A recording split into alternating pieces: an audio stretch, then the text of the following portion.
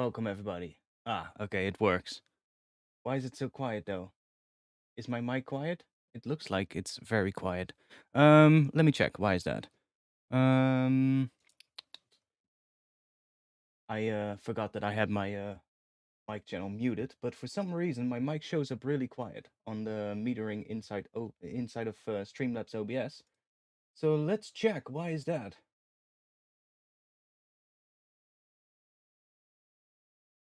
Like, does my voice still sound just as compressed as normal, or is it actually has it reset all the settings? It is quiet. Okay. God damn it. Are we gonna get issues right away? Really not looking forward to that. One moment. Let me check the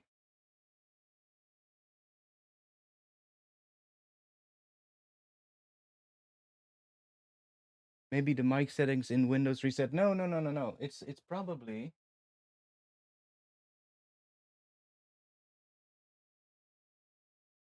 check.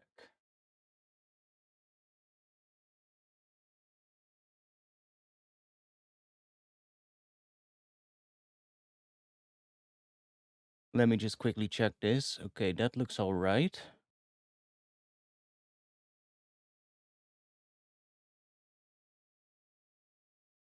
Quickly checking because I have a couple of VST plugins set up on my voice, so I'm just checking if that is still looking all right. That one looks good too. It's probably the compressor then. Not sure what's going on here. The compressor has completely reset itself. Oh, that's great. Let me see if I can do this by ear. So I'm now compressing my voice a little bit. Oh wait, maybe I have a preset.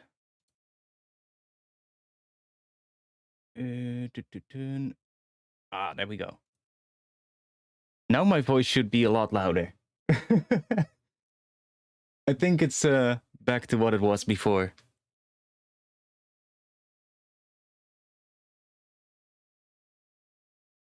Now it should be back at the original level at what it always was. For some reason, the glue compressor by Cytomic had reset itself. I've been playing around a little bit with my voice meter settings though, so that might have had something to do with it.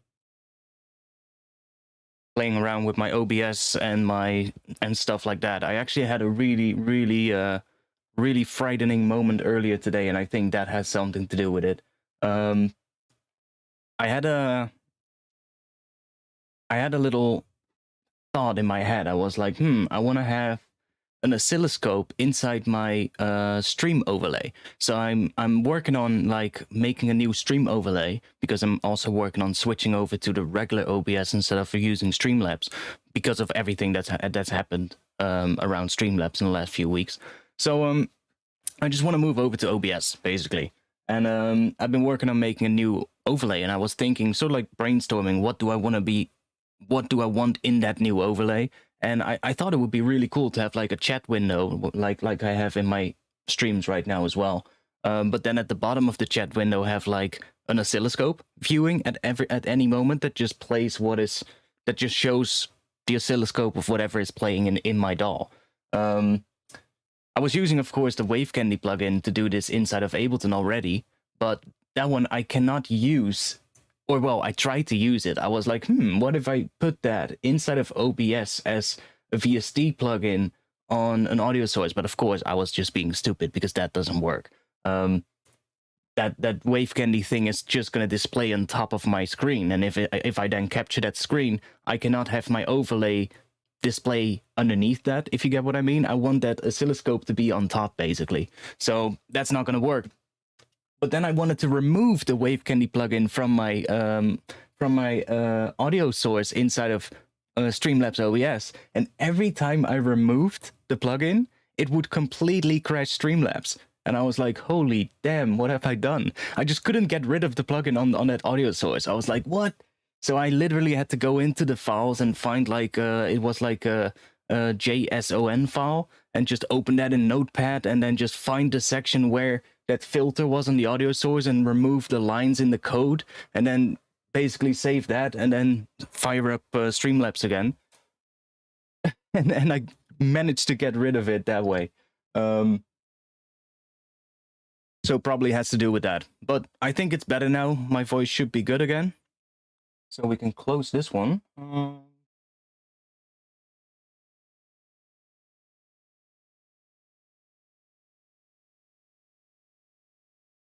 Check real quick.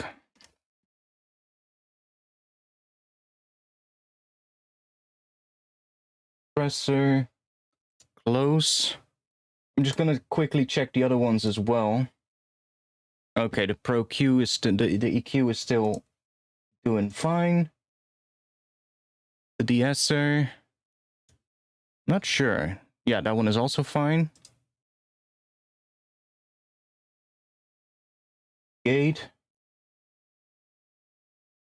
The gate seems to be... Yeah, I think that's all right. I do have a preset for my gate. No, it says default setting. I do have a preset. Okay, this is my preset. That should be slightly better.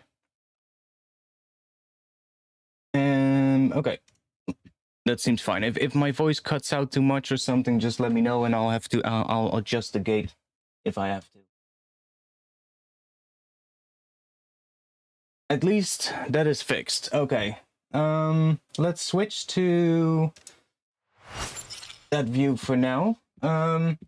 I released a new Ableton skin. This one, I made a new skin. I was like feeling, I felt like making a new skin, and I thought let's do a new color combination, and I made this one. It's currently available on my Patreon, so if you want to get this skin, you can go to my Patreon, and on there you can find this skin and a whole bunch more, and samples, and what else do we have? Wavetables. We have a lot more at this point, so you can go there and grab everything if you want, and also help support these streams. So, welcome. A little bit of a different start than I hoped, but okay. What are we cooking up today? I don't necessarily know yet what we're gonna make. I have a project open right here that is very empty, as you guys can see. I do have one sound here that is a bass sound that I quite like. And I think I want to make something with that today. So that's probably where we're going to start off with.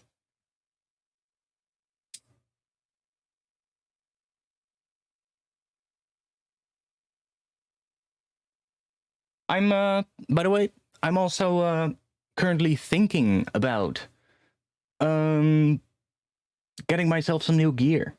So I'm thinking about upgrading my monitor speakers soon.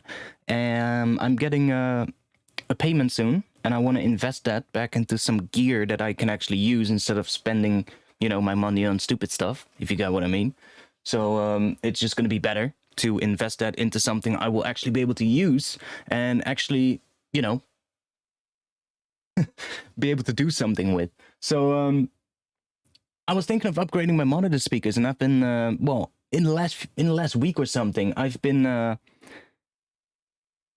debating between for a really long time I wanted to get the ADEM A7Xs, and I've been for a time now looking at the ADEM T7Vs, because a lot of people said like, oh, you should look at those, they're pretty good.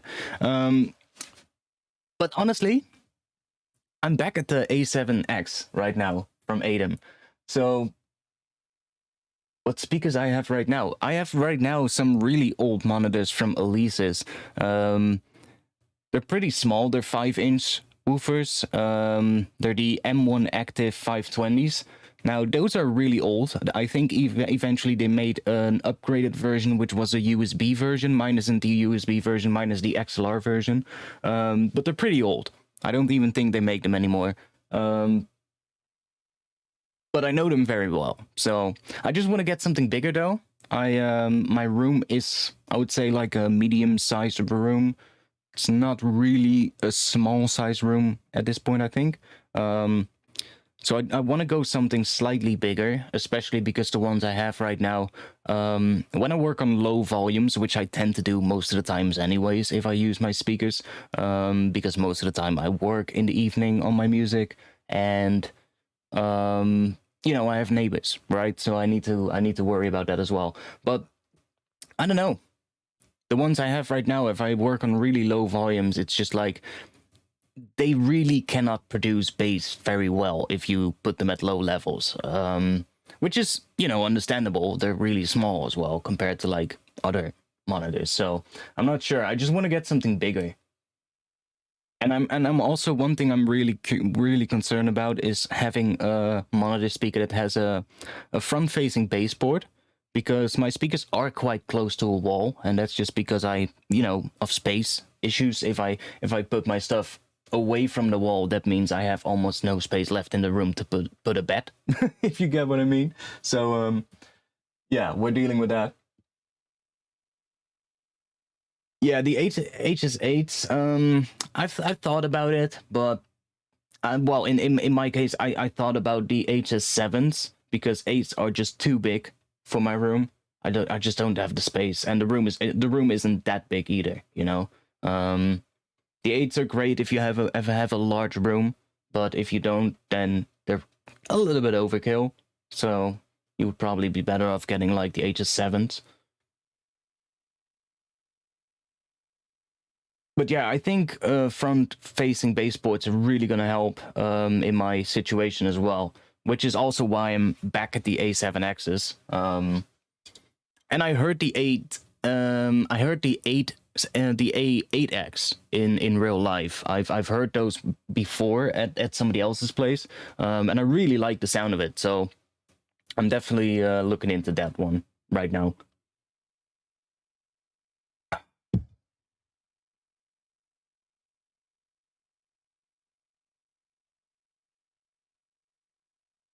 Probably will get them just without the sub though. I won't be getting the sub, at least not right now. Can always get a sub later, you know, if I really think I need it. I don't think so. I don't really think I need it. Most of the times, if I, you know, want to judge really low frequency stuff, I'll be using my headphones anyway. But for now, I think I'll just yeah, you know, I'm really leaning towards the ADAMs, but I'm still open for suggestions, of course. Just kind of looking around a little bit, seeing what are the options.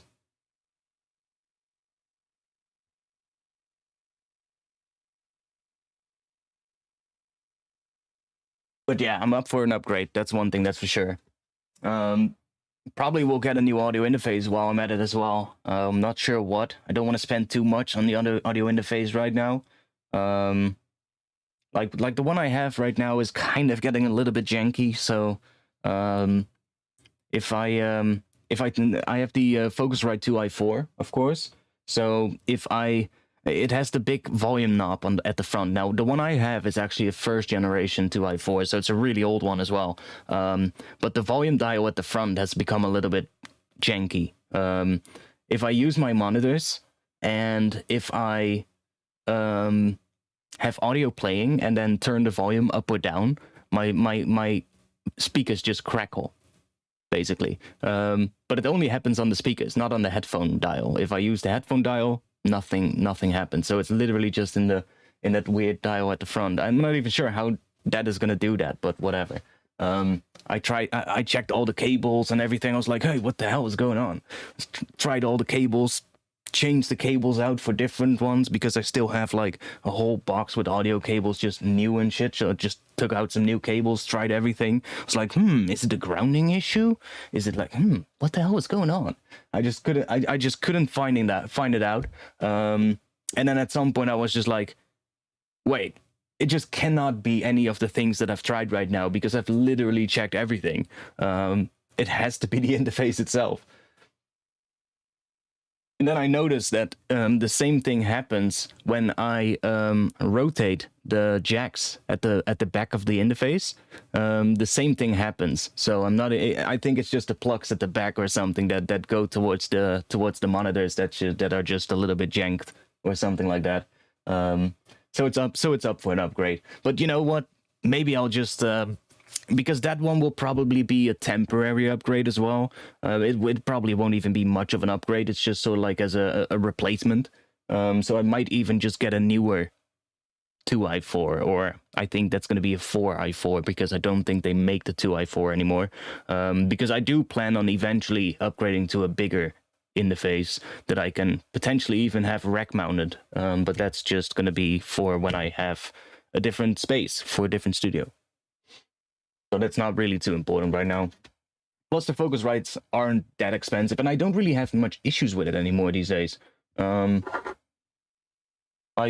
when I'm streaming, it works pretty well, to be honest. So the only thing I'm hoping that the drivers have improved slightly, but I don't think so.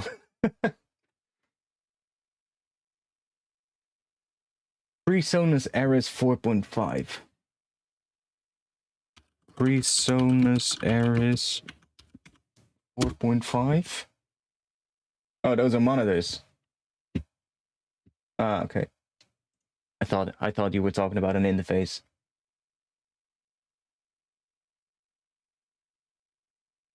That one is a back-facing baseboard though, so that's not going to be one of my options. Anyways.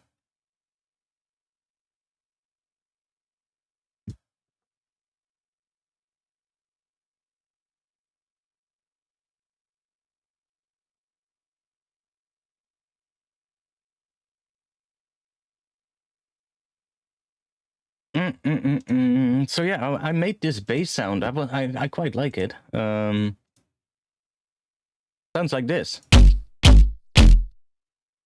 And I really like the sound of that. It's a really basic patch, to be honest.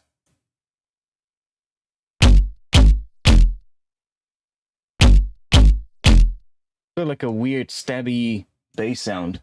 And I think I want to start writing something with that today.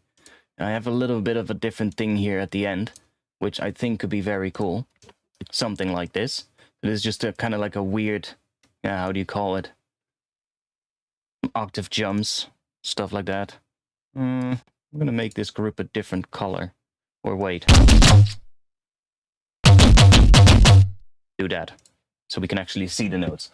The patch isn't velocity sensitive, so it really doesn't matter. That here as well.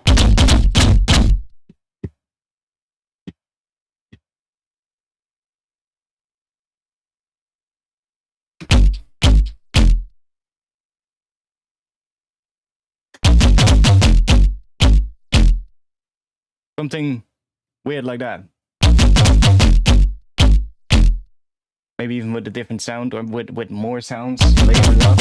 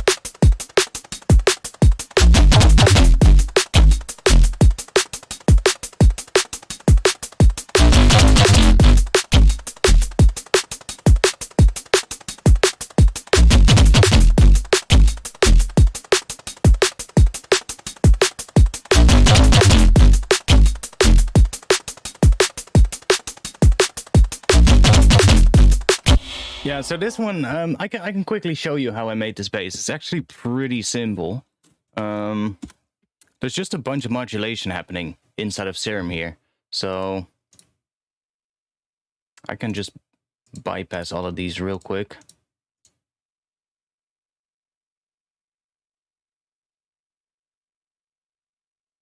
So it's really not that complicated. It's just this multiband saw, which we're not hearing. Because, let me also turn off the sidechain real quick. So there's a volume envelope happening somewhere.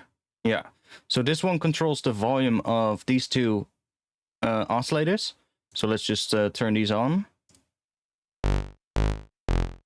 It's really just that's all. Then we have this LFO right here, which is they're all set to envelope, by the way. This one is just controlling the wavetable position of the first one. Just to add a little bit of movement. Then I have some FM from this one. We get that.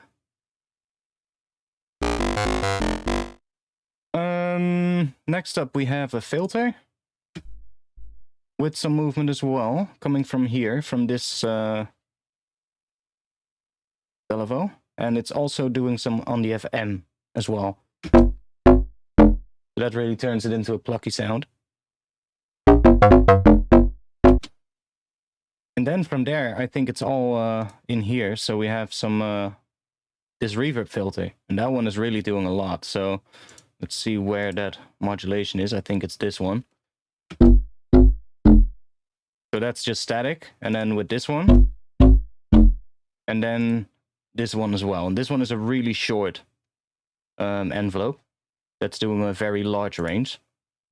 And that's creating that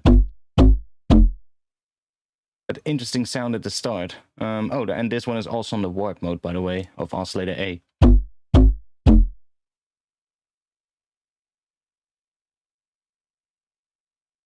Yeah, that's basically everything except for the distortion on soft clip. Getting really loud. Then we have this reverb, which is being automated by this envelope. So it's just bringing the mix up. So see, it's just doing that. Not even sure why. It's literally just adding a little bit of, I don't know, some extra stuff. It's really short though. It's like the size all the way down, so I'm not even sure why I did it, but it kind of makes sense with this one after it, I think. So there's just a multi-band compressor. So let's see.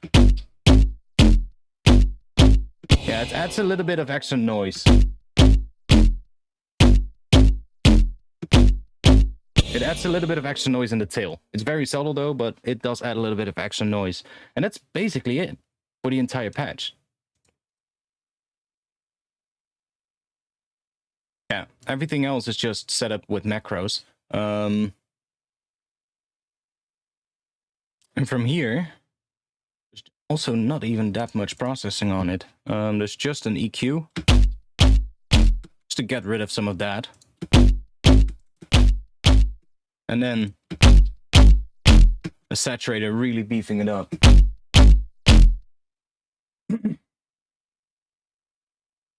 Any artifacts? What do you think? Making money out of music or being a sound engineer, do you think it's worth it? I mean, yeah, if you think it's worth it, then you should do it. I'm not going to be the person that needs to tell you if it's worth it or not. Like, I think it's pretty obvious that it can be worth it. There's plenty of people who've already proven that.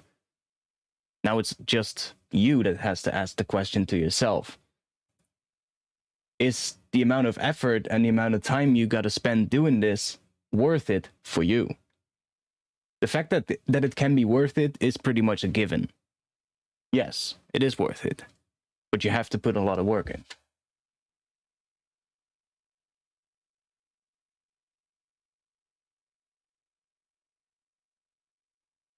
And I mean, yeah. I mean, that's all up to you, of course. Up to you as a person. Like, there's plenty of people doing a lot of stuff with audio engineering or, I don't know, mixing, mastering, that kind of thing. Sound design. And there's plenty of people that make a living with that. So, is it worth it? Yeah, I guess it is. It just, yeah, but there's also going to be a lot of people that, you know, want to do it, but never get to that point. Is that then because the job is not worth it? Or is that because the person didn't spend enough time doing it? Or didn't put enough effort in?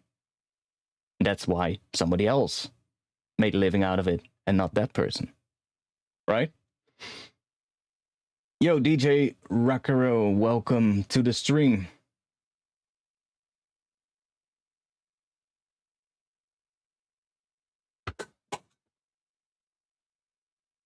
Anyways, so yeah, that's the bass sound. It's pretty simple. Some sidechain on it for now, so that we don't have any clashing between the kick and snare. I do want to check the kick drum real quick, by the way, because I haven't... I think it's a little long. Like, let me record this real quick so we can see how long the kick is.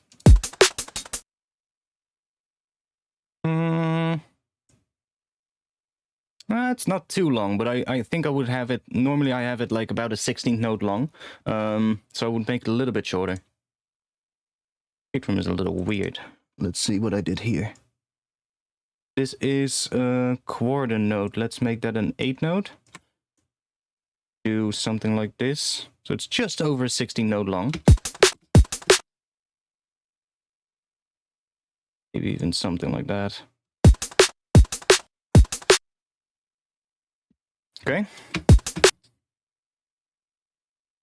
Then we have, this is the pitch envelope. Yeah, okay. So this is an 8th note long. So just want to end it right there. So right at this point, it basically ends at the pitch of whatever note I play. And then this can be used to kind of...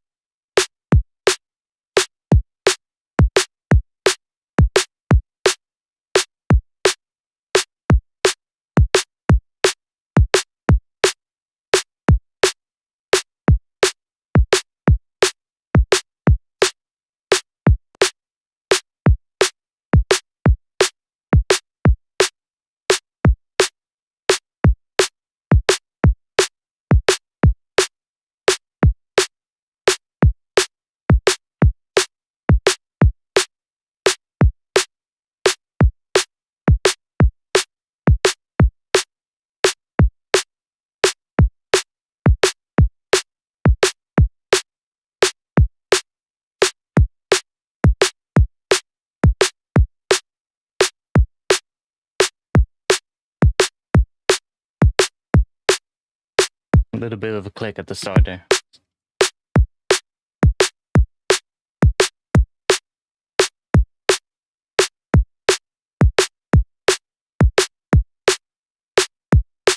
I'm not even sure we need the EQ here.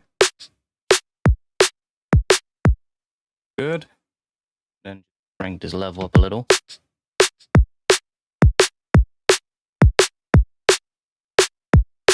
Yeah, that'll do for now.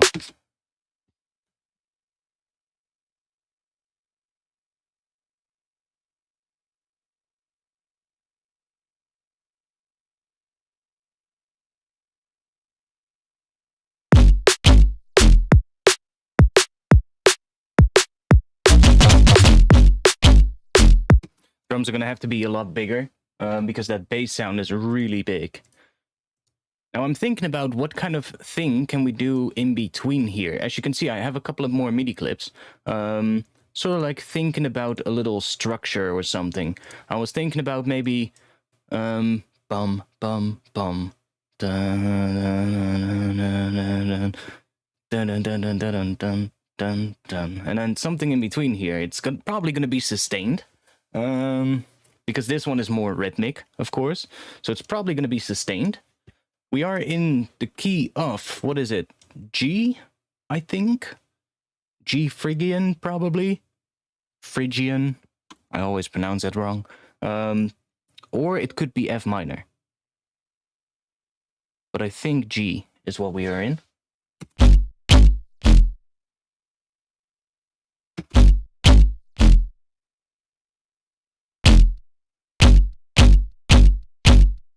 Yeah, that definitely sounds like the root of this whole thing. What am I gonna do in between here? Let's think.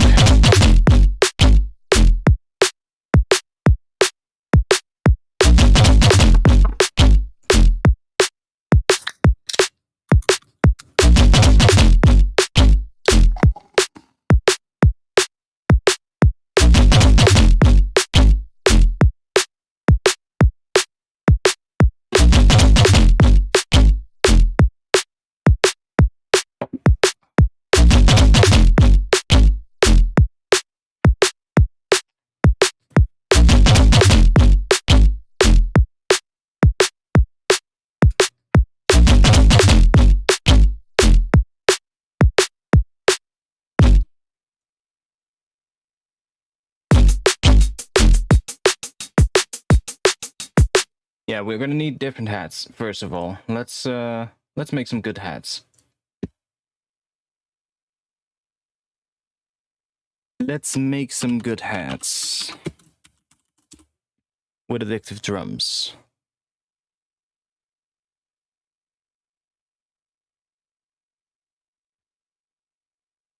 What did I get for the Black Friday sales? I actually bought yo, where's addictive drums? Oh, there we go. I bought fuck, what was it called? I bought it just before the stream. Oh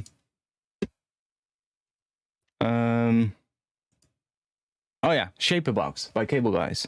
I decided to get Shaper Box. I saw that everywhere. Download noise library. Oh, okay. Well, just download. Cool. I decided to get this one. I was like, looks quite cool, especially that noise thing. I really like, and just in general, like everything you can do with it now, it seemed quite interesting. So I was like, yeah, let's try that. Let's get that one. I didn't really get much more though than that, so that's basically it. And then I got a free compressor with it, which is the Audiority Polycomb, which I've never used before, but I got it for free. So I was like, okay, cool. But I mean, I hadn't,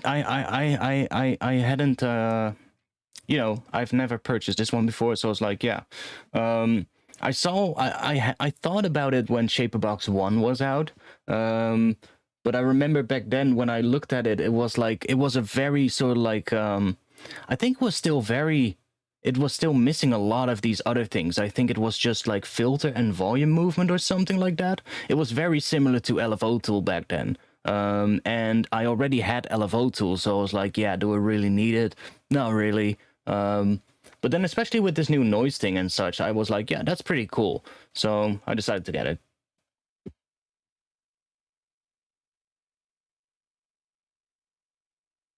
I'm much more interested in upgrading my hardware at this point though, so that's what I'm looking into right now. Probably should have been making use of some of the Black Friday sales for that as well, but honestly, whatever.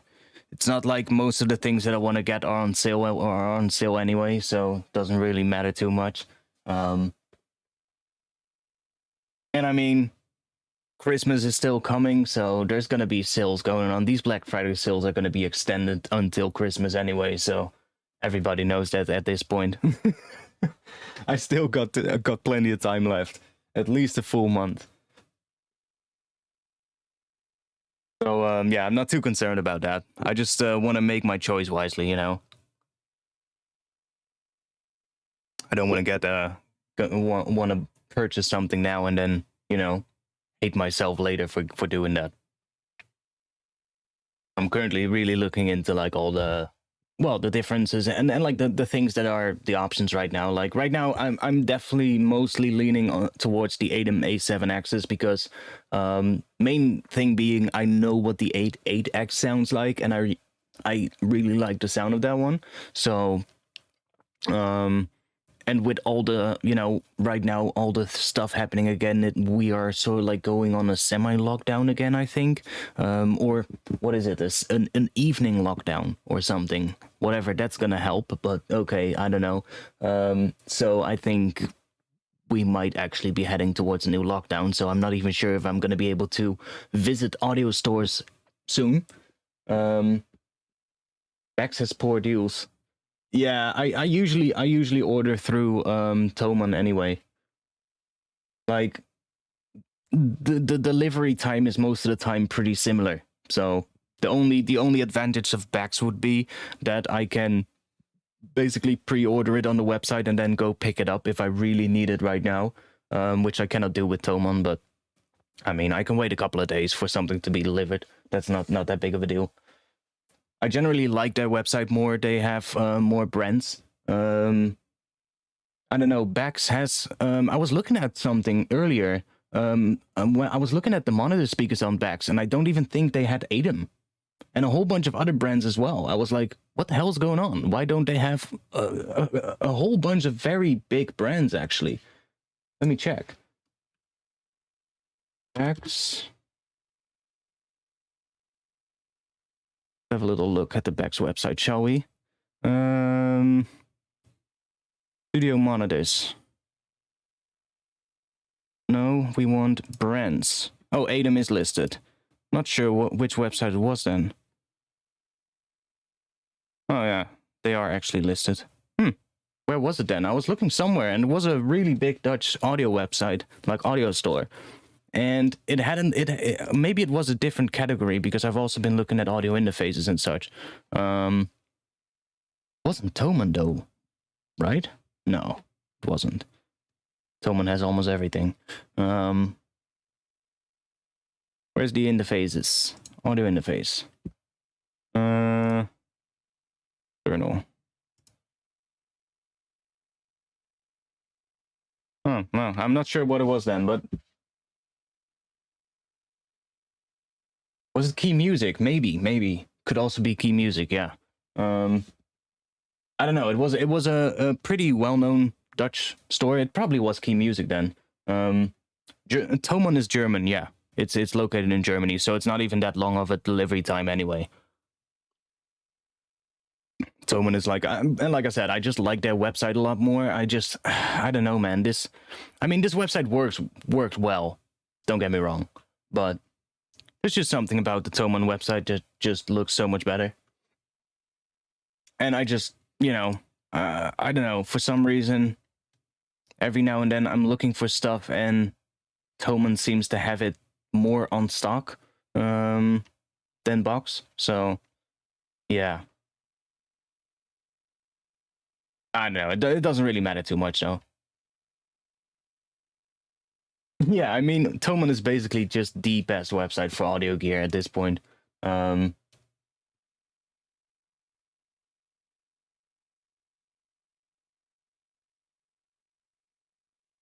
Yeah, like I know what the ATEM sound like. That's not the issue. I know what the ATEM sound like. The only other ones I had been thinking about were and that's also because I know the sound of them, or at least roughly.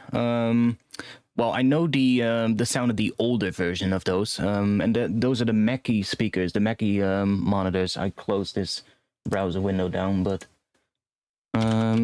Mackie, what was that? HR 824. Those are the bigger ones, though. I think it was the, what was it, the 684 or something like that, or 624. 624. Yeah, I've used the older versions of that in a studio someday, and those were pretty nice too. But again, those are back-facing baseboards, so I don't think I want to do that.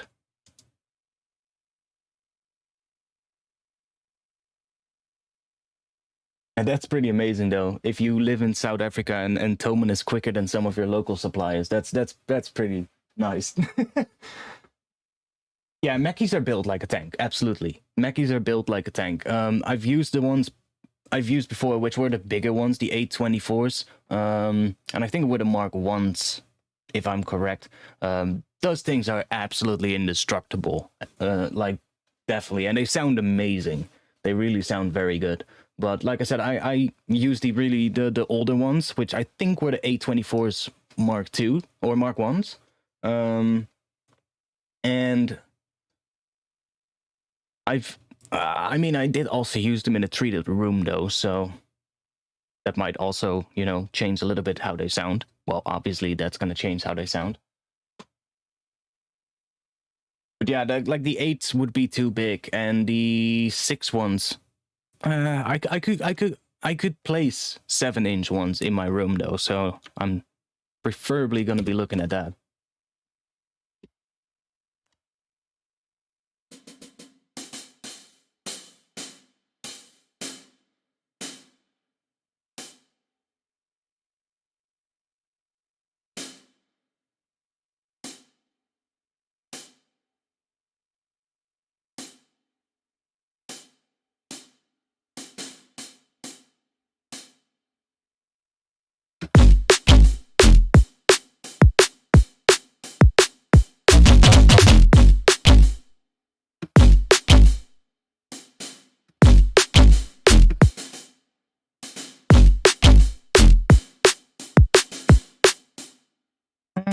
Let's just stick with these. Should we do 8 notes as well?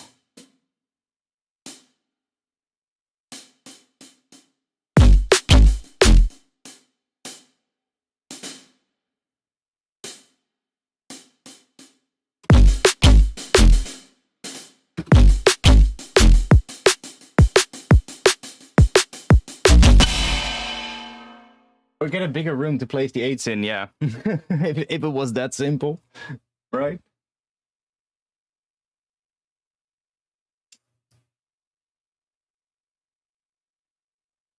Yeah, like I heard a lot of good things about the items as well. Like, and I would say maybe the only other ones that I've been looking into as well are the head audio ones.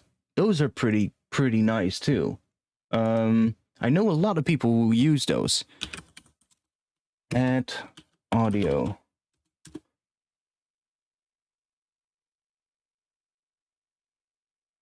Yeah, it's these ones.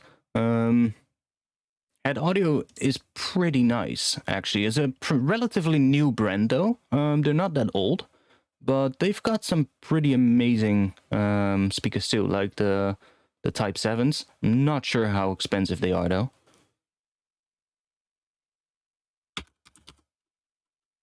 Let's have a little look.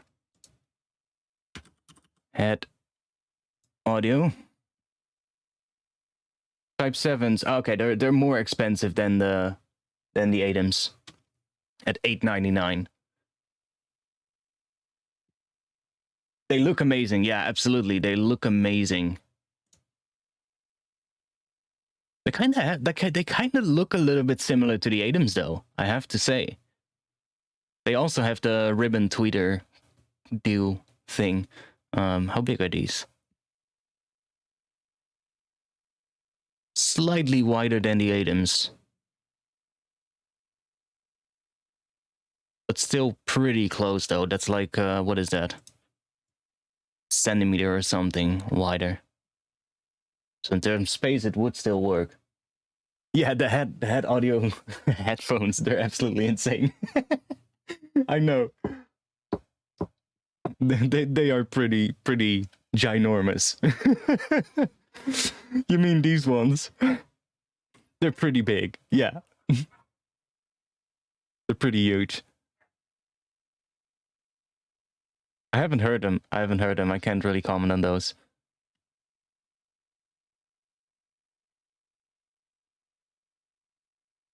I also have a sub, so they're more expensive though than the ATEMs, I think. ATEMs were how much?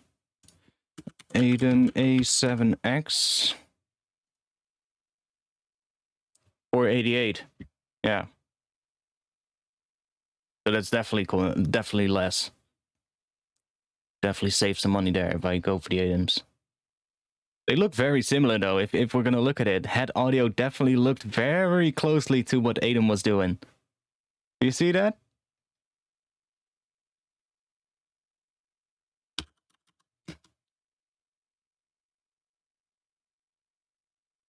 They have been looking very closely to what Adam has been doing. Look at that. Adam is doing ribbon tweeters? Let's go ribbon tweeters. Adam is doing two front-facing baseboards? Let's go for the 2 front-facing baseboards, baby. They definitely have been looking at Adam. That's for sure. Like, even the way how it's sort of like put into the speaker as well. Just done very similarly. I mean, I can understand.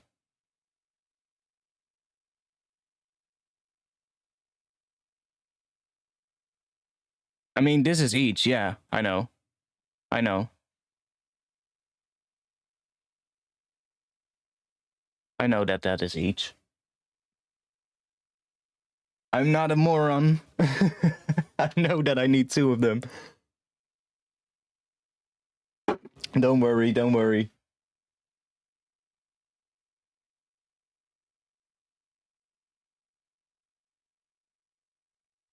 Never heard of Eve. Do they have that here? Eve Audio.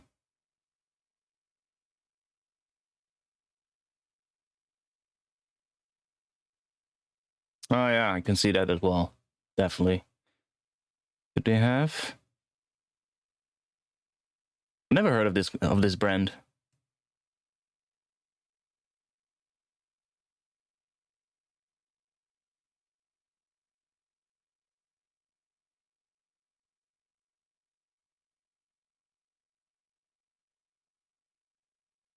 Yeah, like I said, I never heard of this brand though, so I would probably not go for a brand like that. Another Adam clone company. Yeah, kind of looks like it. I mean, the Adams were first, so like even the head audio ones, these came after the Adams came out. So they've clearly been looking at that 2-inch AMT tweeter. Yeah, it's very similar to what the Eve Audio has as well. The Eve Audio also had an AMT tweeter, if I saw that correctly. Yeah, I think it's even the same one, probably.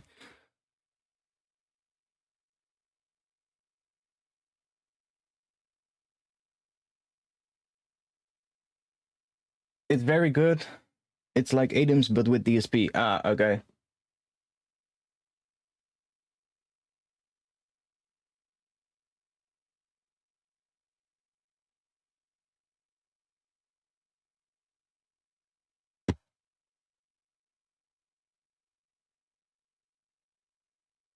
Yeah, I wouldn't just I wouldn't just trust people on what they say. At least not one person, you know. I would definitely look at like the opinions of more people than at least just one person, you know. Original designers from Adam split and made other companies. Ah, okay. Well, that makes sense. Kind of like what the whole Bitwig and Ableton thing as well. Choosing monitors is like finding a life partner. I mean, yeah, technically. I mean, the ones that I have right now, they're really old, and even though they're small, I know them very well, and I know exactly what they sound like in my room, and that's, you know, that's the main important thing, of course. Like, you can get the best speakers out there, but if you don't know what they sound like in your room, then it's not going to be worth anything. I'm also not too concerned of getting like the best speakers out there, right? Like I could be shelling out 20,000 euros a monitor speakers if I wanted to. Not that I have that amount of money to spend on monitor speakers, but if you want, you could, you know, but do you have to? No. But yeah, it's definitely a rabbit hole.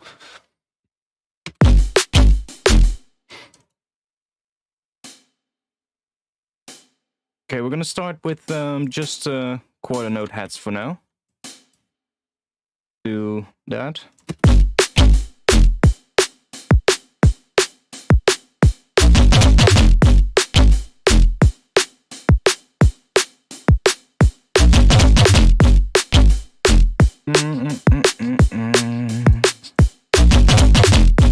Wait.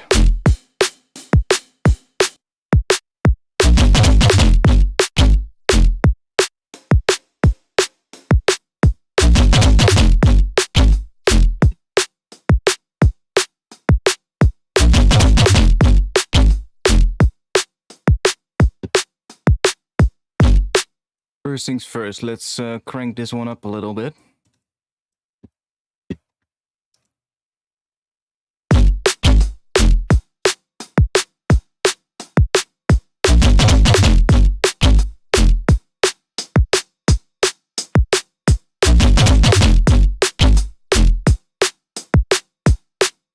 Give it a bit of a high boost there, and we could maybe give it a bit of this one, maybe. One, maybe a bit of tube.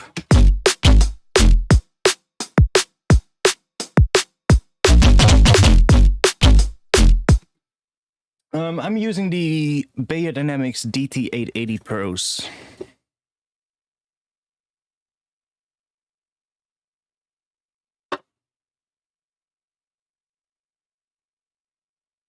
You tried the FM synth by Traction? No, I haven't. I mean, the old Alesis, the Alesis M1 Actives were like, I think, one of the last good monitor speakers that they made. And they were, for the time when they came out, they were like one of the best options you could get on like for like budget smaller monitor speakers. Like audio quality wise and price wise, they were kind of like the best option at that point when I bought them. So and I mean they worked really well for me for like a really long time. Only issue is right now, after such a long time, my right speaker is starting to hiss a little bit. And I checked if it was my audio interface or not, because, you know, I also have an old Focusrite interface, which is acting up a little bit as well every now and then. Like I said as well, when I turn the volume dial, it crackles my speakers. But it wasn't the interface itself. It's actually the speaker that is causing it. So yeah, I'm up for a monitor upgrade. That's why I'm looking into it right now. But like they've worked for such a long time, so okay, let's see what other heads we have.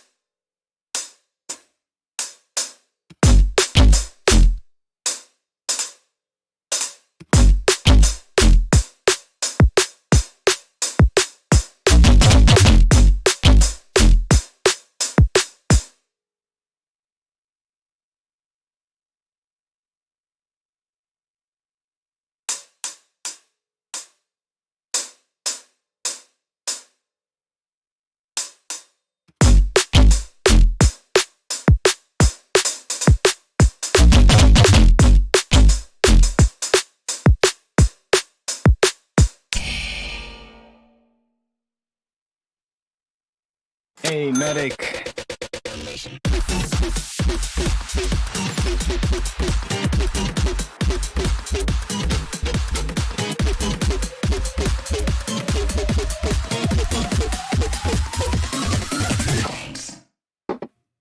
Thanks for that one, Medic. 100 Swedish crowns. How much is that actually? I have no clue. Thanks for that donation. And thanks for using the super chat feature instead of using Streamlabs. I'm working on getting a different donation thing set up. I'm currently looking into which one I want to use. There's one other company that does this stuff that Streamlabs does, or at least one of them that I know of that is pretty big as well. That's called Stream Elements. So I'm looking at that one right now, seeing if that would be a good option to switch over to.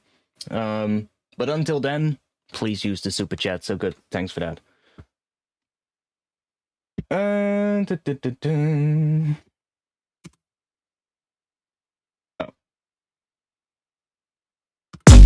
There we go.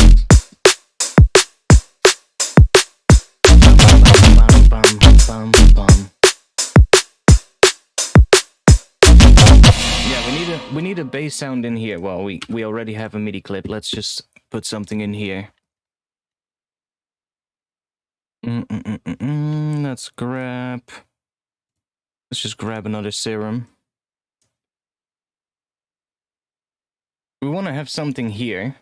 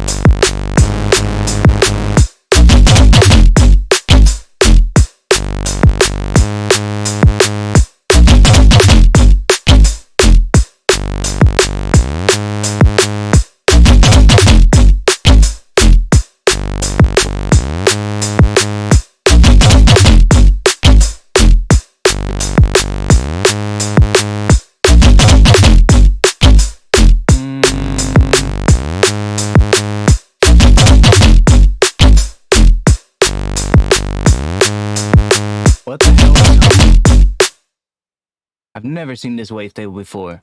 What? Who?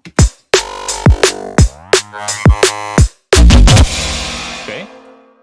I cannot remember I've ever seen that one before, but maybe that's because it's all the way at the bottom. Okay, good wavetable. Wavetable without anything. It's just literally a single cycle. Go and grab that one.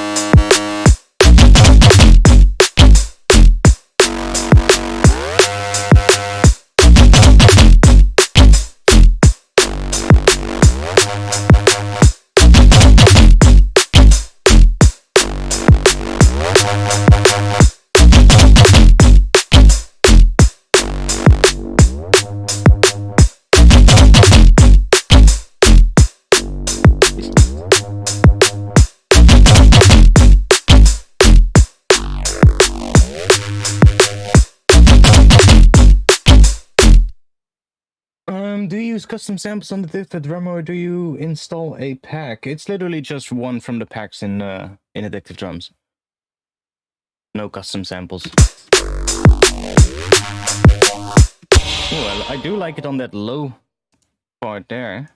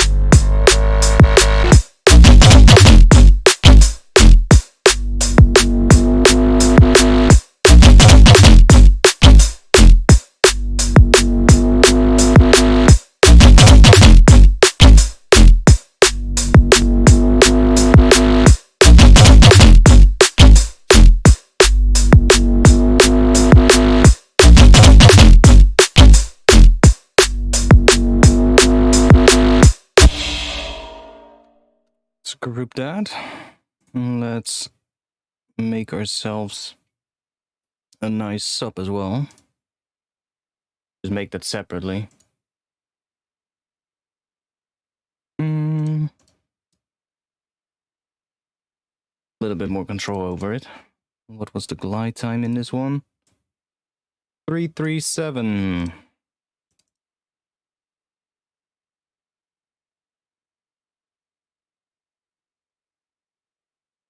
Go.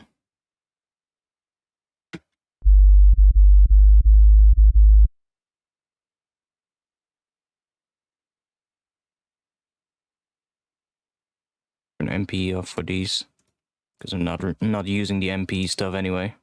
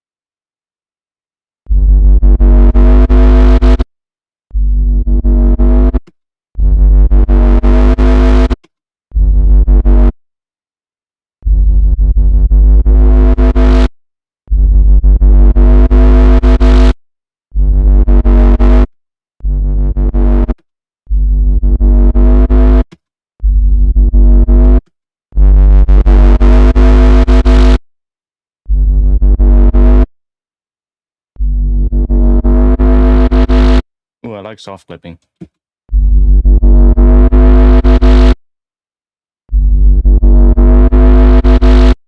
Okay, let's try adding a bit of, I guess a bit of width to it as well. Like, this is mostly just going to be the mid-range layer anyway, so... do it in front of the distortion, maybe. Kind of like what that does.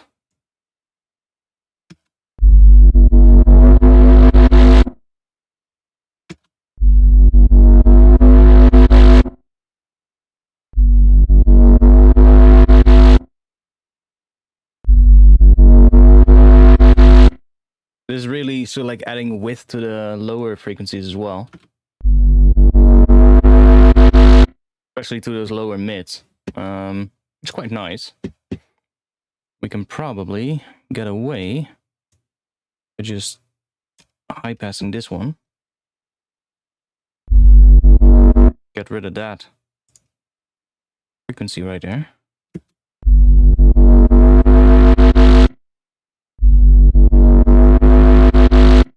See?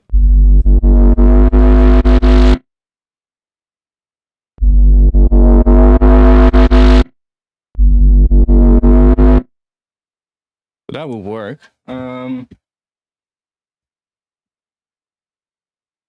Let's see. Probably some reverb on it as well. Some reverb automation or something, or we could try out just using the reverb in here.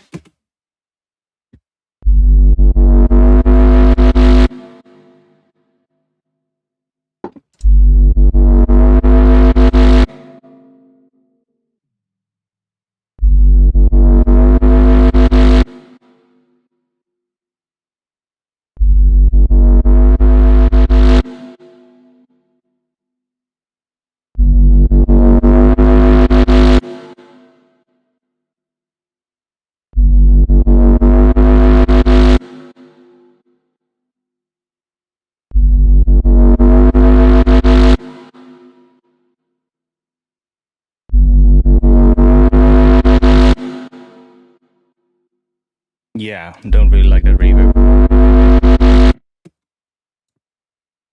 Okay.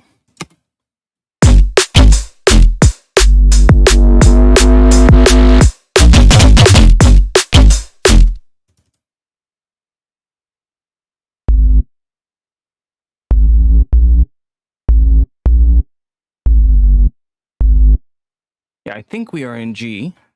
Then we would get that one.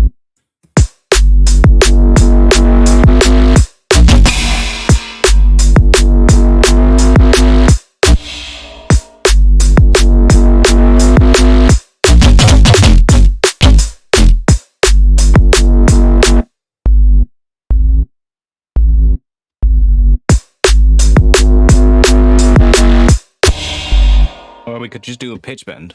Why am I doing it like this? Let's just do pitch bends. On semitone range.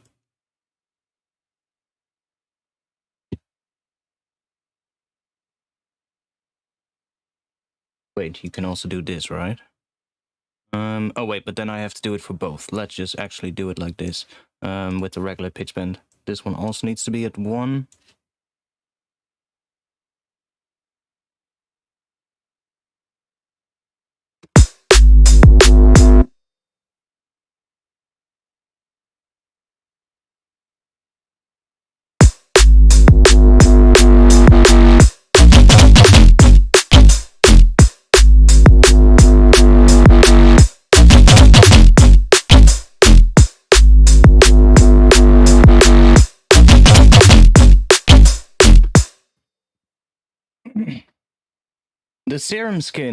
The serum skin is available in my Discord. I uploaded it there, so it should be in the pinned messages. I think in the general tab of the Discord. I didn't make the skin, by the way. Somebody else made it, but the website you could download it from has been taken offline, I think. So I uploaded it again, and it's in my Discord.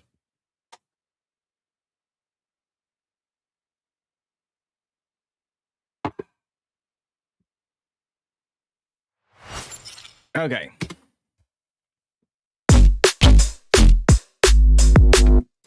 I hear something else though. This note is not right.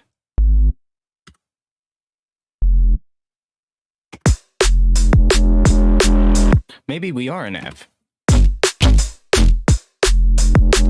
No, we're not an F.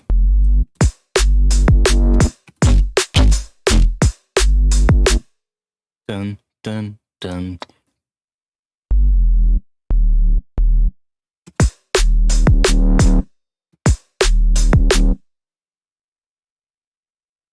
Ew.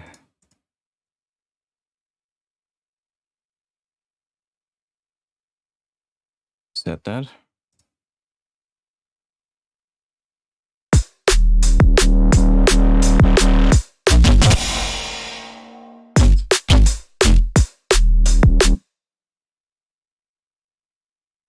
Okay, we're gonna start writing an intro first so that I can get a feeling of what key we're in. Because I do think we're in G with this groove. If we just let's have a little look at this whole thing. This is clearly G Phrygian. Yeah, this is clearly G Phrygian. But it could also be something else. I do hear something in my head, so like a harmony or something that could work on top of all of this. But I'm wondering if it then is G or something else. Now, if we're gonna start an intro, I definitely want to use that, right? That's sort of like dun dun dun. What if we just start the whole track with that as well? Not with this sound though, but something else like dun dun dun. Dun dun dun. That's kind of like the groove of what that sound in the drop does. So if we start the intro with like that as well, then we already introduced that. Yeah, let's just do that. Let's see what we can come up with. Let's just grab an omnisphere or something.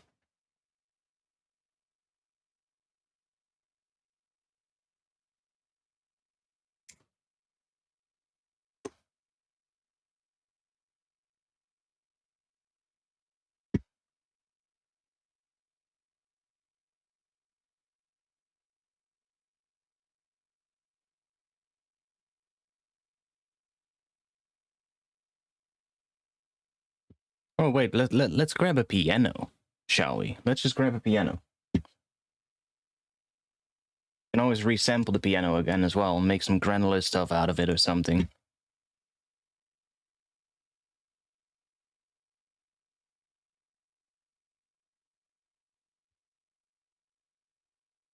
Got the load.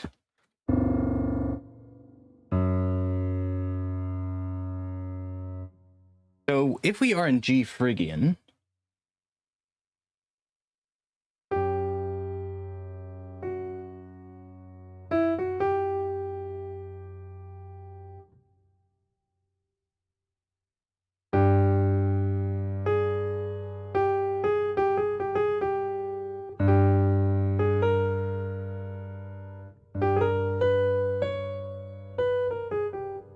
that's not Phrygian, but that sounds really cool too.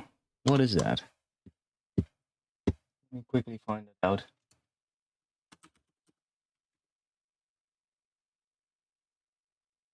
E sharp, E sharp, and then B. What is that part of? E diminished. G diminished. Does that also have the F? Yes, it also has the F. G diminished and then half tone, whole tone. Seems to be what that is part of. That sounds really cool. It's like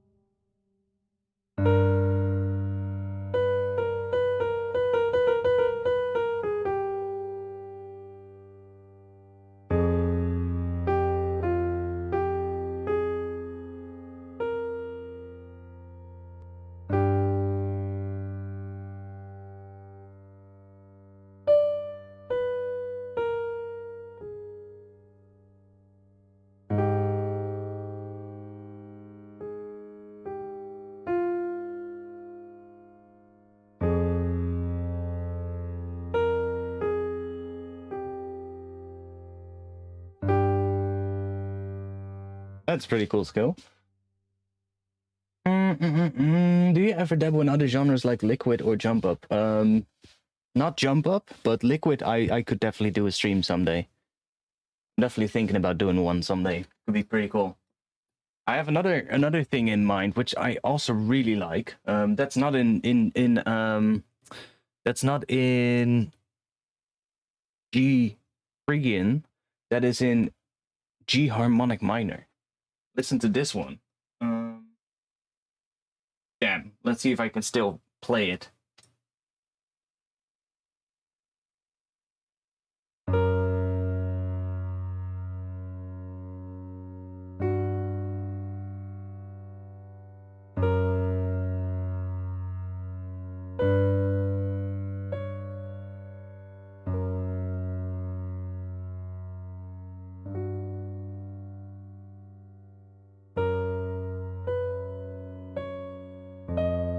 Oh.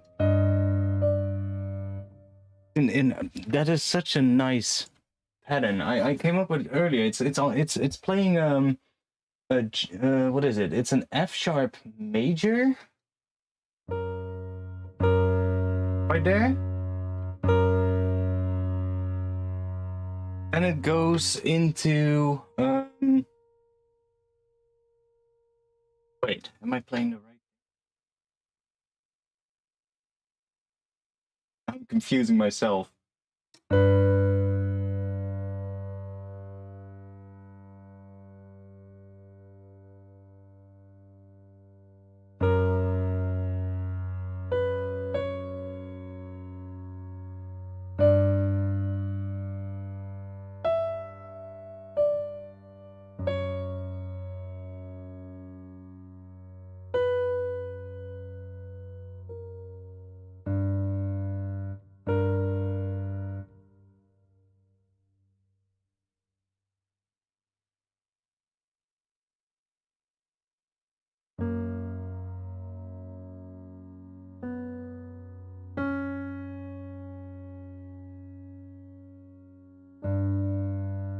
That's not the harmonic minor. What is it? It's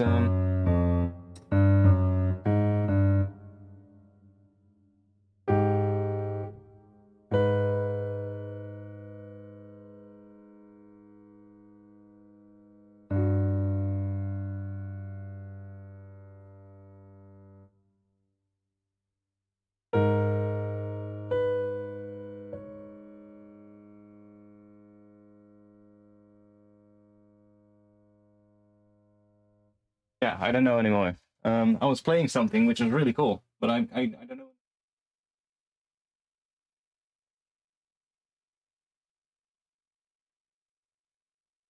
I know, I'm 100% sure.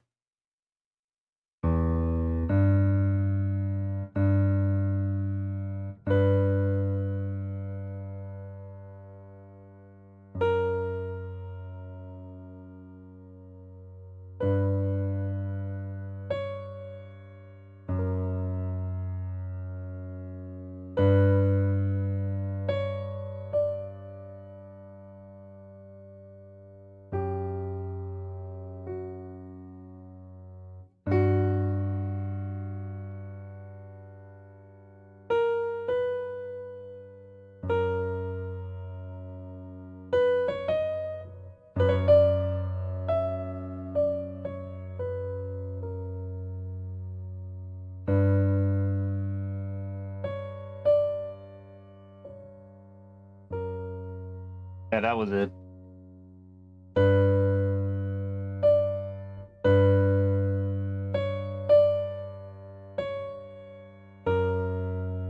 That's sort of like pattern. It's from it's a G major to what is that? G major to F sharp major.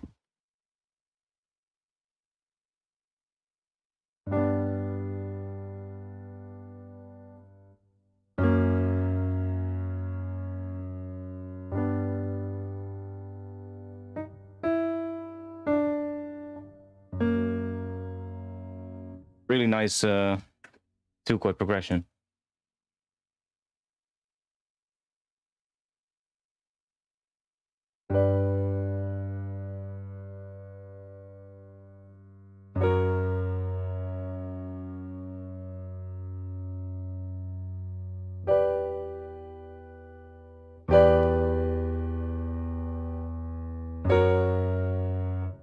can throw in that E at the bottom as well, underneath that G major.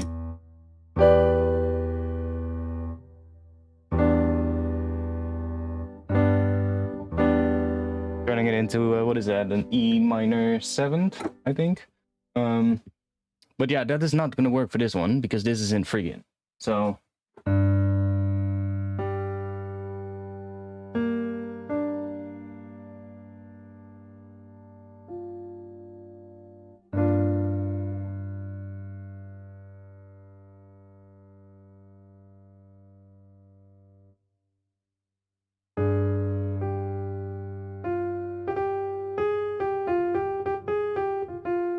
yeah, what are we gonna make? Let's see. We're gonna start on G, that's for sure. I'm just gonna... just copy that. We have those same notes with the same timing.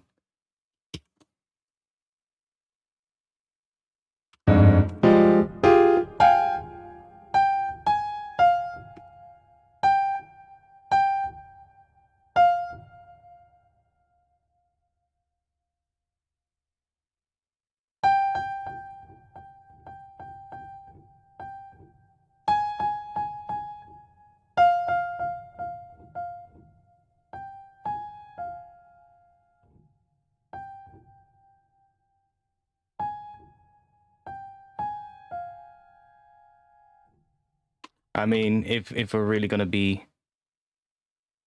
doing it how we should be doing it, we should be using the sustain pedal thing. Where is it? Where are you?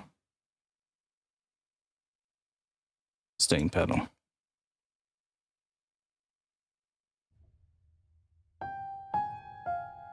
Yeah.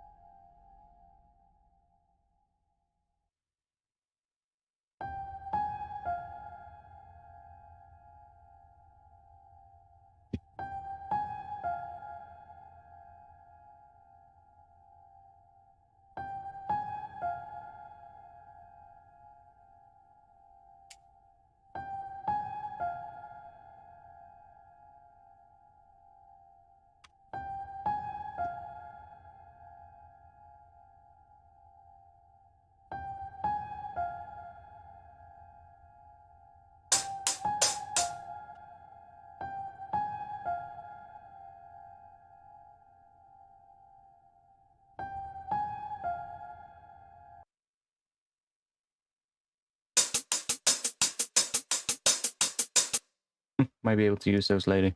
Yeah, let's have a little think, because I'm a little bit uninspired today.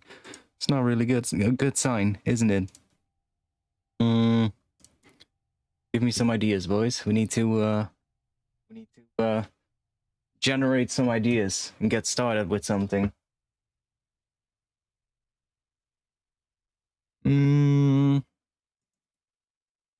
Of course, granular stuff.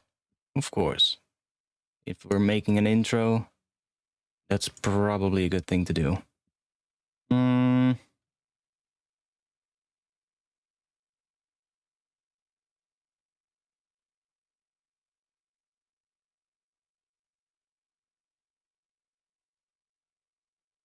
Yeah, like if you guys want to see a liquid stream, then definitely let me know and I'll try doing it.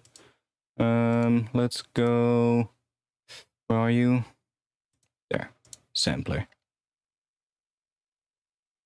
Yo, why are you glitched out? Come on, go away.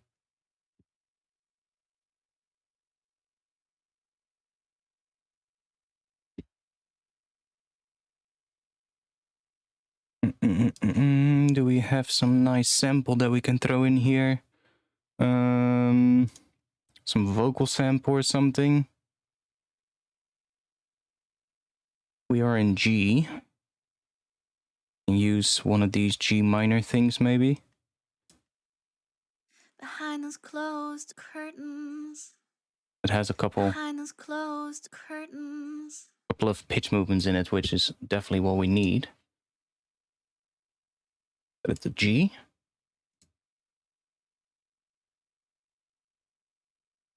Well, that's my problem usually as well. Like when I make liquid, I usually, or when I try, well, I don't really make liquid a lot. So that's why I would definitely be interested in trying it out someday on stream. I usually have it when I try to make a minimalistic drum and bass track, which I think actually this drop, now I think about it, could potentially be a really good candidate to be a bit more minimalistic as well. But what I usually have then, if I do that, is the same thing. I'll try making something really minimalistic, and then at some point I just have added so much stuff that it just becomes a really heavy tune again. And then I just go like, oh, okay, I'm just gonna stick with that. But you know, I have that same problem sometimes. Okay, let's just put a note in here.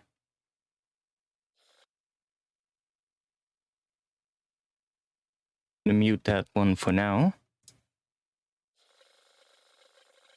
And just get started with this thing.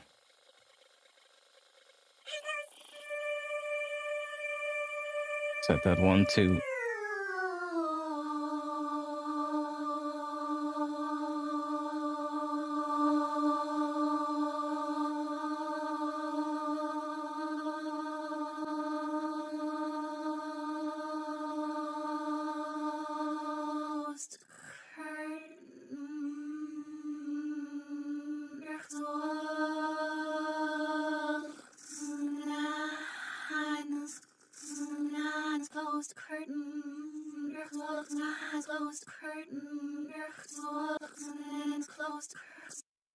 Yeah, I definitely think some Leaving us behind until we die so slow.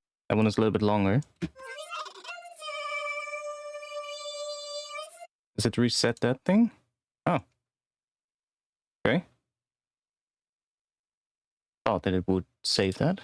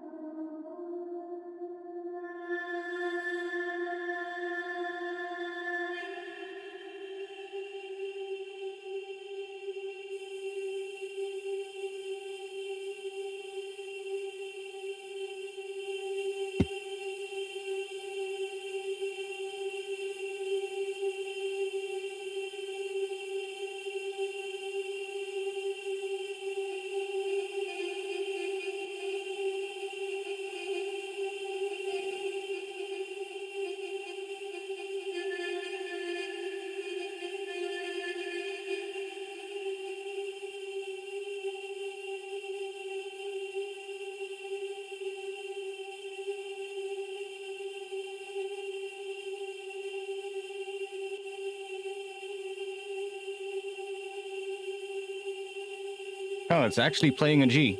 Nice. Most of the time you have to tune this thing.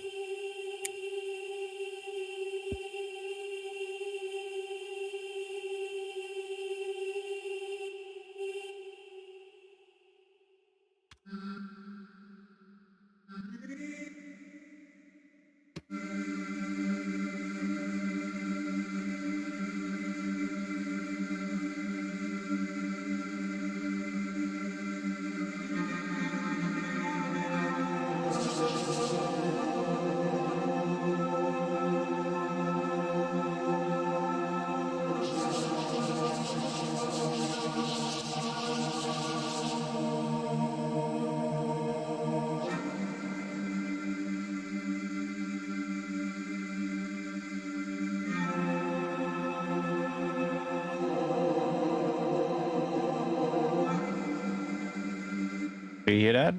That's cool. What if we compress the hell out of it so that the level of them is the same? So let's just do this. That. So it already catches it when it's at this lower velocity.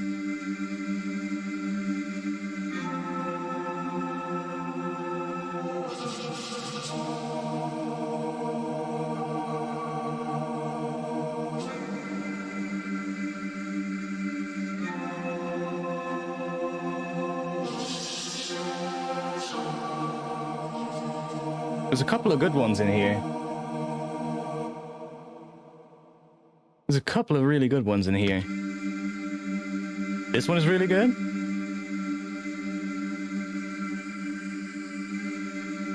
Right around here. This, which is playing an F.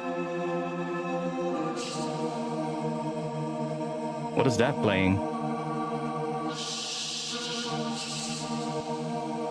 Tuner doesn't know. Maybe if we feed one note into it. Let's just do that actually, because we're actually playing a chord into it. Let's see what it tells us then. This is G.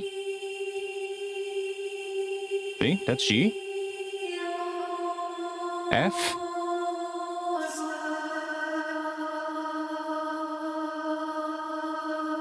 D sharp. Nice. So that's just going down in pitch from G.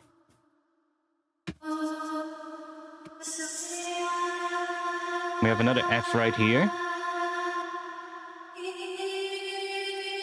Another G right here. G sharp.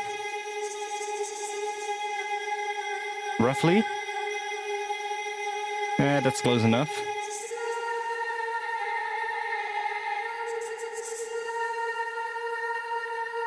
Kinda have a B flat as well. What's that?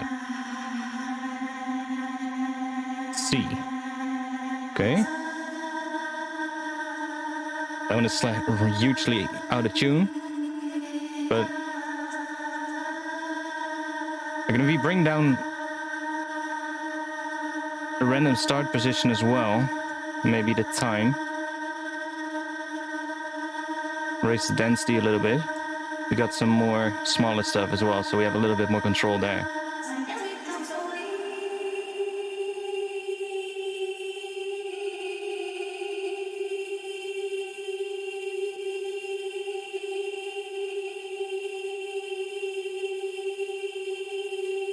This is I love this part of Pikmin's. This is so good.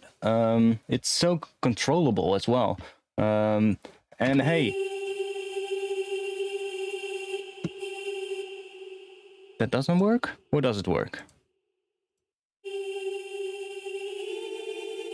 It does work. You can even have unison.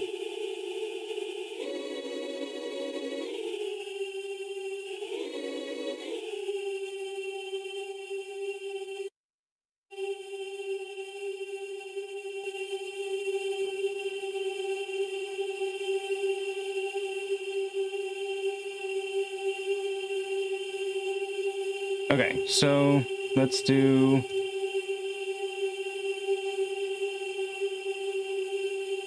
that one to there.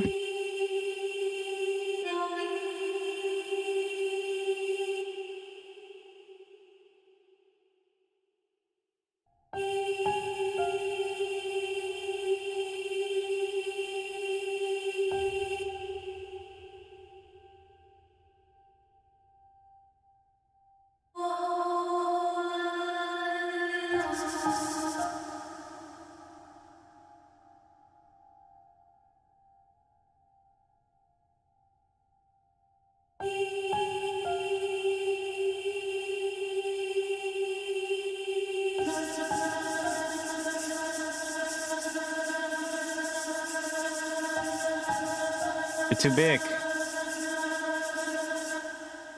You're too big. Can we just do this? No. How do you make it smaller again? Resize window. A little bit small for now, but so I can see this thing. Be able to see my macro automation here.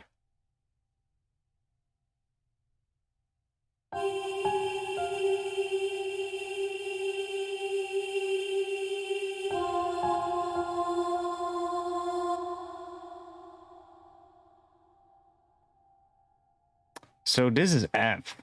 We also had a G sharp somewhere. What if we put this one roughly there? What is it? 0.16. Let's put this one on 0.16. And then we want to move this one to the position where it's that G sharp. Because that's what the intro thing is doing as well.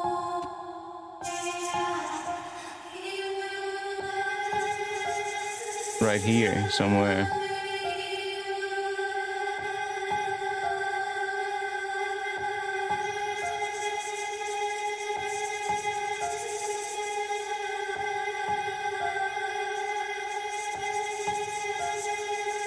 It was a little bit messy though.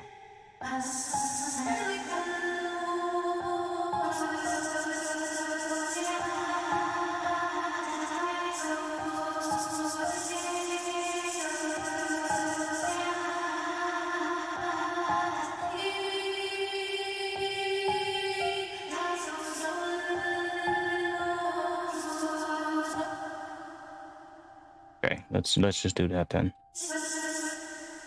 If we can find another one.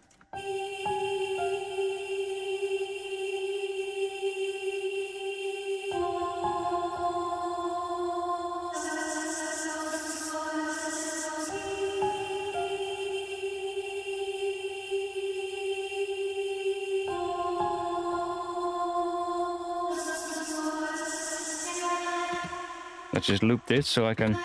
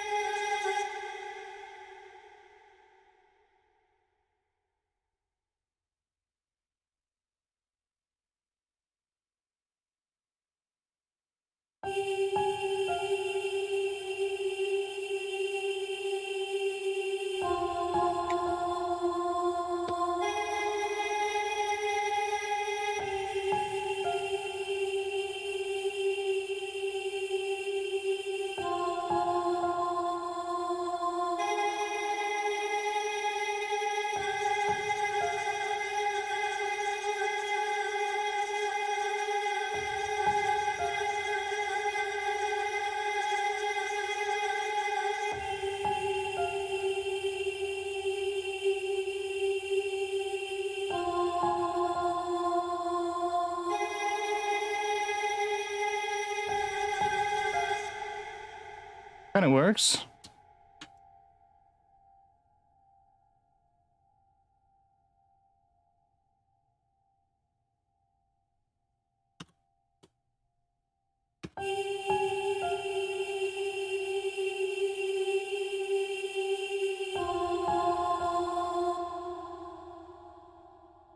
So if that's playing an F though, and we could also make that G sharp by just doing that. Now that is G sharp. If it's playing an F and we want it to play G sharp, we need to play a note that is 3 semitones higher than the one that we're playing. So that would make it that.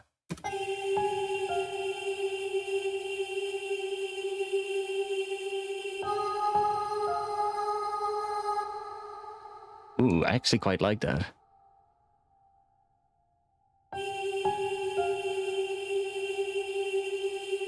playing A sharp, but we're playing G sharp.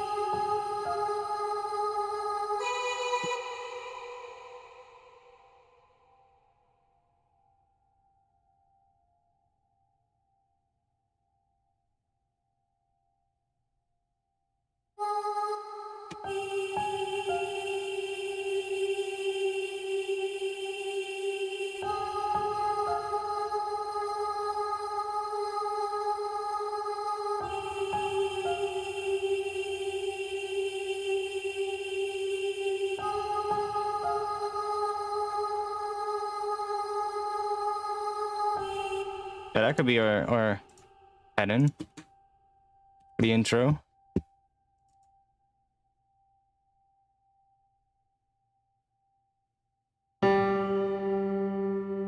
That is G sharp.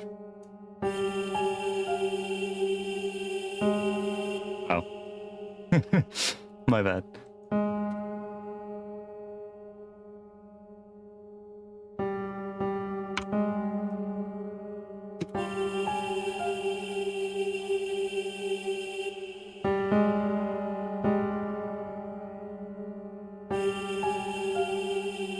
I need to piss.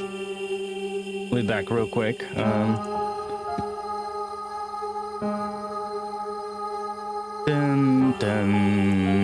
Yeah, that could work. I'll just grab some music real quick. One is cool. Which one do you want to hear? Sure.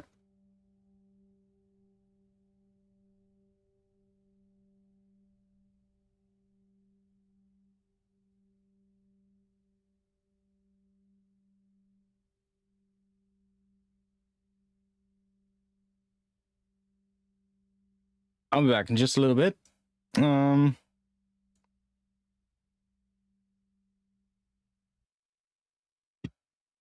you still using Portal? Yeah, absolutely. Portal is amazing. Portal's really good. So yeah, definitely. I'm gonna be back in just a little bit. I'm going to take a piss real quick and grab myself a drink, and then we'll try making an intro real quick and at least get us up to the drop so we can start figuring out what the drop has to do in terms of the groove. Yeah, cool. I'll be back in just a little bit.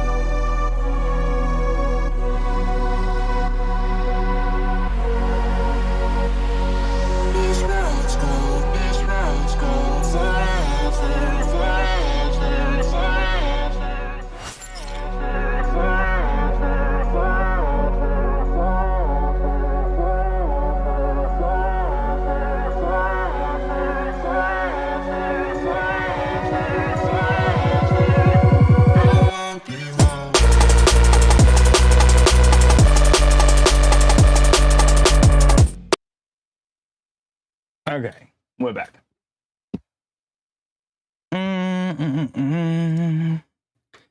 So,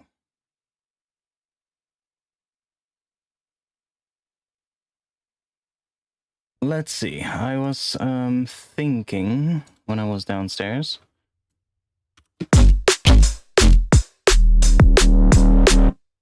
I'm getting thrown off by that second bass.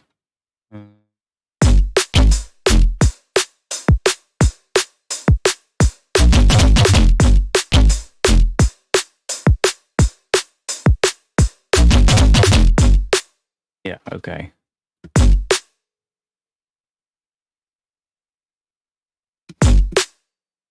Yeah, okay. I have something in mind. And this is not it at all. Let's get rid of all of these, or at least make them, or mute them for now. John Hall, go do it, man. Just go do it.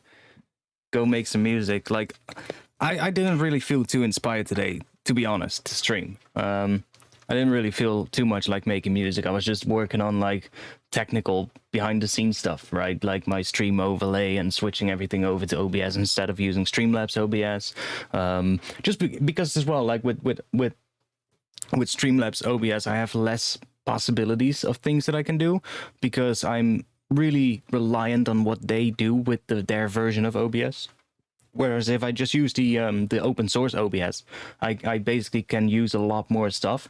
And I also saw that there is an ASIO plugin, an ASIO audio plugin for OBS, which is really nice. So I could probably just use that to get the audio, and I don't have to use Voicemeeter anymore, which hopefully maybe would also solve the latency issue. So yeah, that would be great, and that's something that I've been working on today and the last couple of days. So yeah, I really was too inspired to make some music, but I'm just gonna push through. I really like this bass sound. And then we have this one now, sort of like as a response to it.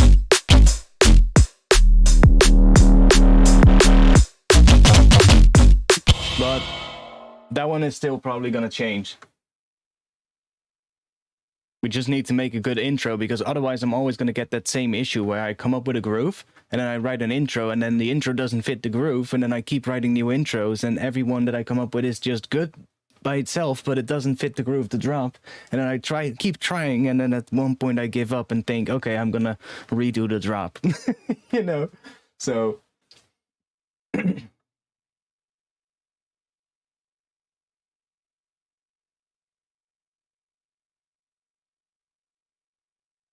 anyways, let's get into the intro.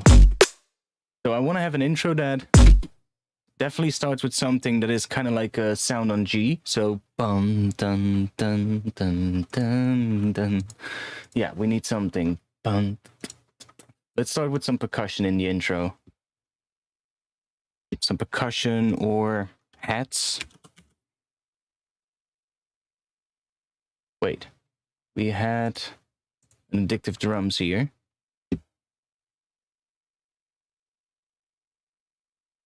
I'm just gonna make another addictive drums track real quick so we don't lose the one that we had.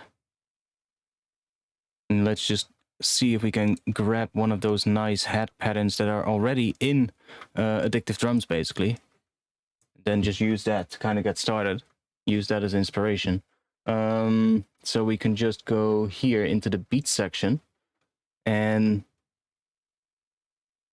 we can find something in here that has like hats. So for instance, that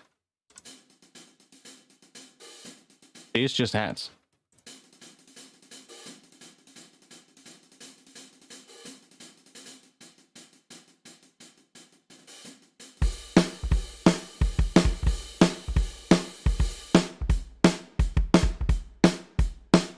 We can just find something.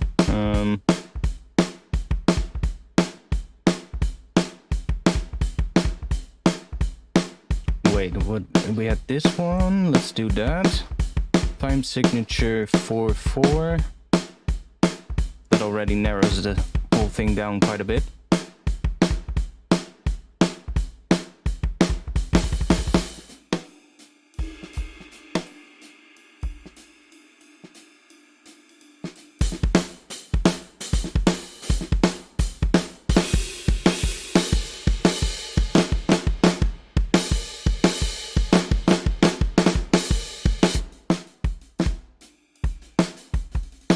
Yeah, this doesn't always work though, because you also have the where is it? Right here.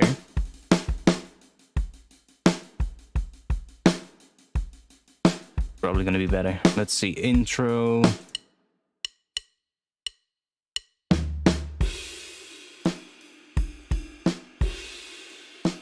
I just want a good hat pattern. I know they're in here. Don't think we can sort on just hats, like the hat patterns. No, that's too bad, because that would be really good. Well, oh wait, we can do this. Hi-hats, solo those, and let's solo the rides as well. And then we can just set this to normal, and then whatever one we pick here, we're only gonna hear the hats. Alright. Perfect. See, now we literally only have the hats.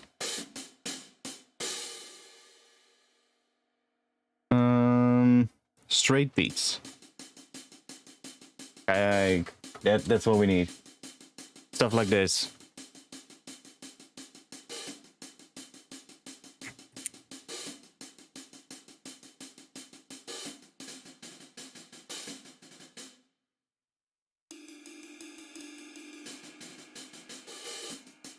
That one is kind of cool. And what we can do, we can just take this and we can just drag it in here. And now we have that pattern there. Oh, and it literally only does the ones that are soloed. Nice.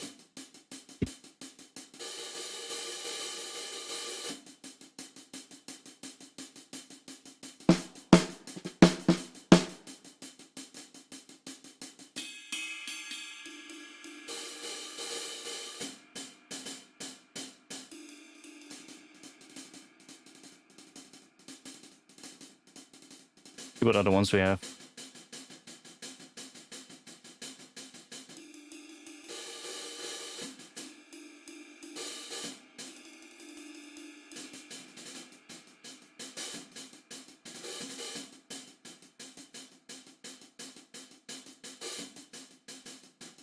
Pretty similar, all of these.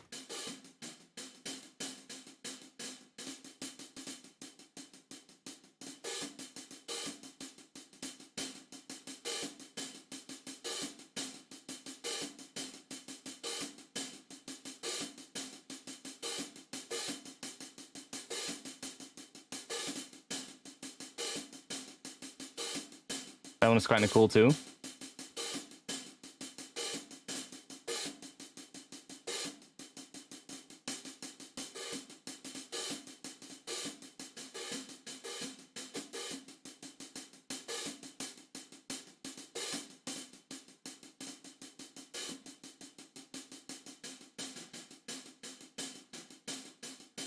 Ooh, that one is good. That one has a bit of a sort of like drum and bass pattern already. Just needs a better hat sound for the kit itself.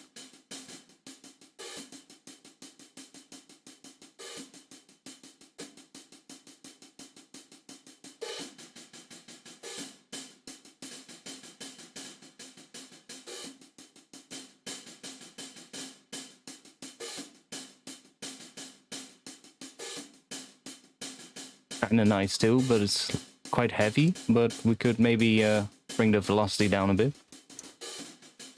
I think we have a bunch of ones now. And try.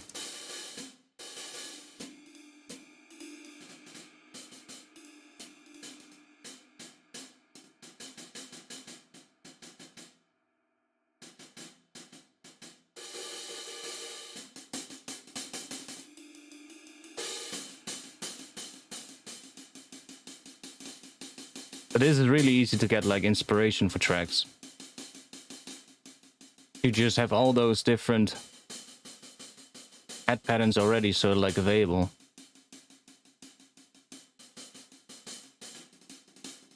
These are pretty good too.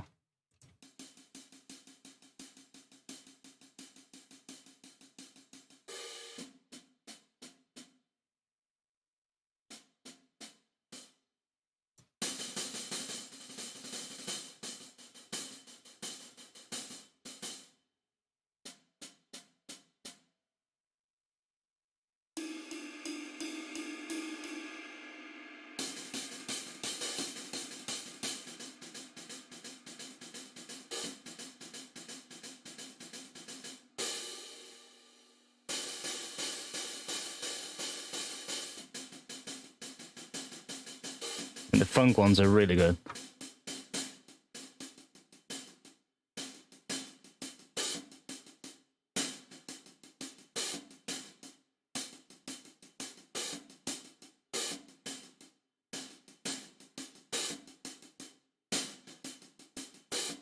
These ones are really nice.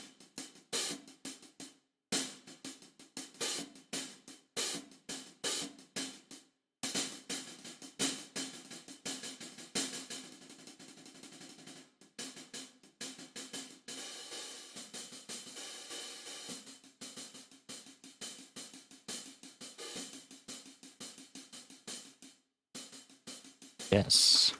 Okay. Let's get we have a bunch of good ones now. I actually think that last one is really good. It suddenly started raining really hard here as well, so I hope you don't hear that too much. Let's just move these out of the way, and let's just take this one for now.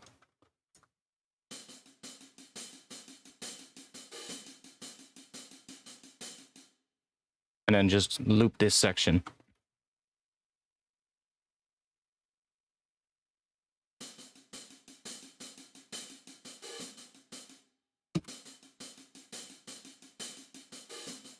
And then actually I'm going to change the last part here. Or maybe just loop this.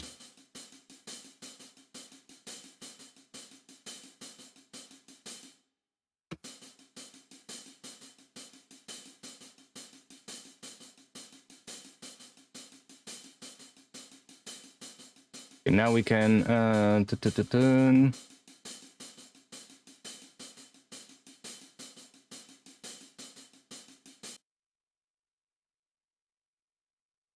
grab ourselves a hat.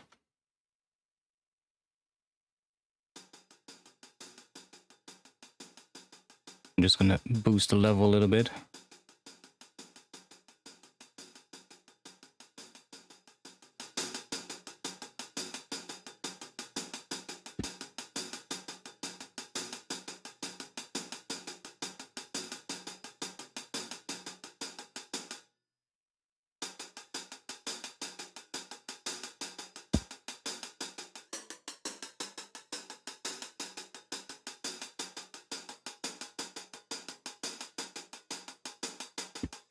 Make sure it's centered as well.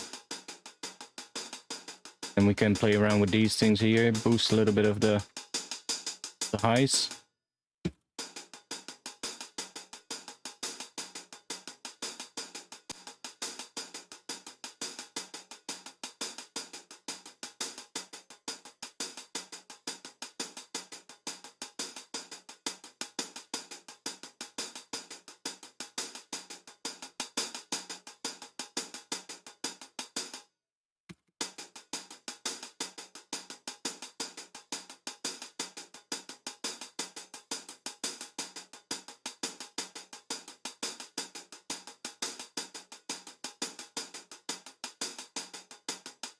Yeah, it's really chugging it down outside now.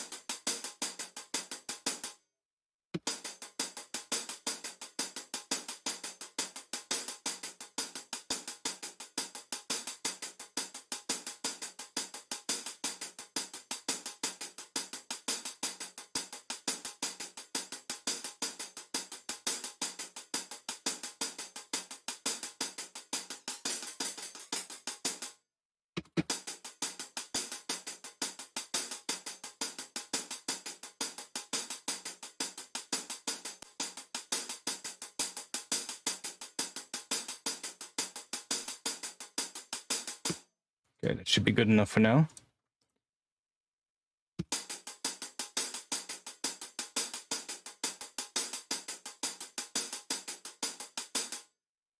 And then,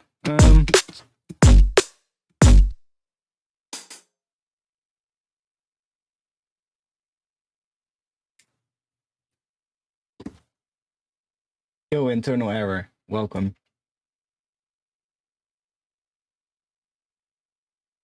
I see a whole bunch of people speaking French. Let me just say one thing.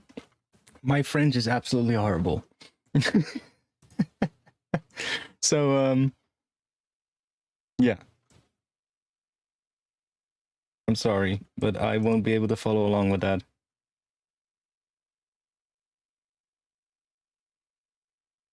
Might understand a couple of little words, but yeah, salute. I understand that one.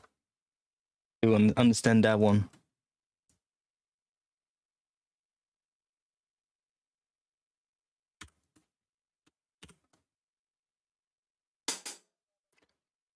So we need some kind of a sound hitting on G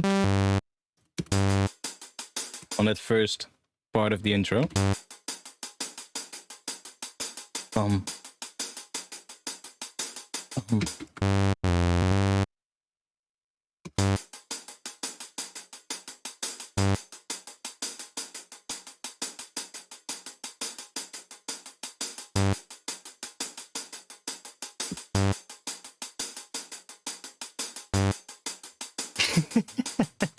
Eh. Eh. Eh.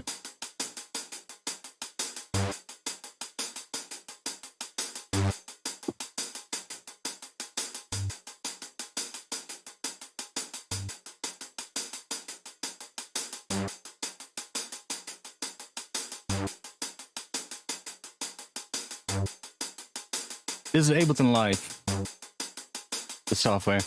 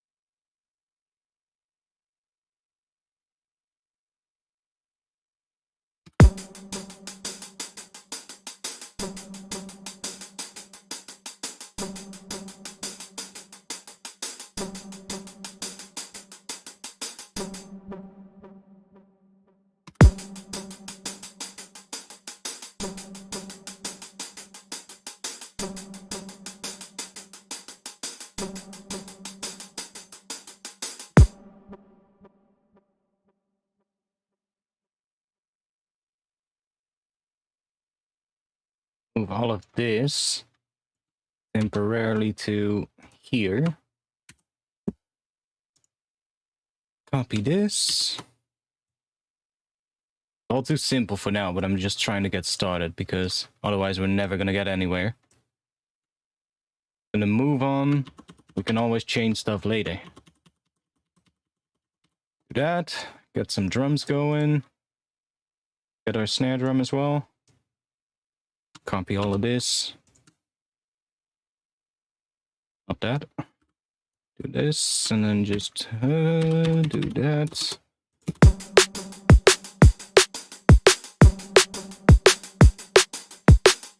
Also here that I probably want to change that head pattern. Has this thing by now actually finished downloading? Noise. Has it? How do I know if it has downloaded all the noises? Oh, this. I think it has. See a lot of them, so probably has.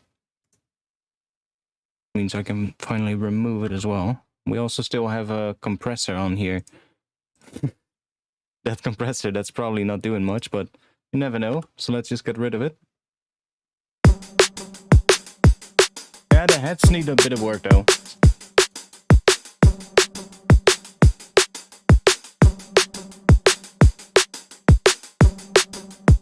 But it helps to get started, you know, so that we don't get stuck too much. I can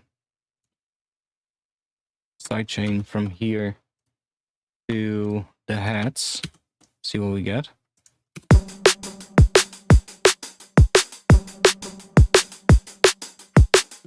Yeah, sure, that's good. What if we add this one on top of it?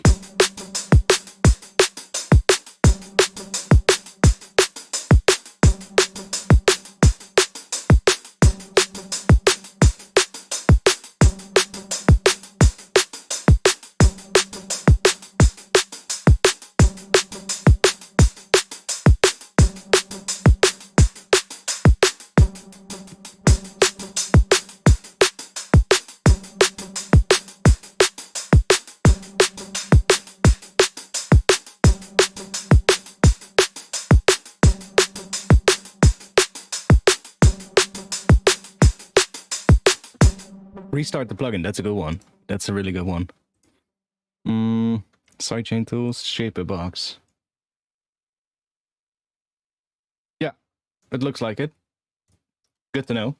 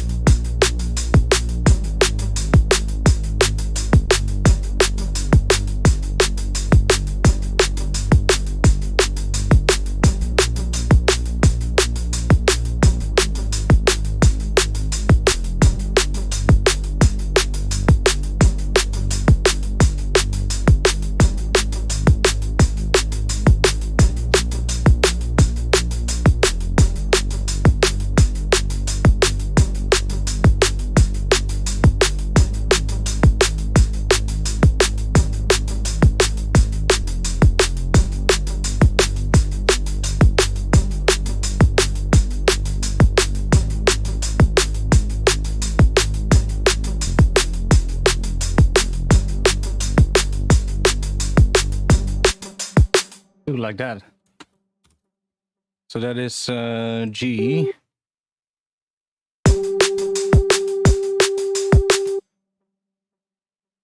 And that.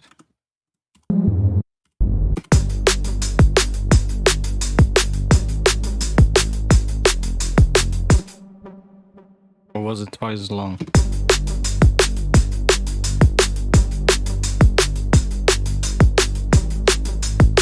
Yeah, that was it.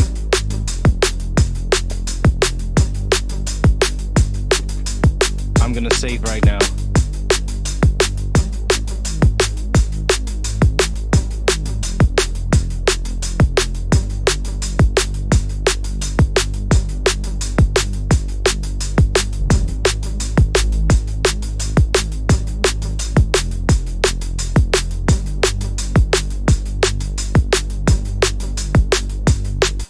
Yeah. I when I have new music done, which I well, I said last year that was gonna be this year, but well, then everything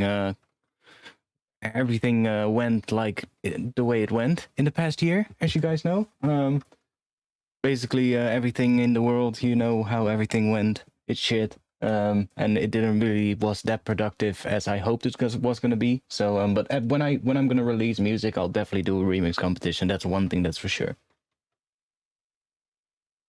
And I'll do like proper stems and everything. Not sure if they'll just be available to everybody or if I'll do it maybe through Patreon or something like that.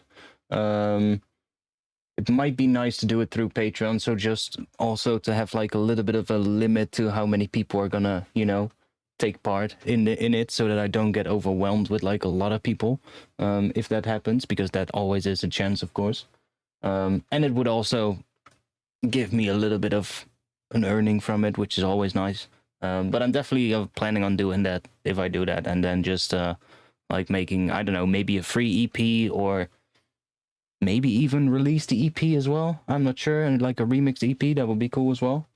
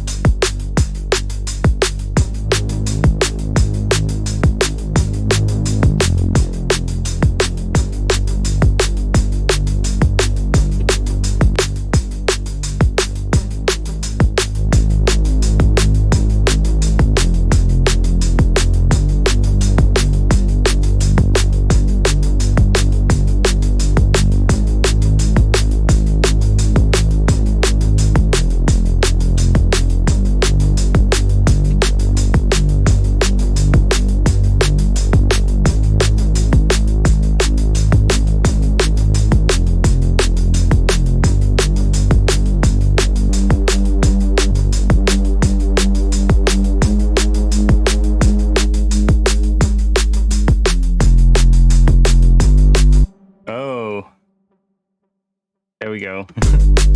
That's where the volume was.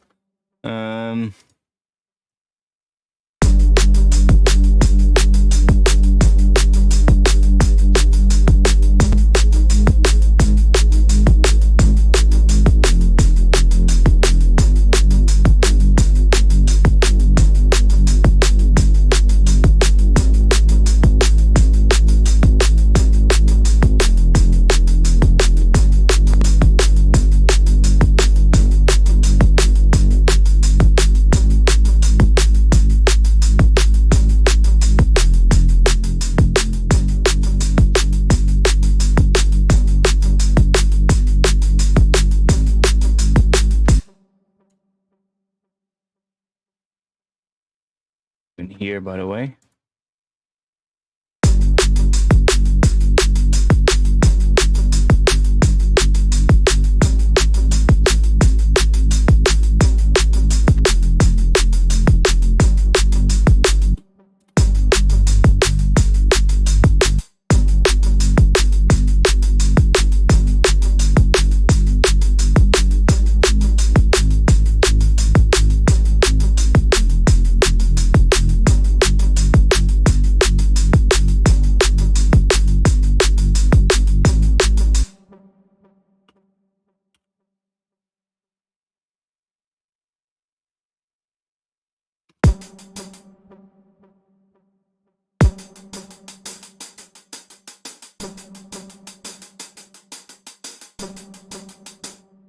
Yeah, okay.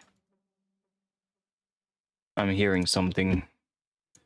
Quickly gonna write the notes so we don't forget the idea.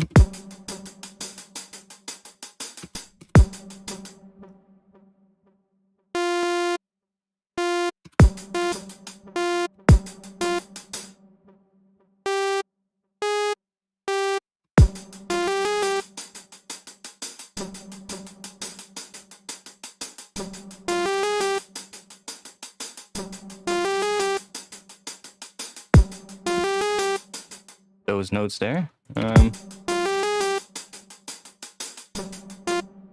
Then something after it that goes wow. If you get what I mean. So we get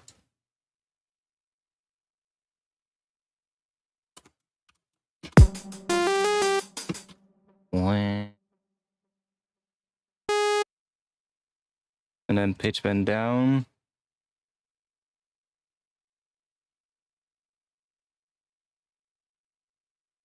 One semitone.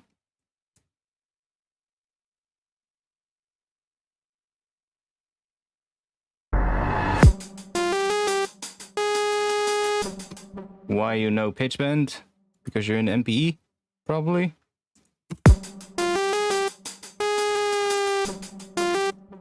Yeah, something like that. I'm not sure if this one repeats that much. Maybe we'll do this.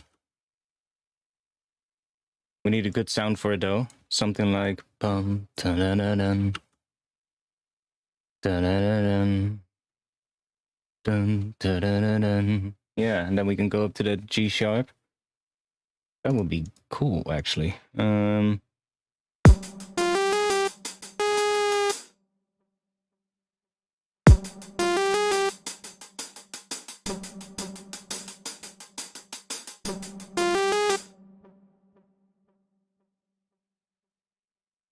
Could go to let's just consolidate that. Do that.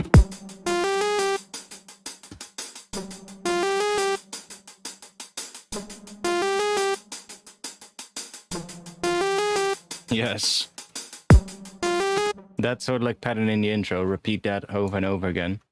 Probably with like a different sound.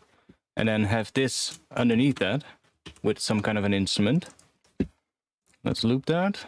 Let's do this. What kind of an instrument? Some kind of a stringy instrument, maybe.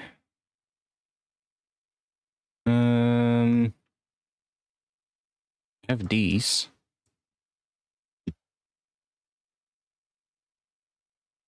We have short ones as well. Why are you so quiet?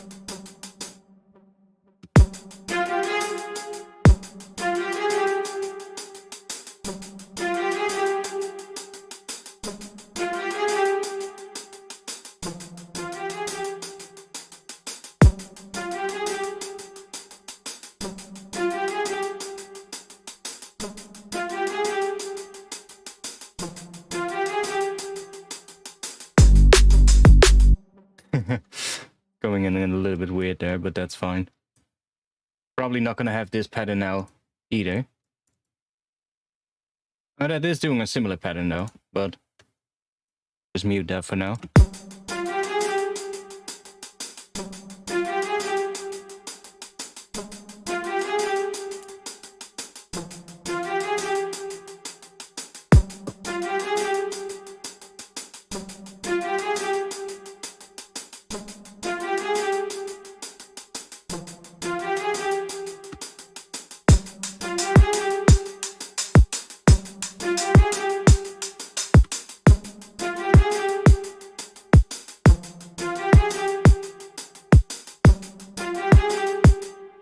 Yes, that's gonna be nice.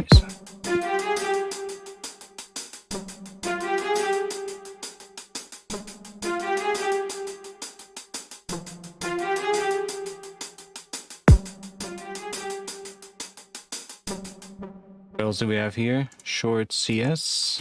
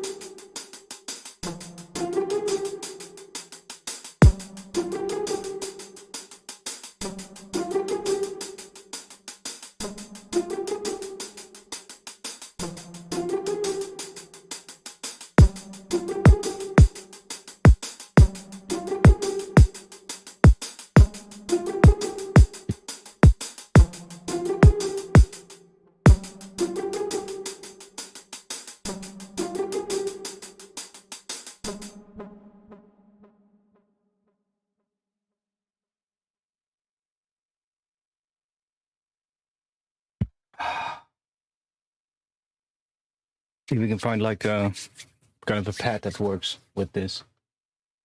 Something to put behind all of that. Textures, soundscape or something maybe?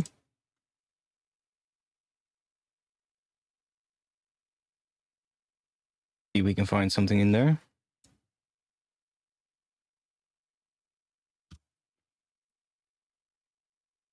And then yeah, we can just make a G note, see what happens.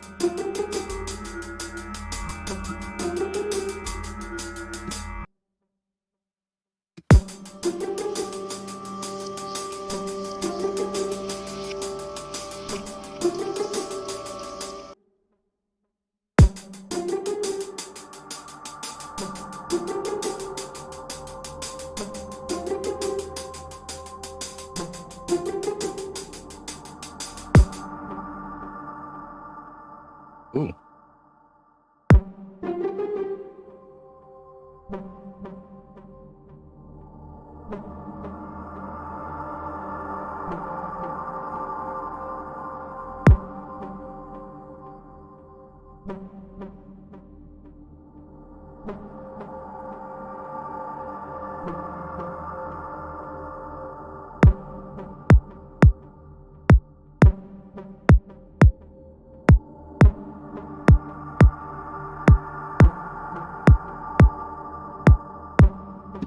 Do like the sound of that pad.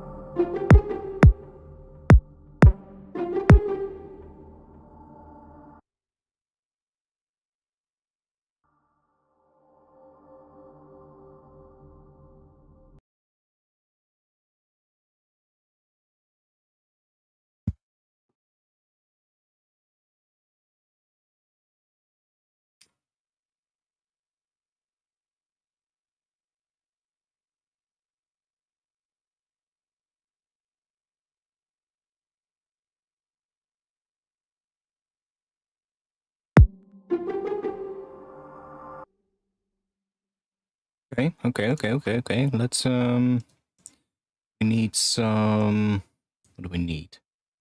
Kind of noise thingy. Oh yeah, of course, the one that I've lately been using. Thank you, Face. That one. Perfect noise. Absolutely perfect. Put you at the start of the tune.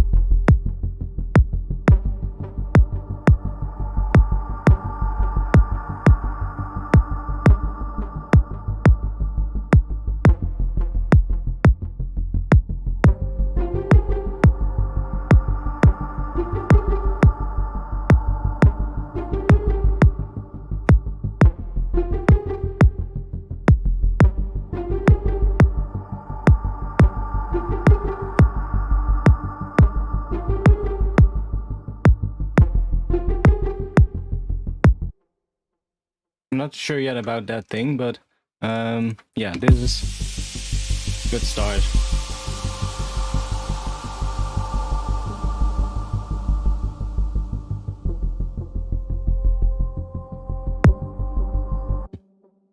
It's a good start. Let's grab you and do a little high pass on this one because we don't need any of the low end. I really only need the higher stuff in this one. Like that stuff.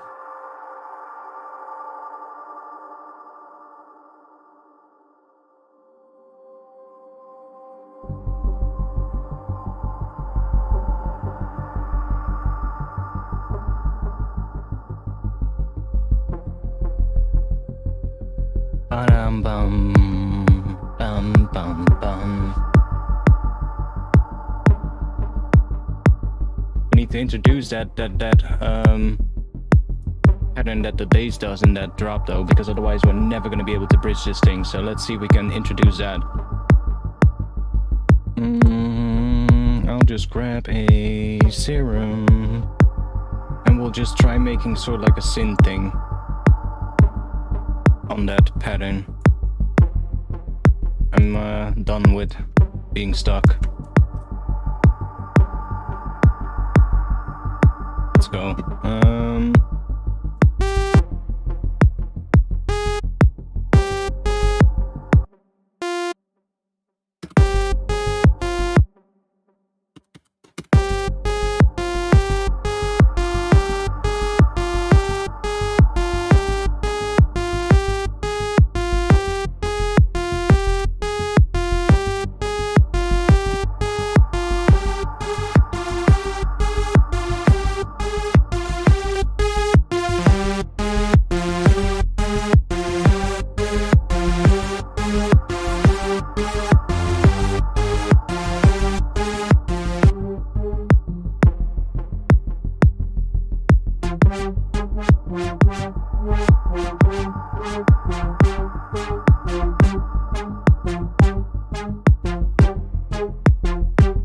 That is because it is Wave Candy from Image Line.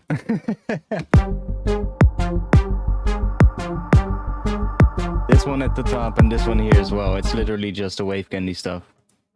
Like here on my master track I have overlays. And then here I have an oscilloscope and the vector scope, and that's literally just... See?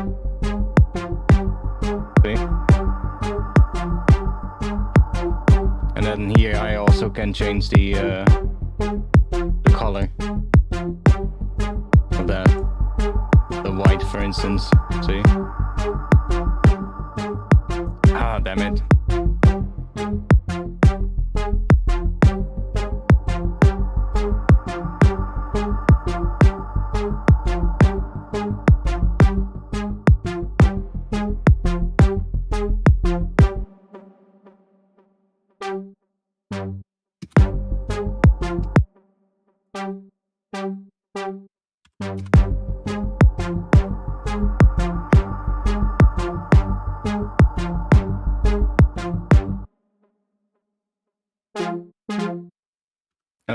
Okay.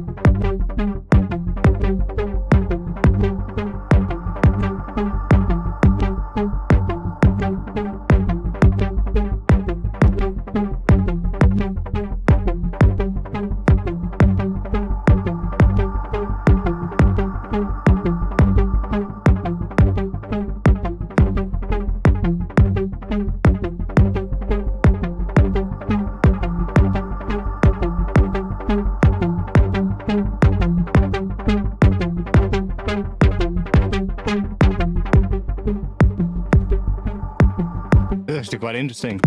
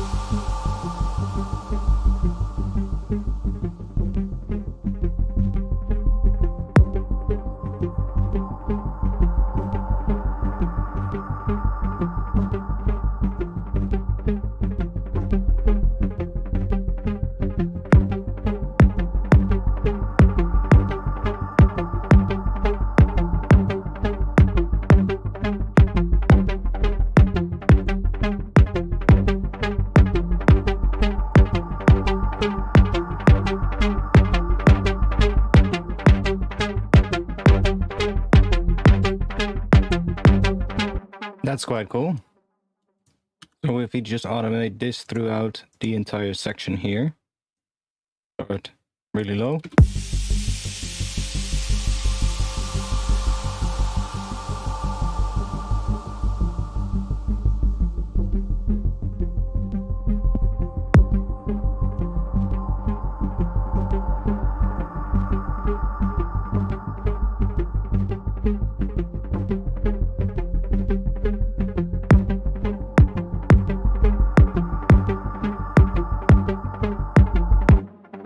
Okay, let's see, what if we make this 8 long?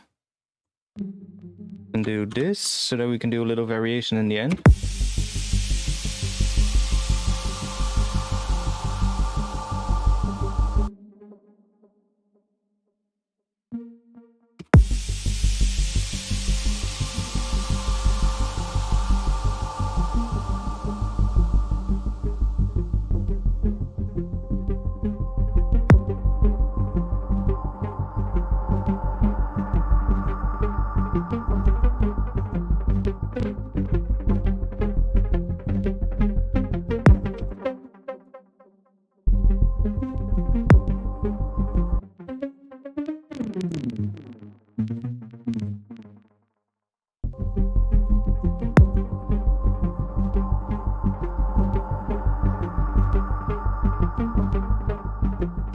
The master track just has a limiter on it right now.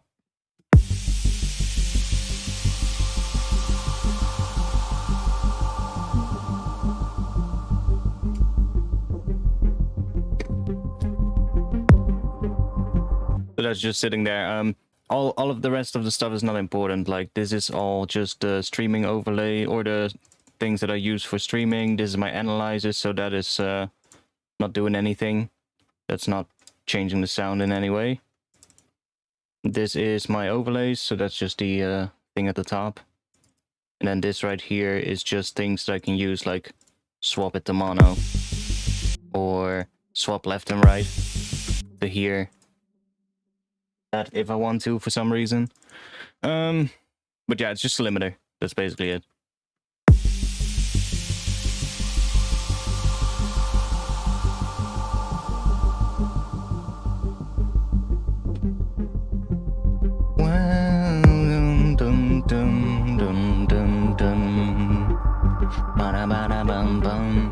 What can we do? Bum, bum, bum. Bum, bum, bum. Oh yeah, maybe. Could we do a little bit of this one?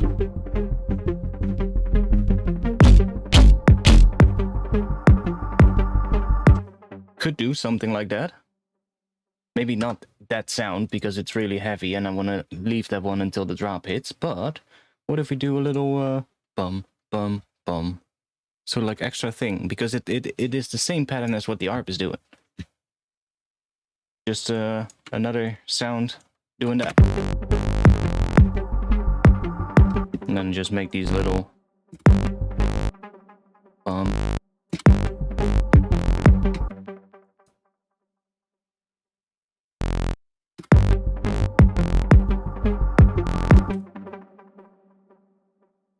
Dun, bum, dun, dun.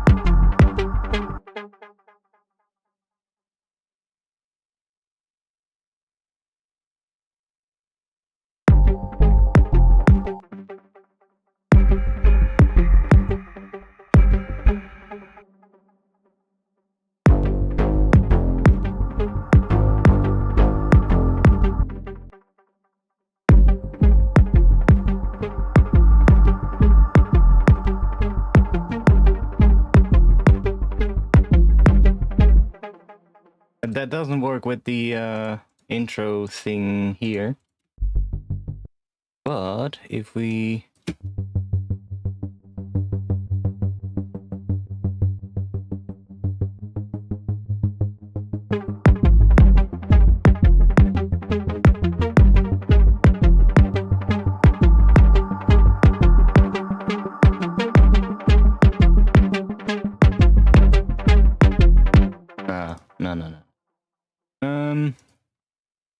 I only got Cable Guy Shaper Box. That's the only thing I bought. We need a more synthy thing. What do we need? Some kind of a weird brassy sound or something? I don't know. Horn? What do we get?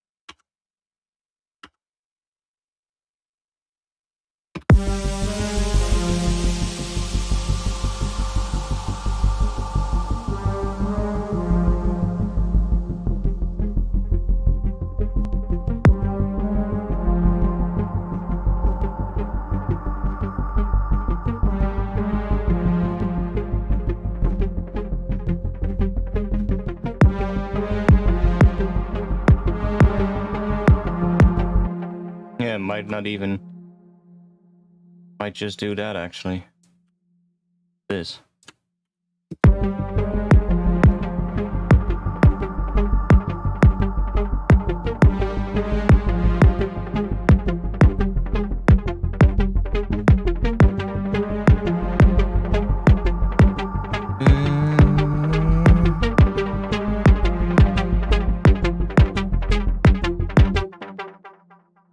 Grab this one.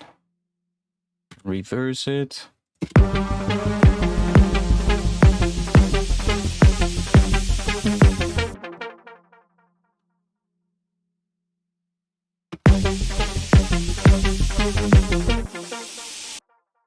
Okay, let's grab kick drum.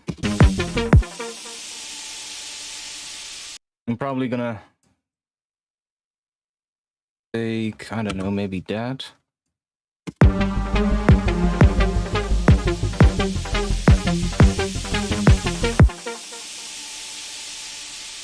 Yeah, that's a little bit better. And then we're gonna have, yeah, I guess a build section here. Now here we would probably introduce this one.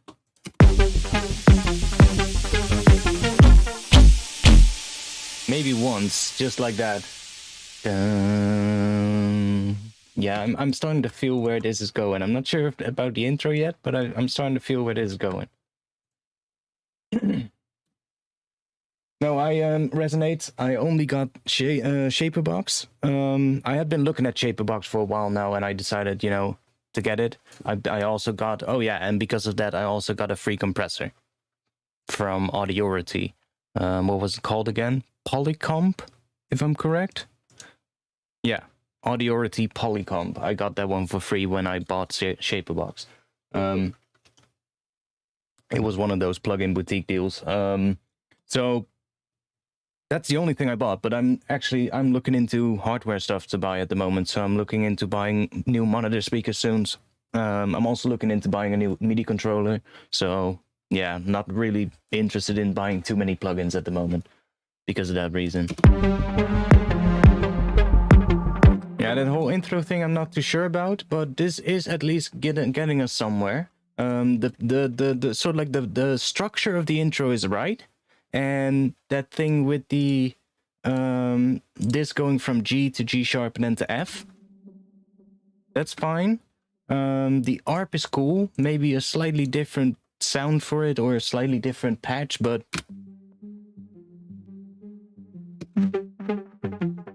it's getting somewhere, so that's good. Right, what happens if we incorporate the pad now as well?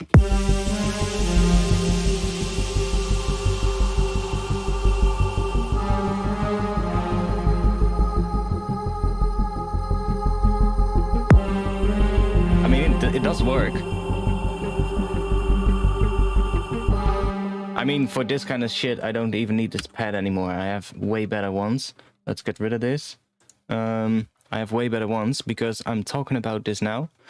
In the next month's Patreon pack, the last one of this year, we're gonna have a whole collection of, you can see them right here, all these samples.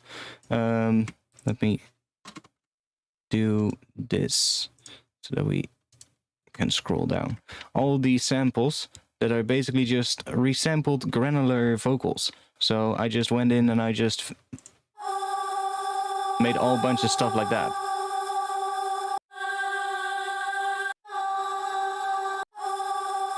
So if we want to add some vocals here, we can use those. And those are going to be in next month's Patreon pack. We can, for instance, I don't know, use a G right here. And we can even throw them in a sampler, of course, it's even better.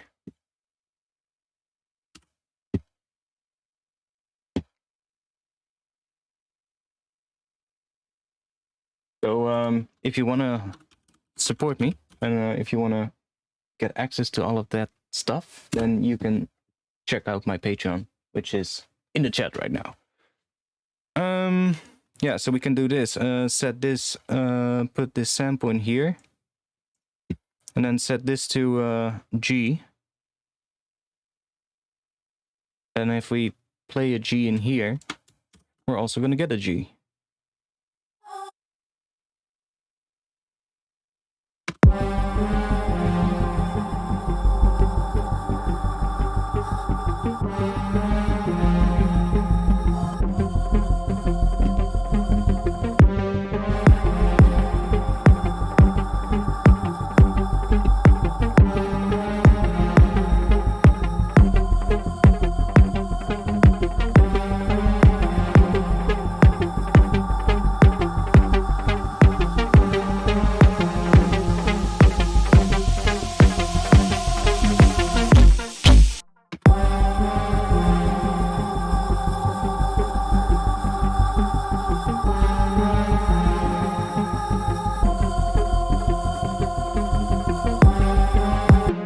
That works pretty well. And I made a whole lot of them.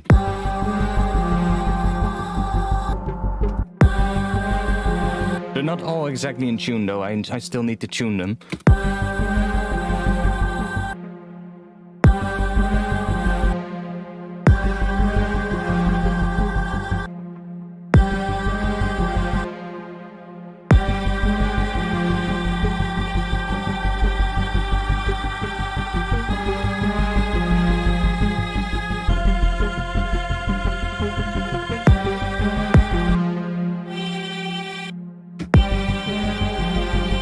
Do we have an A?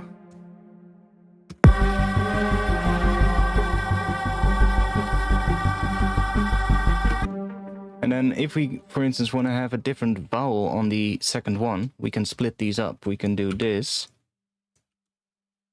do that. And then on this one, we can find a G sharp one if I have one. No G sharp. Well, then we can just find an E.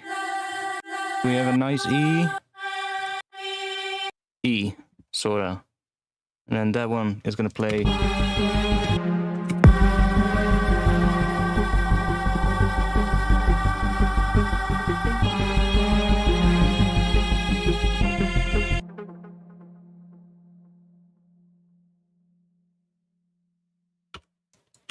that one is going to play in F. Now I do have ones in F sharp.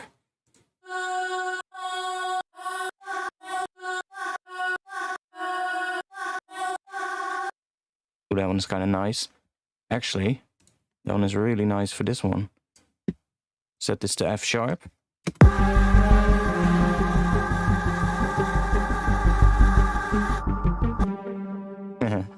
Set this to loop. Set the loop real quick, crossfade them.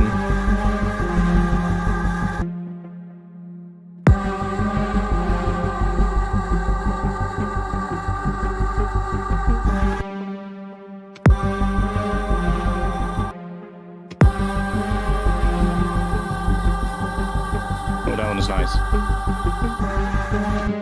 And this one, yeah, we can just find another one here. Maybe that one then. Set this to F sharp. Oh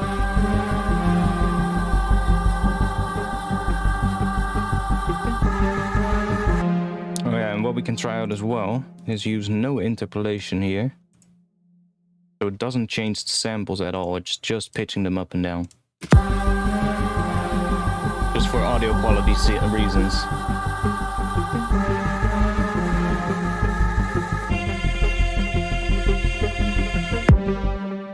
And this one, that is playing an F. We can grab one of these E ones, maybe. Ooh, an O. Ooh, an O. Yeah, that... Man, this might sound really weird. Oh, yes. I'm just not sure yet about the first one. F sharp.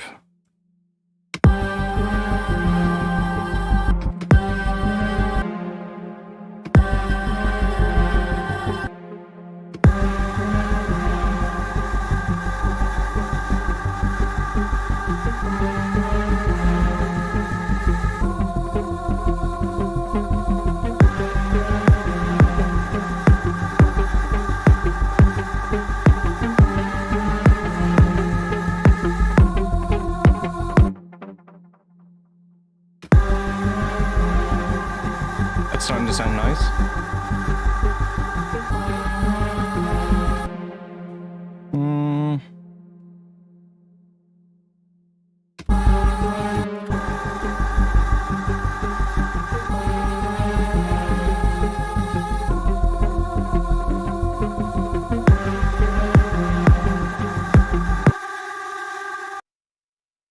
Give it some reverb, maybe.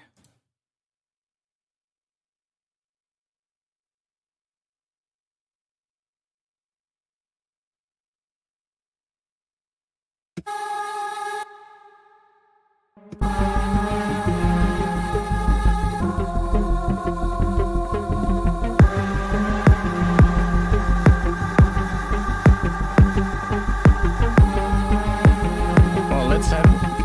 I haven't used it at all yet. Let's have a little play around then, shall we? Volume, I assume that we can make... Okay.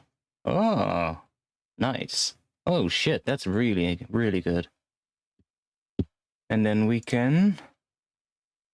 Ah, yes, nice.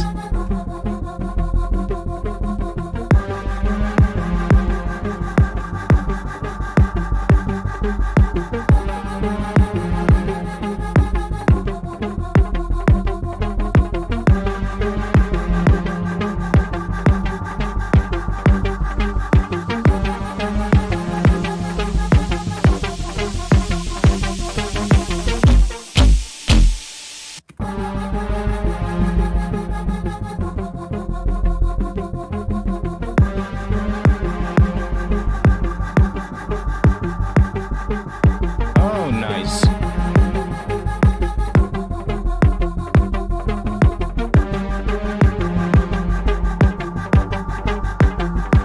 Okay, yes, I'm definitely gonna love this plugin. I already see it.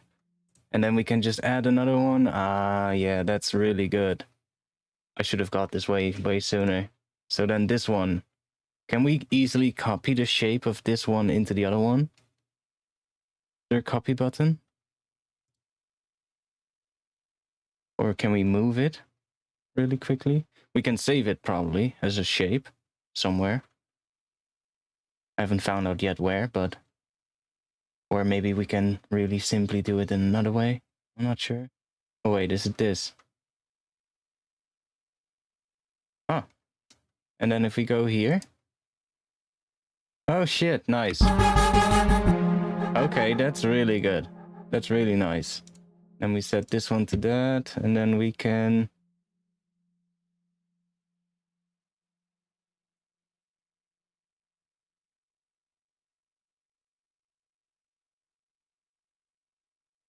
Ah.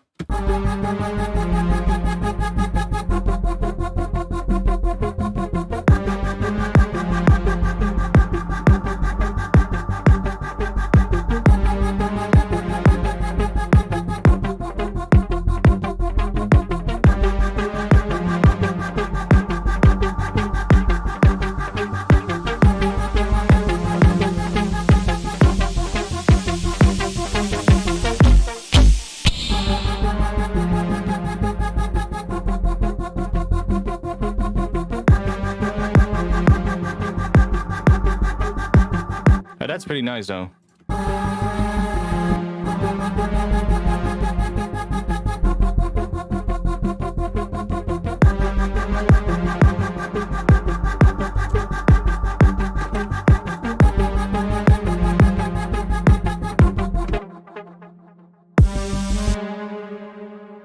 Start with that.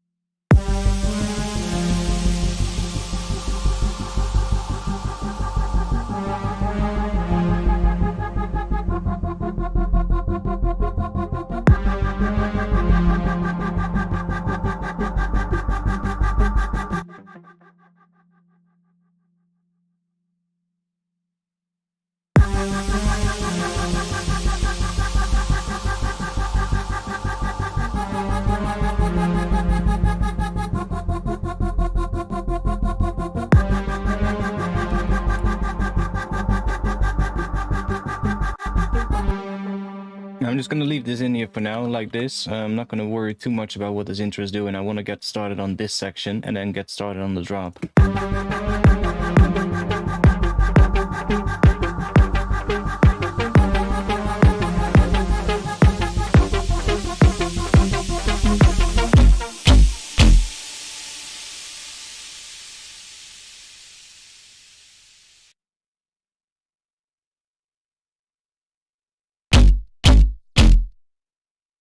We're gonna have a riser here for sure.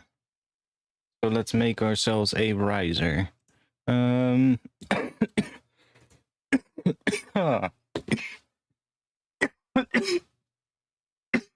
damn it. I'm dying out here. Holy shit. Let's see. We need... Let's grab a pigment and then just do like a granular thing. Oh yeah, let's make it a little bit bigger again. You can just take like sample and then just throw in, or maybe not even.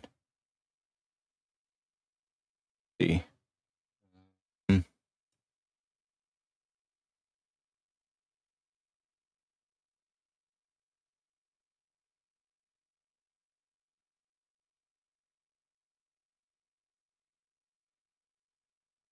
Like this maybe, one of these.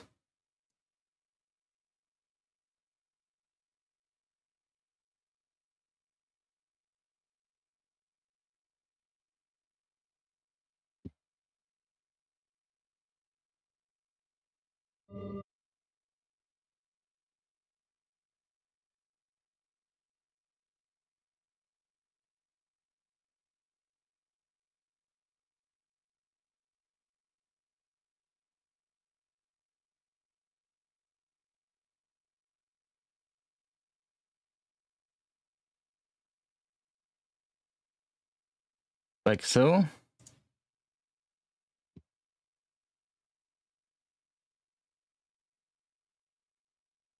Let's do that.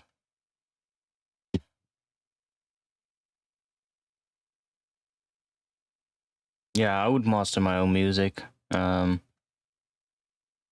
target volume are you looking at? Not necessarily a specific level. I would aim at what sounds good. That's what I would aim at.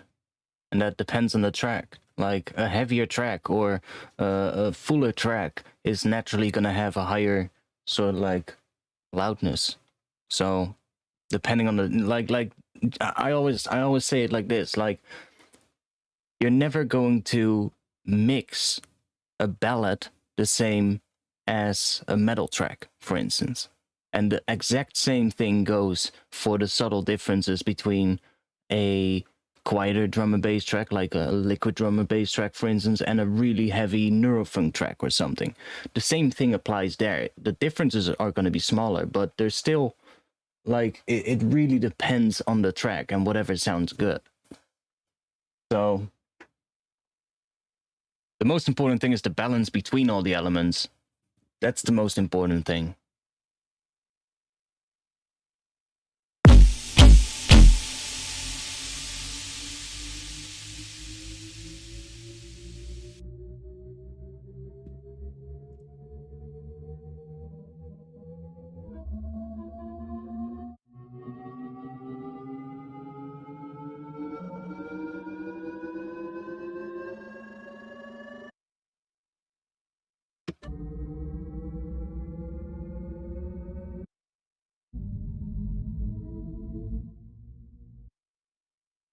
Take a higher note.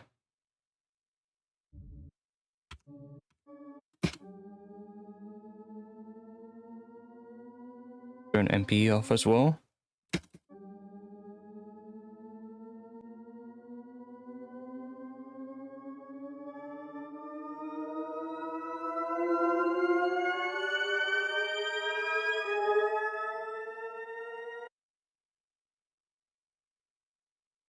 How long can this thing be? Well, oh, let's not do it with this. Let's just do a macro on here. So if I this one over the length of this entire thing, it's sort of like morphing the okay, that was not what I was wanted to do, but okay, that works. So it morphs sort of like over time. Now the only thing we have to do is figure out if this is actually playing the right pitch. So let's grab a wavetable. Set this to a saw or something.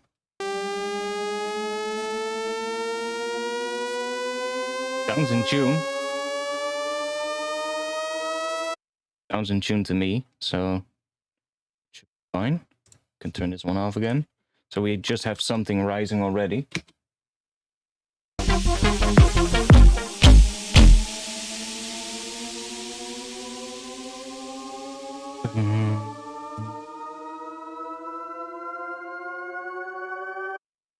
Bum, bum, bum.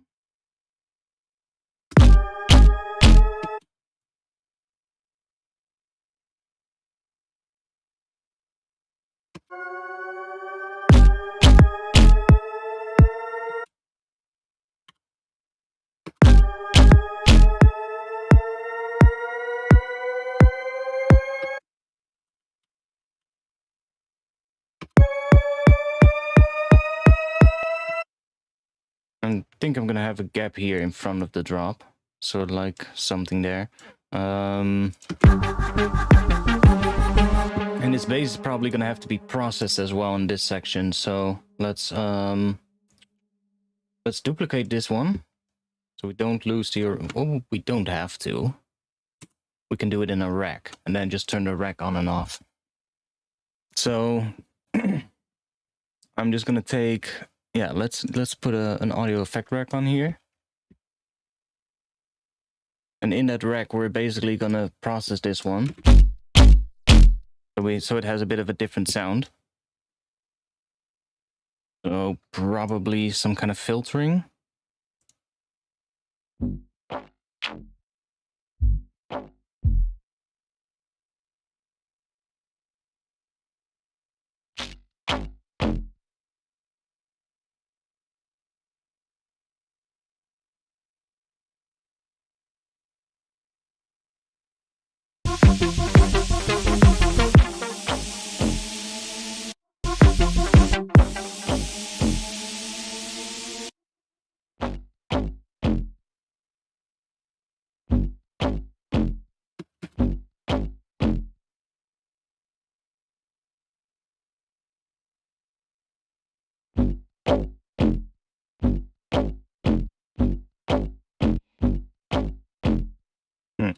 don't really like that. Let's get rid of it again. And then we need a lot of sort of like, I think, reverb on it as well.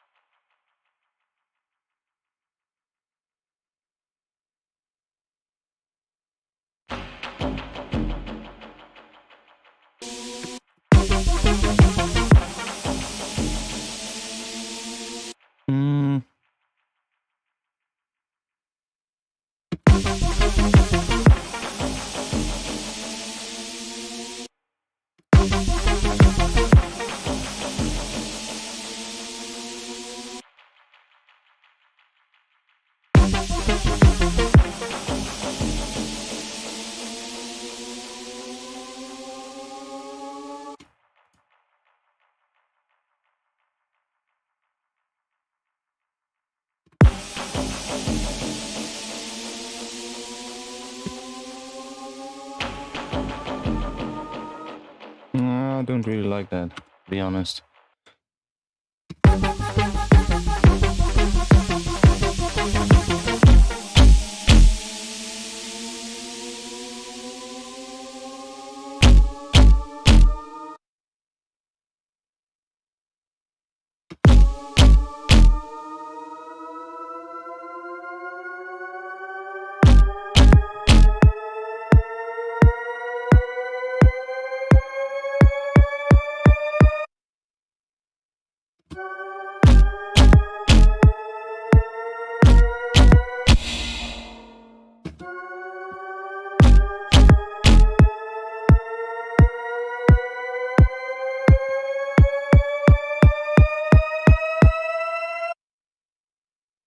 Grab the noise as well. I'm just gonna make, let's just duplicate this track. Set these up. So I can then just this. So there we have some noise coming up as well again.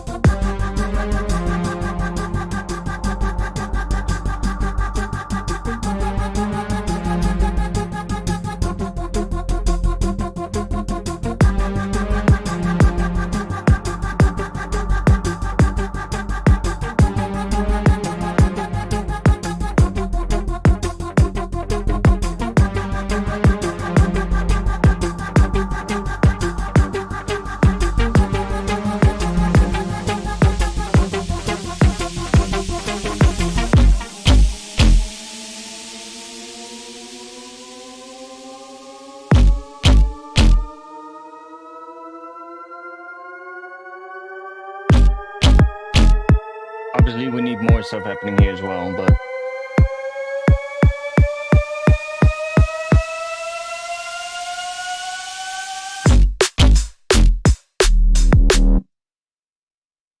let's find out. We're gonna have a gap here as well.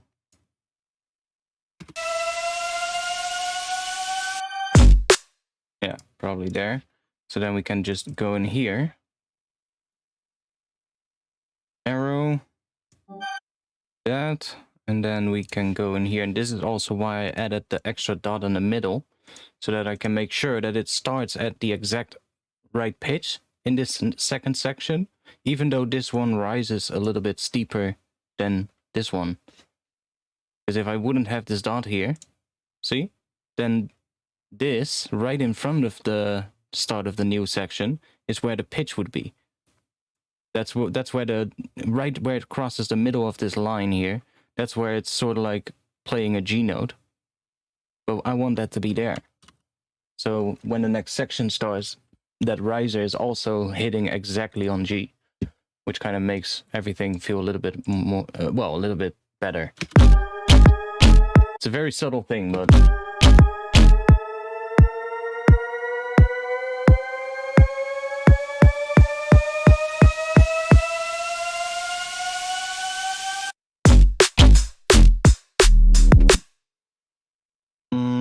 This second one needs to change a lot. Let's see, we have...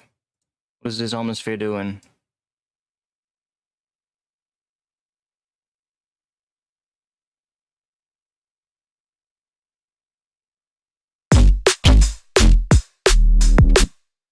What note is it playing? D sharp.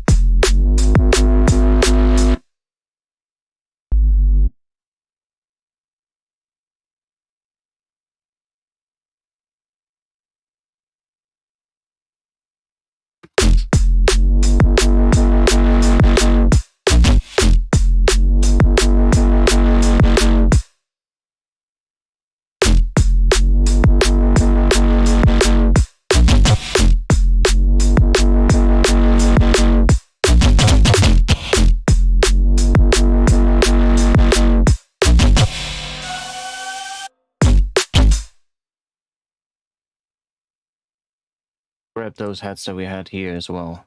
They might actually work in the drop too.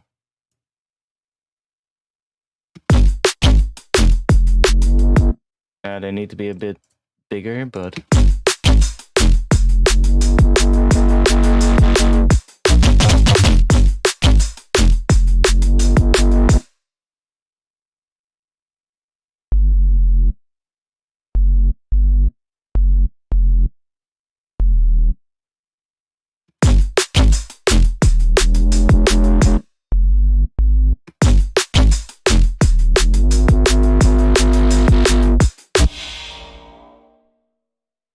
What is the pitch bend range on this one? 1? Yeah, okay.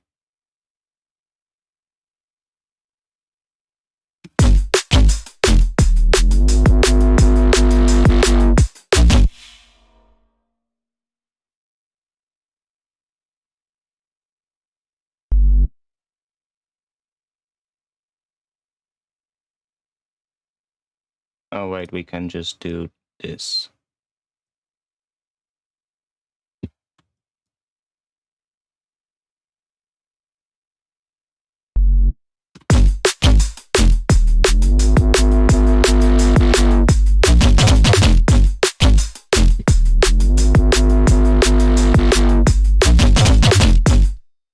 Can put another sound there or leave the sub and layer something on top of it, but we need something in front of the drop though for this to work. Vocals.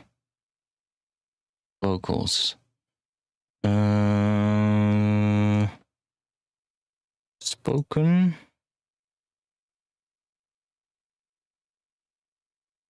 Come. Yes. Don't stop.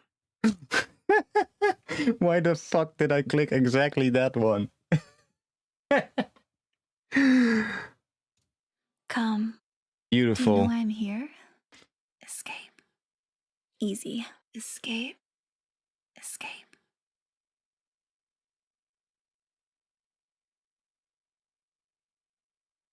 Need just something that's gonna work for now, just as a placeholder, you know? Little escape, maybe? Little quicker. Escape. Come on. Escape.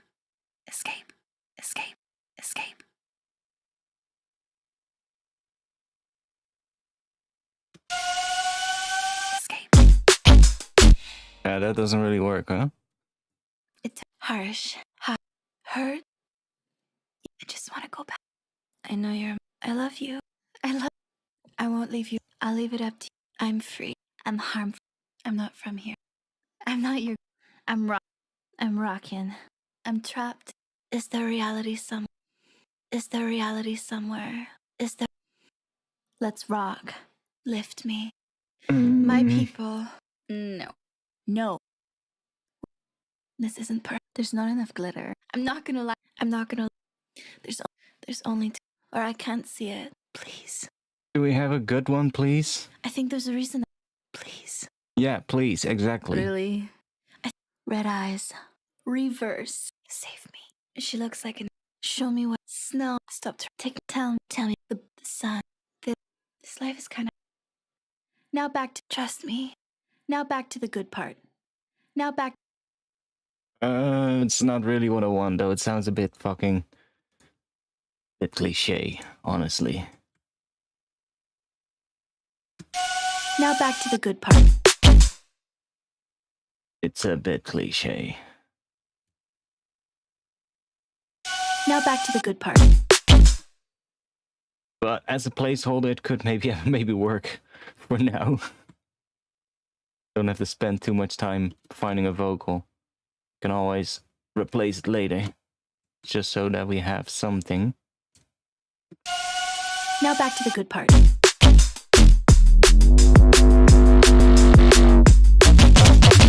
I mean, for now it'll work, I guess. It's just gonna be something for now. We'll just make it sound a little bit more interesting by shifting it down a bit.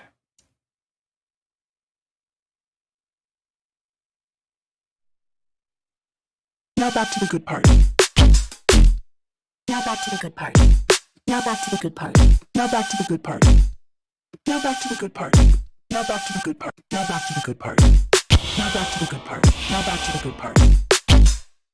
Now back to the good part. Now back to the good part. Now back to the good part. Now back to the good part. Now back to the good part. Now back to the good part. Now back to the good part. Yeah, I know it'll work for now as a placeholder.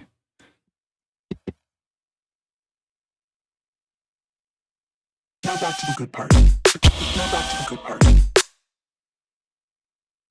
Just, I don't know. Now back to the good part. Now back to the good part. Now back to the good part. Now back to the good part. Now back to the good part. Now back to the good. Now back to the good part. Now back to the good part. Now back to the good part. Now back to the good. Now back to the good part. Yeah, I guess it'll work for now. We have at least something. Yeah, the intro really needs a lot of work still, that's for sure. Everything needs a lot of work. What am I saying?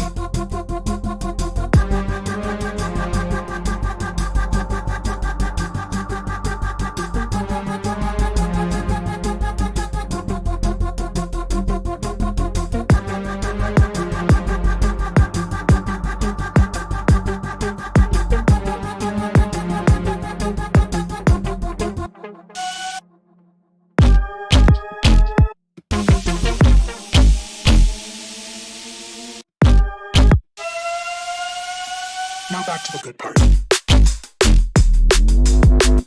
Yeah, okay, I'm not feeling that as a second bass there, so let's just get rid of it. Now back to the good part.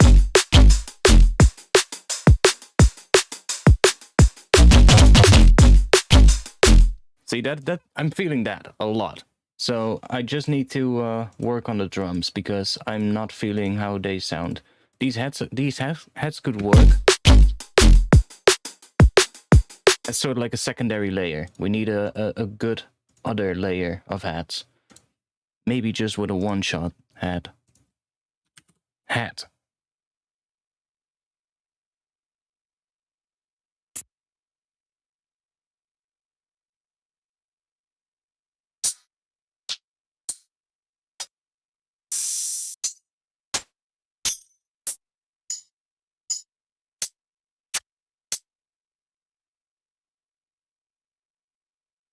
I mean, I should just group these in a drum rack and just take like the entire bunch that I see here and just put them all inside of here.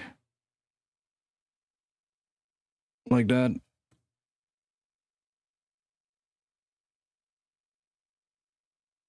So we have a whole bunch of them and we can try out different ones.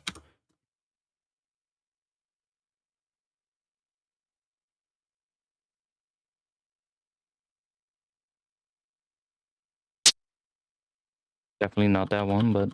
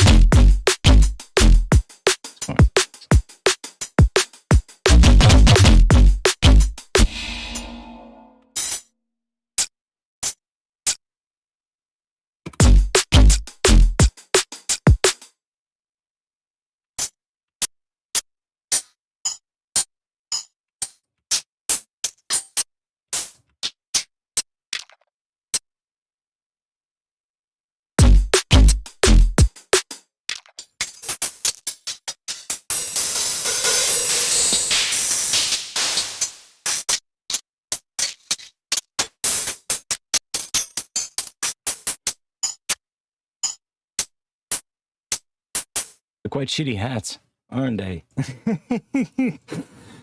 Let's find some better hats. They're fucking shitty. Drum rack. Drum rack.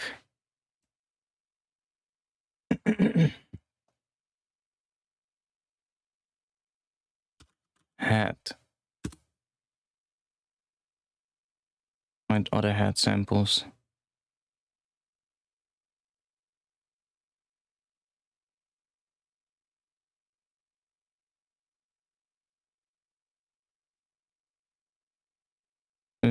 Do I see something that I recognize?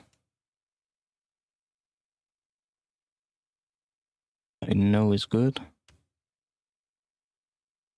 I need to start organizing my samples, man. I need to fucking get like a new drive and just start organizing everything on there because it's absolutely insane.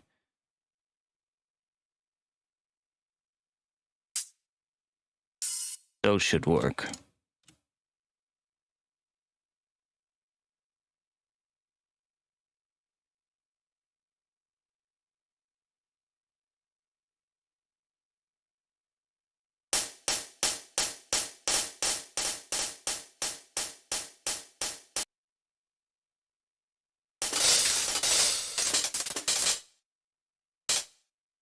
These should be good.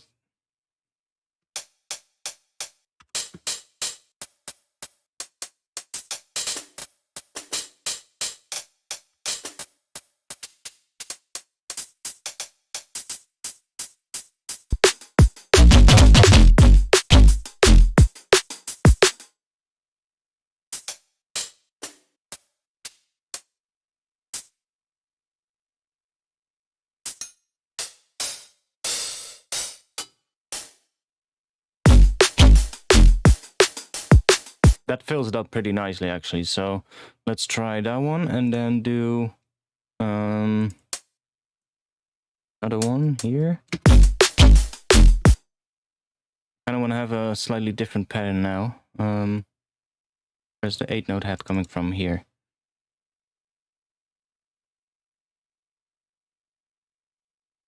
I'm just gonna mute you for now.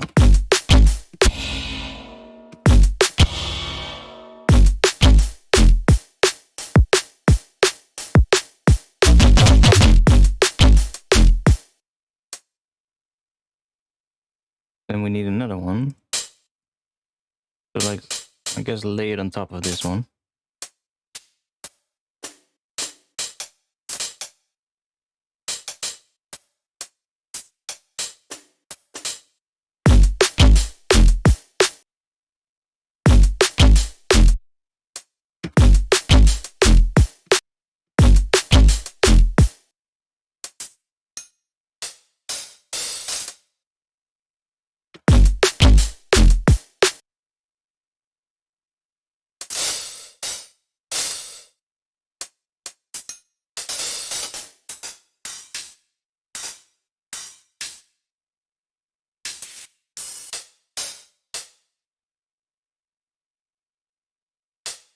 That one could be cool there, actually.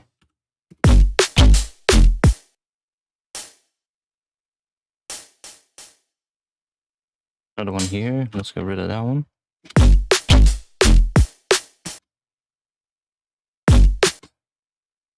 We do need an 8-note hat, though.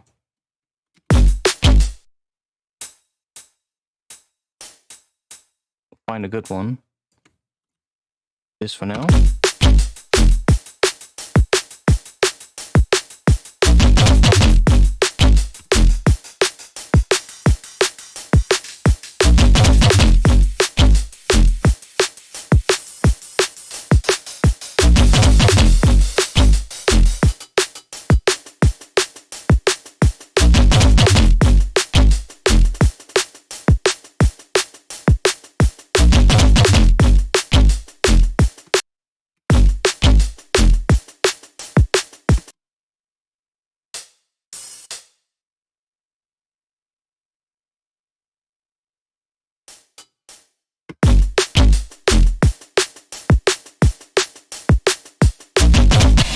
Completely the wrong spot. Right there, I think. For drums, which would you prefer for compression, drum bus or glue? If I want to do compression, then I would definitely say the glue. But most of the time I don't even do compression on my drum bus. I just use some saturation on my entire drums.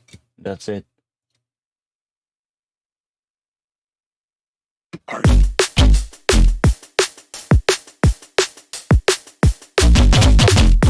It's not exactly right.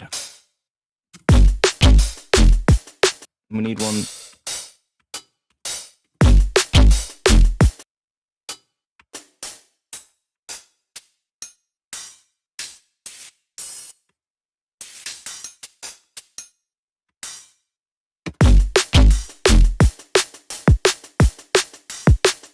Might have to go find one, but I'll just do this for now so that we have a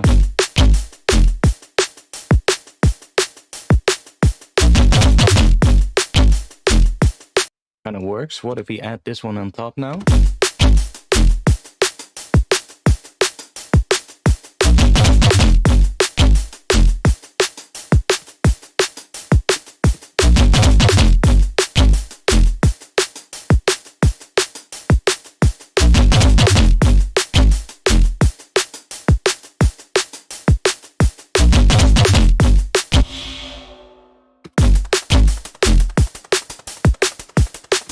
That one is shit, so let's get rid of it. This one, I don't like that one, let's get rid of it as well. Okay. Yeah, we need another sound in between here. Another bass sound. But what? Back to the good part.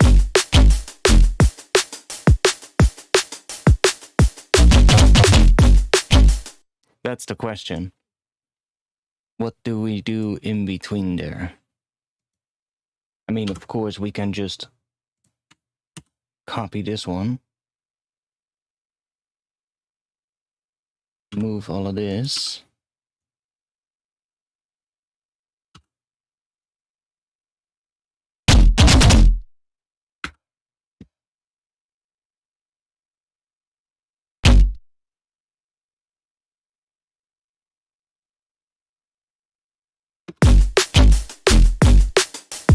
And we need to make a different patch, of course, but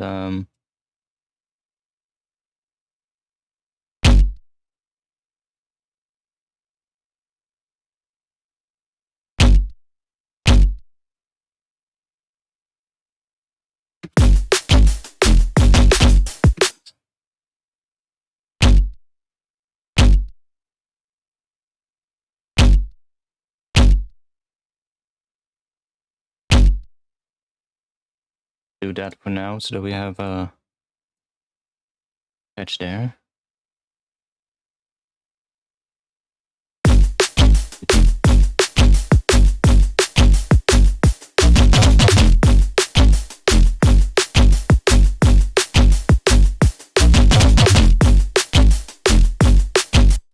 To be honest, it already doesn't sound too bad.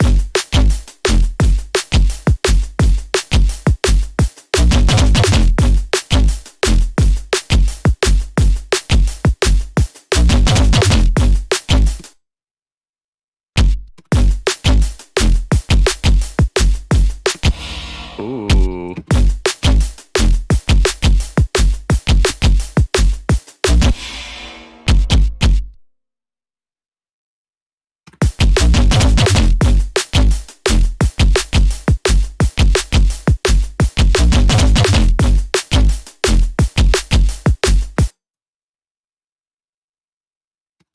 Now back to the good part.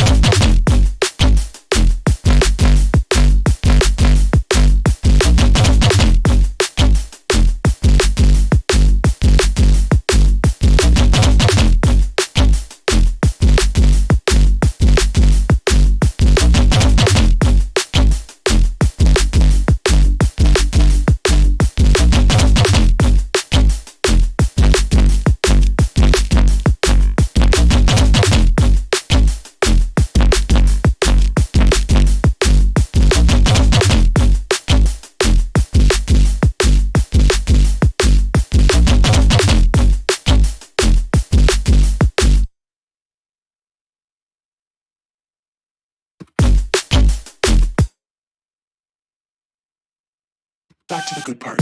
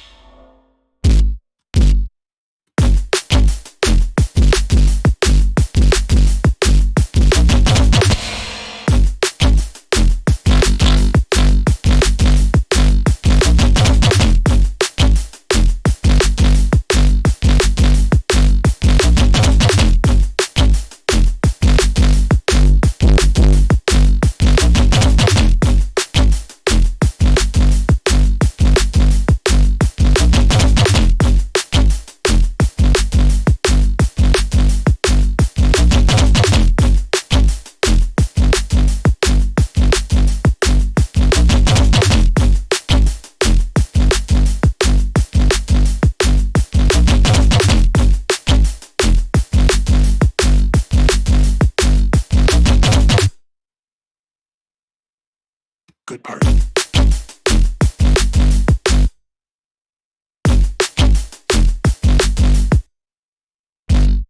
Yeah, I'm not feeling it. To the good part. No. To the good part.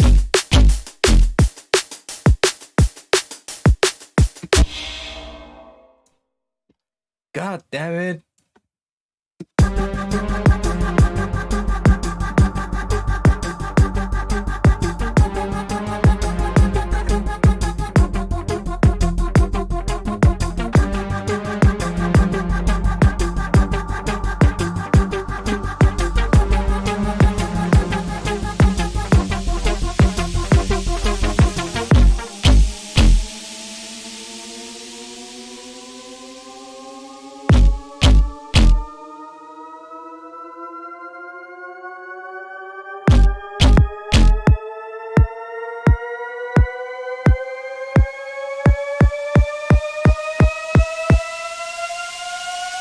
Now back to the good part.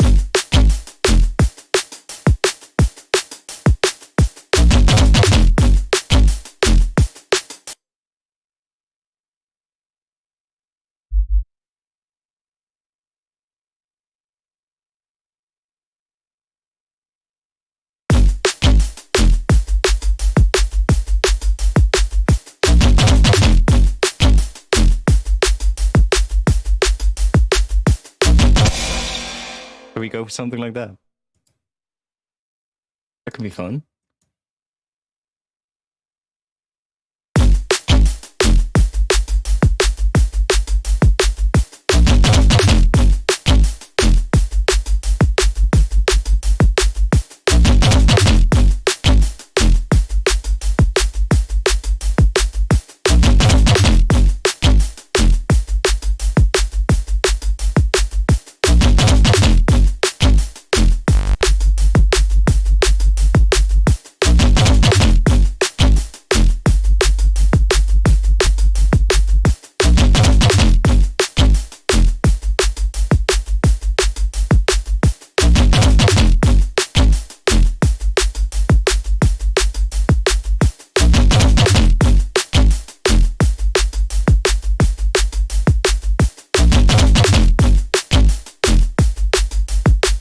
Oh.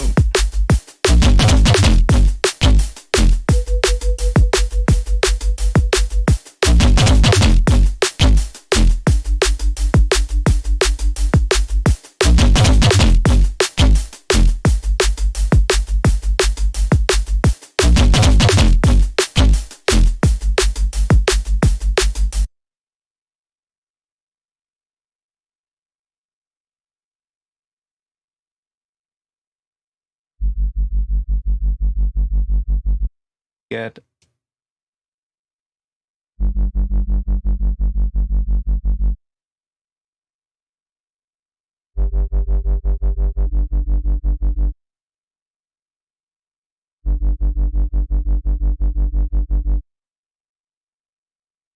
E?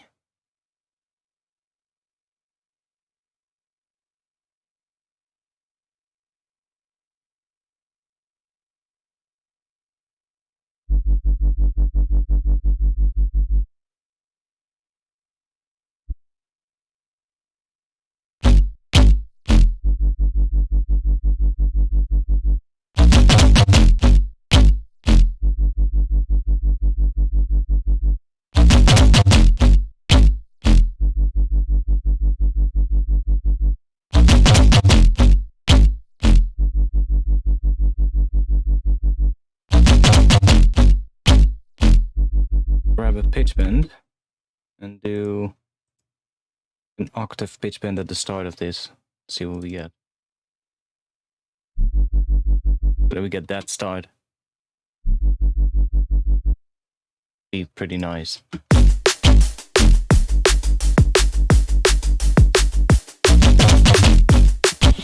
But I don't like the sound of this whole thing yet. I don't like the sound of that whole second oscillator, to be honest. I just... maybe just some noise on top. So high pass 18. Then take the noise, run that through the high pass. And grab one of these nice stereo noises.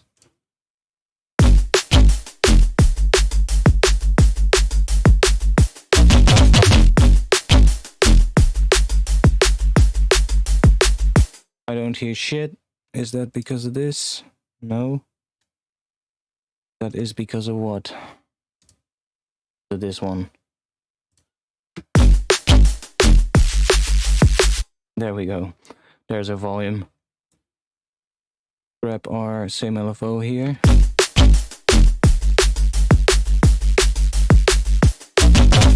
Back this down a bit.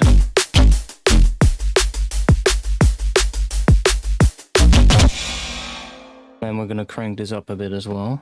And just use this one.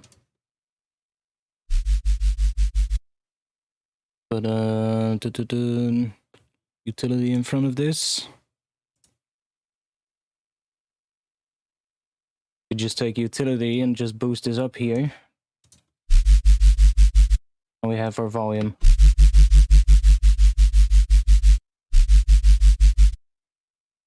It could be better, but at least we have a start to something here. Now back to the good part.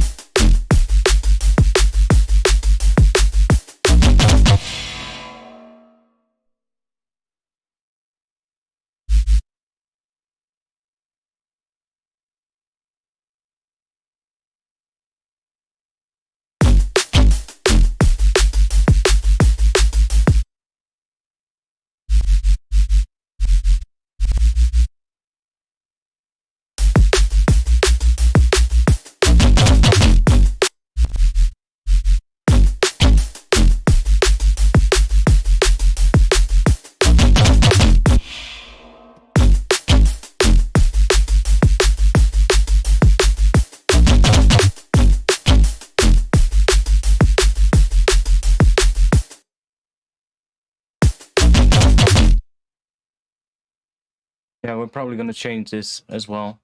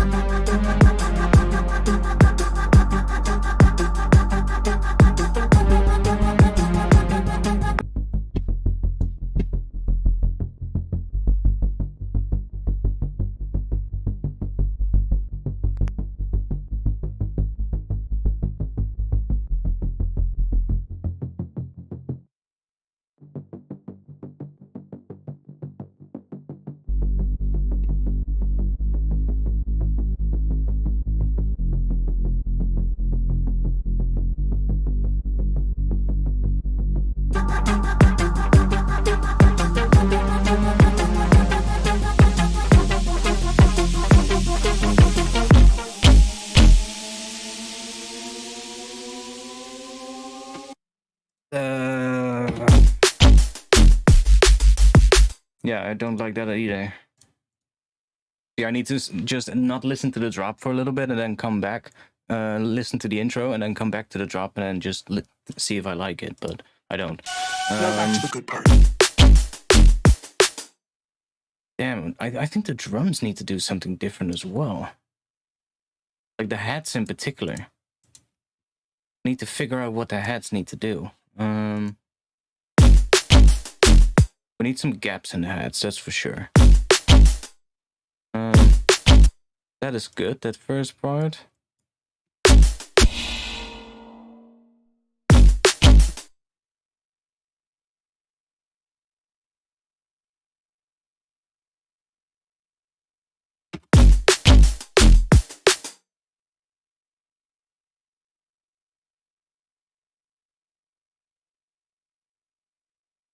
Good part.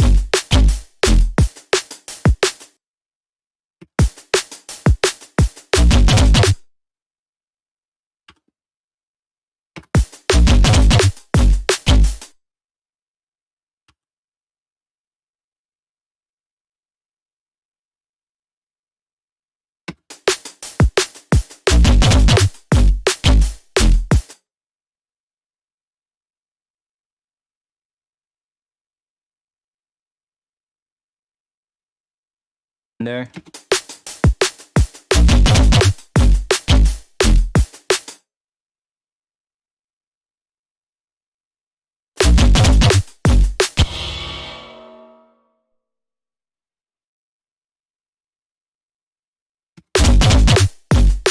Oh yeah, now it's good. Good part.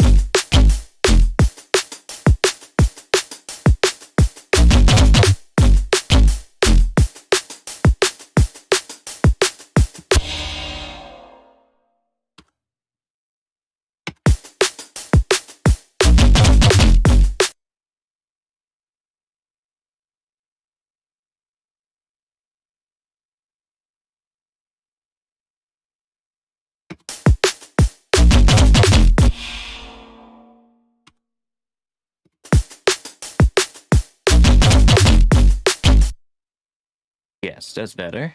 A lot better.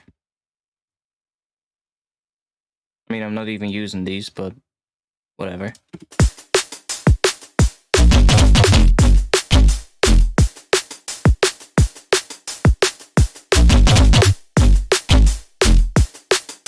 That's a lot better already. And then we need some extra stuff as well in the drums. Like, I'm just gonna worry about the drums first now. Back to the good part.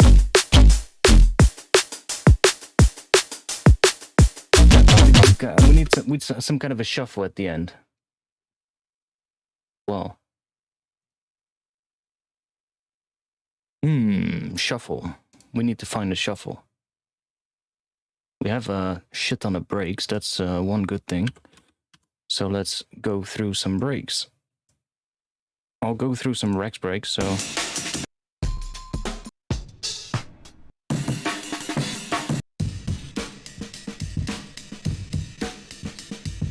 That has shuffle.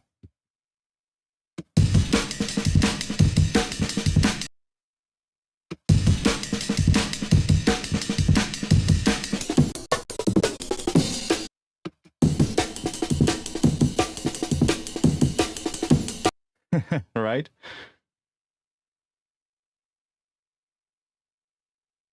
Slice, the new MIDI track. Put some aiming in there, maybe it'll work. Let's try it out. I'm feeling it. Control U. Did it work? Oh, nice.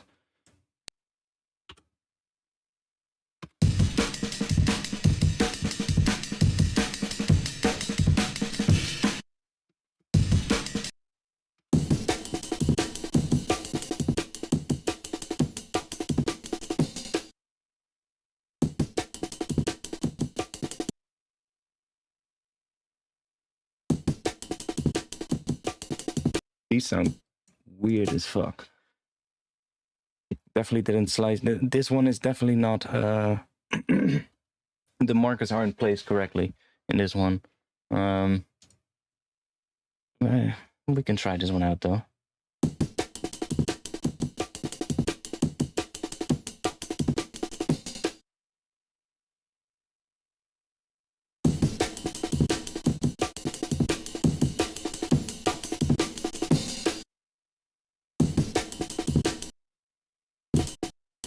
we have a shuffle part here.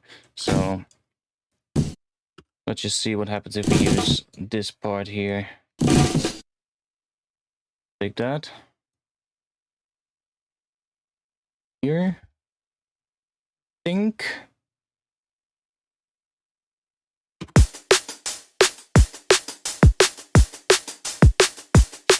Oh no, here. Now we need something else probably, but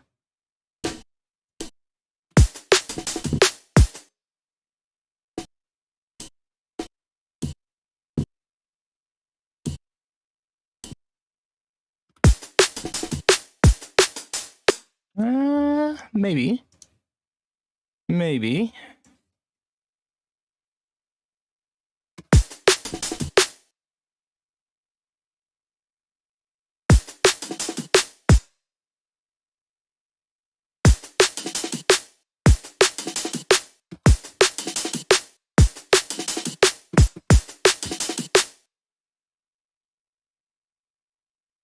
Feeling it. I'm feeling this one, yeah.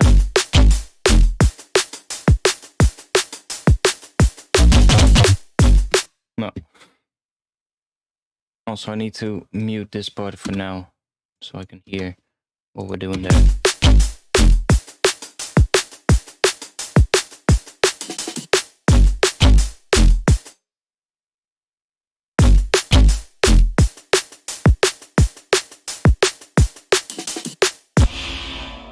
Since it's an audio track, and I'm just going to go through these right here.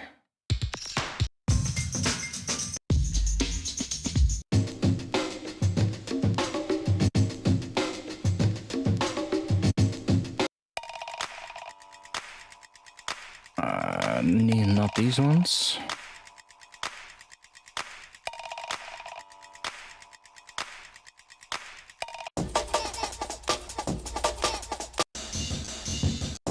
That one is really good though.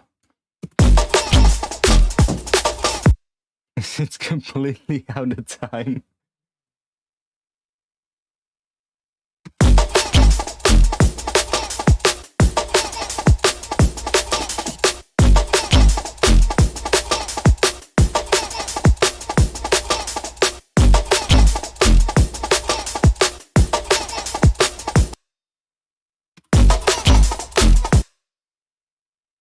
Don't really feel that one. Needs just like a good, so like a bit more techy break or something.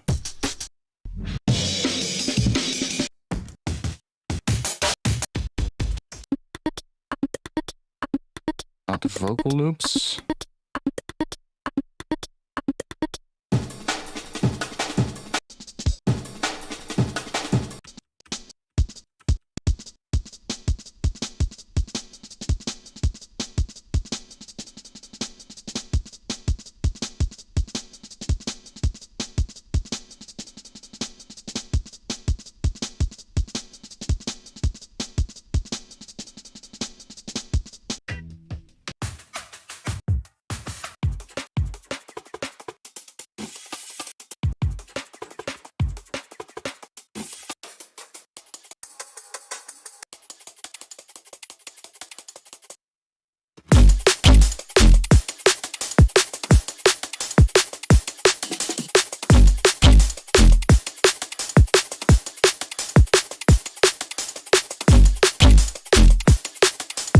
That one sounds pretty good.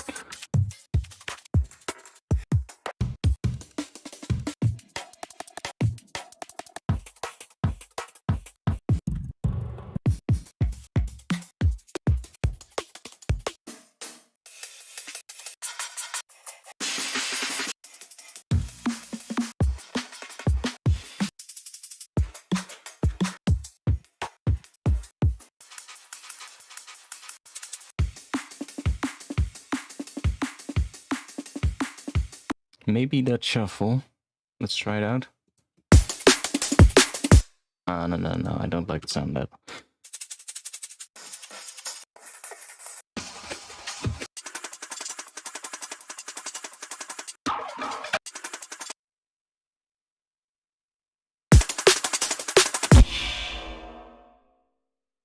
one could actually work.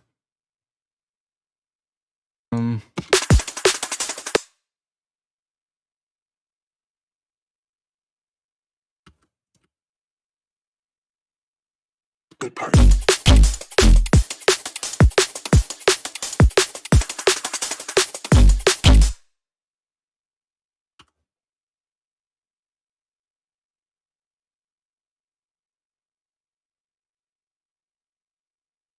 Probably gonna have to do some volume change on here as well. Okay, we get something like that. Have a gap here in this one as well. I think we do.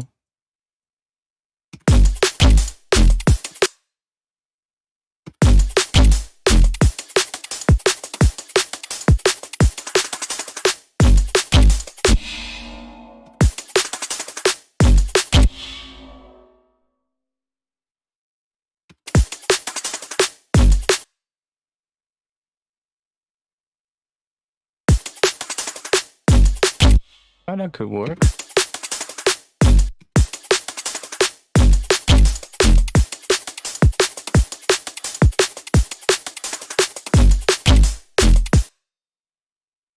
Maybe not do that gap in this section. Only on the end. So only.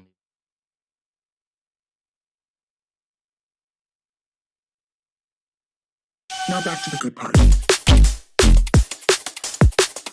Maybe even leave some of these out here in this section.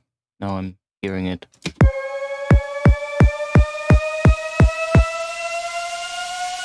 Now back to the good part.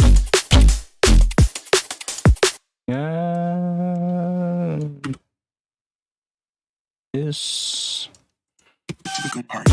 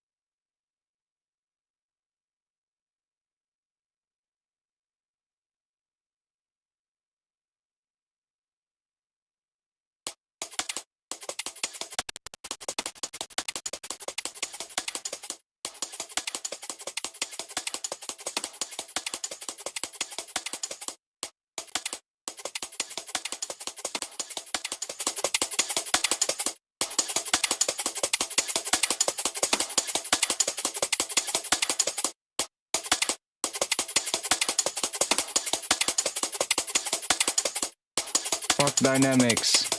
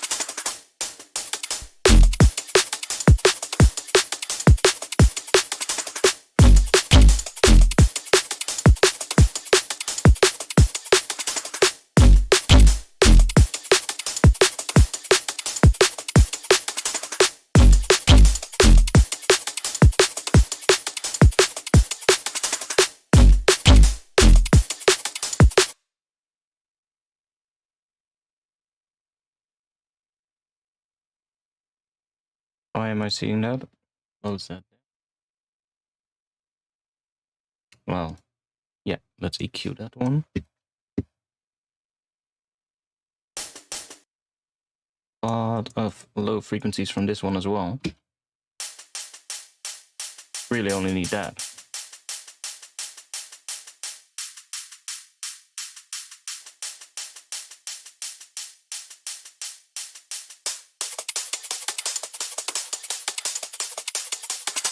That break is so weird, but it kind of works.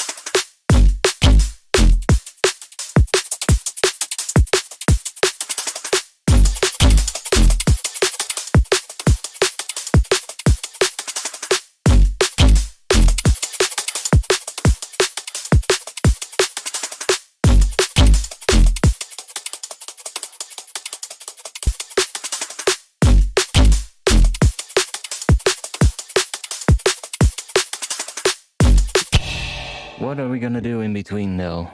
I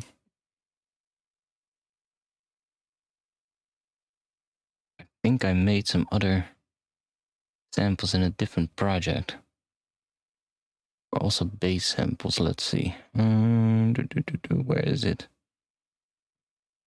That project? Oh wait, I think I exported them.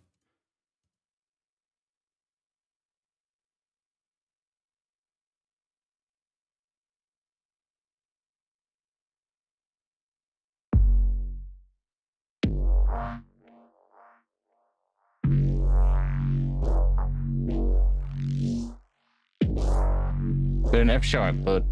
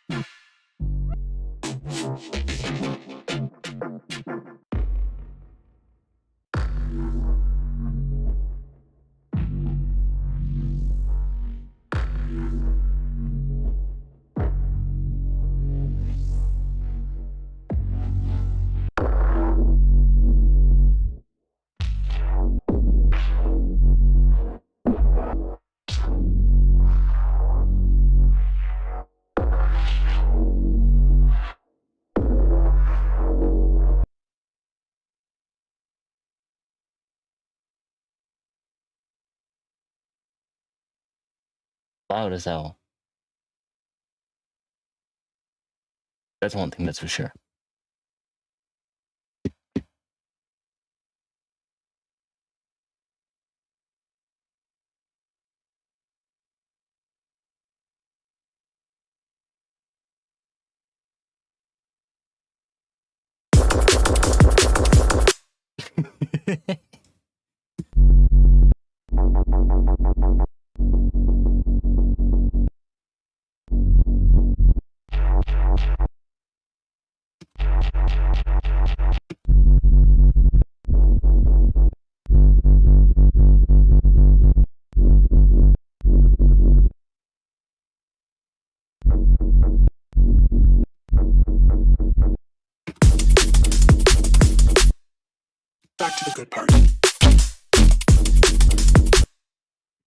First of all, we need to pitch it up.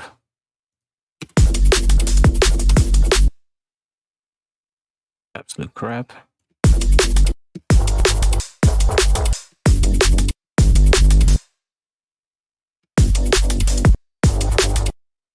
try the this one. Warp, loop.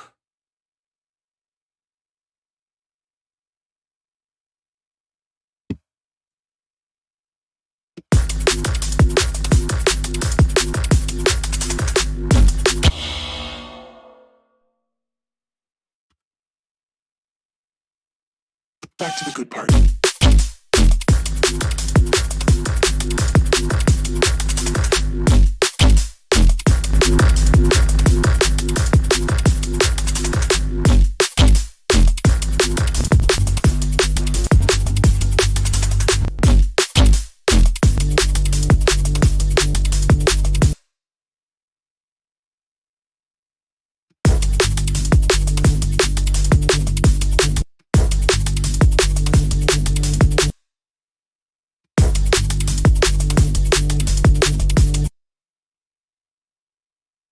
Back to the good part.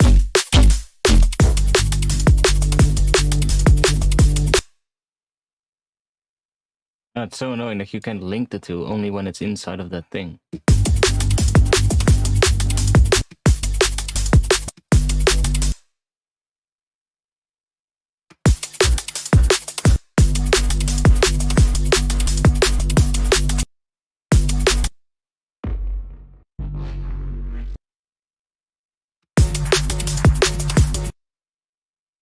That's also annoying.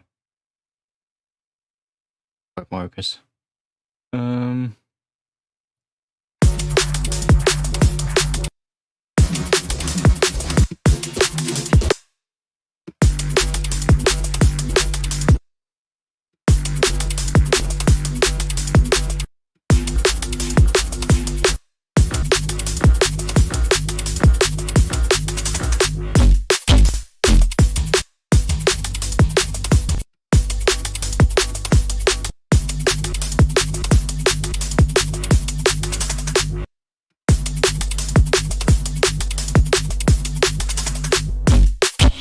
Definitely use that as sort of like a response base somewhere here in a secondary section. Just need to make it a little bit louder, give it some more movement, like in terms of the volume, I would say.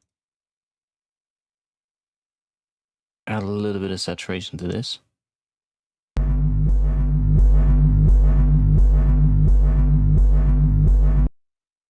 Roll the width as well.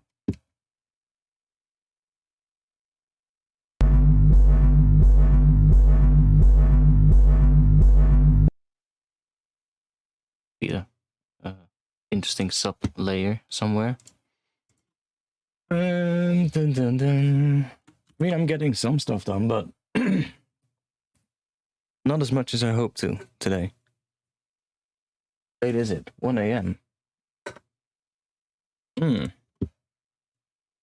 Well, looks like we're not gonna get that much done. I really don't like how that starts. Probably because of this.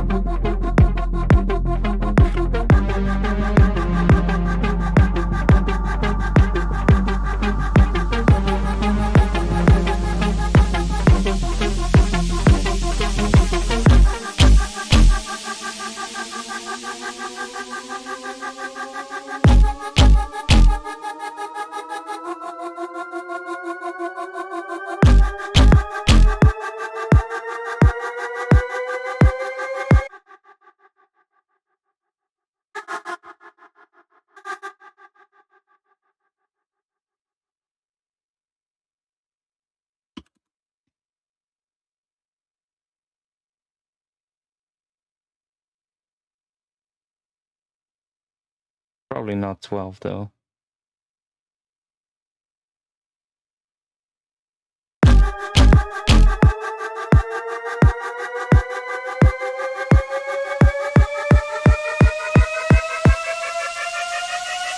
Now back to the good part.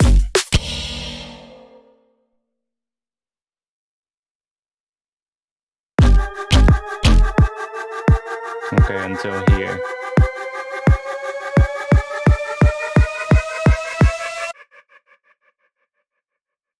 Up until here. Right up until there.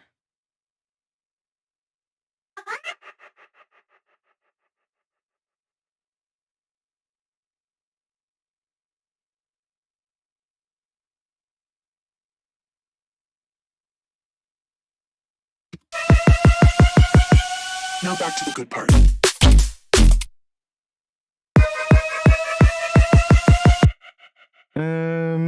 7?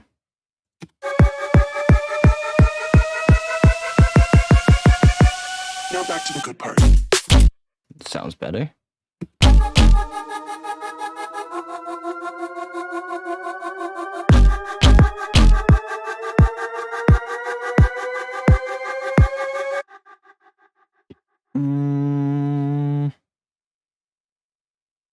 Also a master mix, nice. That down. This is playing.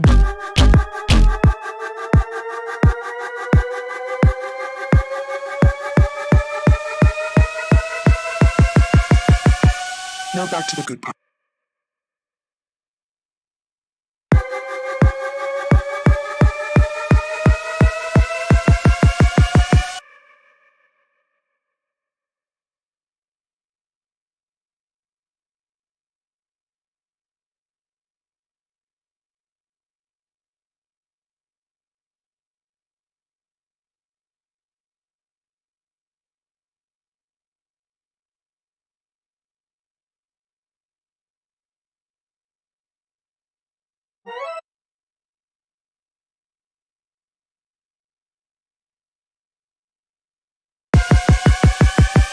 Now back to the good part.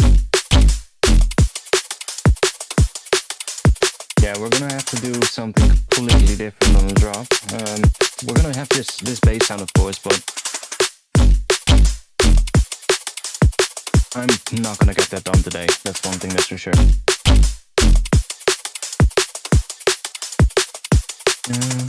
Bum, bum, bum.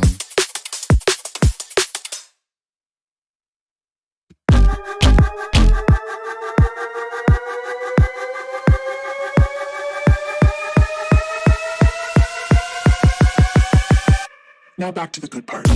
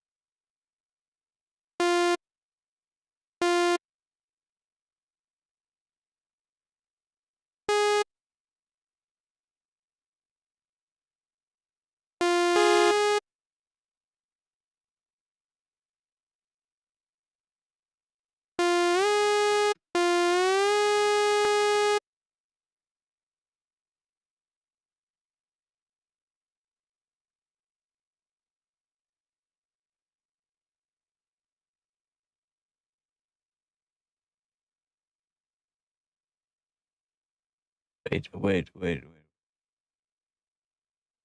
But I can use the MP spins.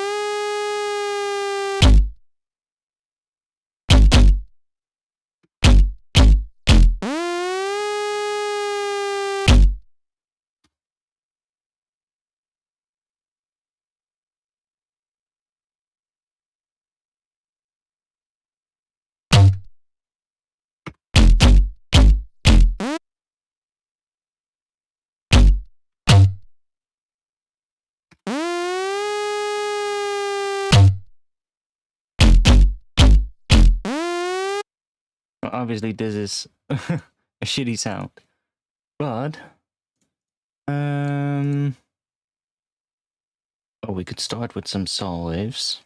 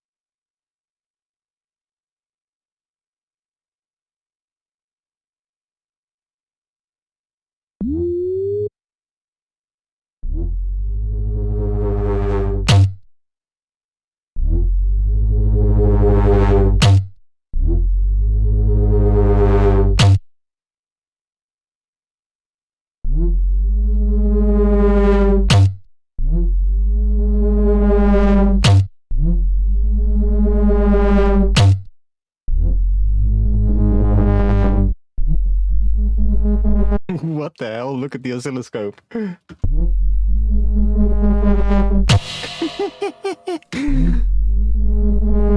It's going mad.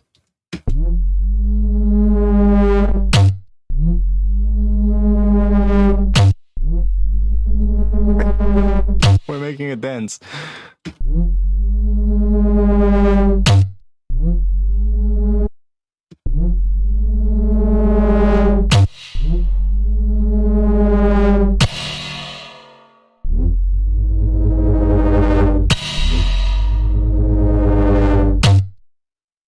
Wait, what if we do this one like that and put this one up?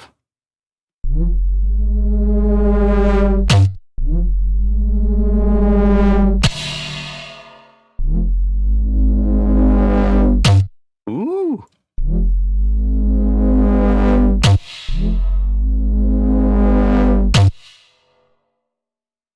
That's interesting.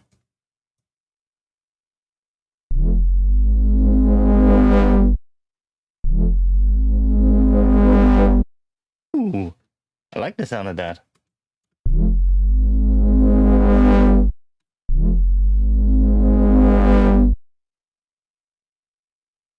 It's still playing a G, or the same notes, but this oscillator is not. This oscillator is playing an octave higher than the sub and 7 semitones up, so perfect fifth. But is then being FN'd by a normal saw wave again. Ooh, that's interesting.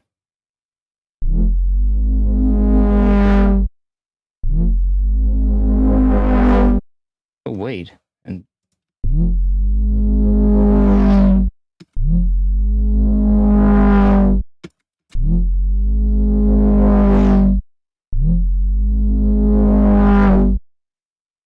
sure if I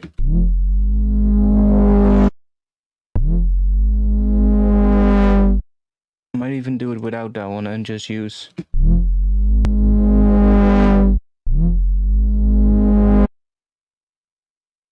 kinda nice.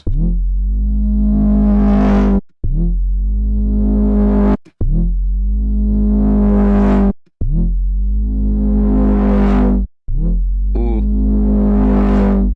There we go.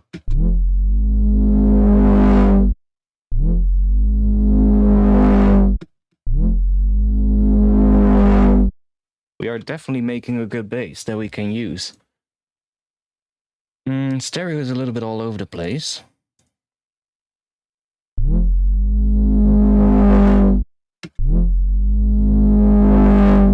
That's what it sounds like in mono. So if we leave it on stereo and then just go to my master track and just flip the mono switch here. Not too bad. Definitely lose a bit of power, but that's something we can fix.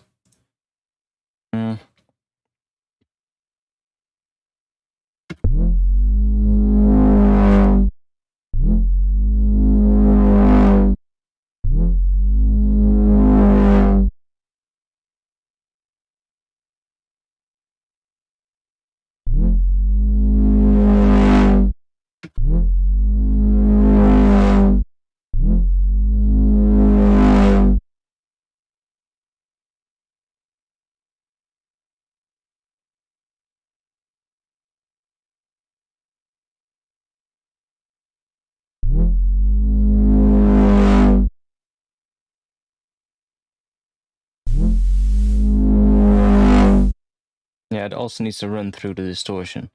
Damn it.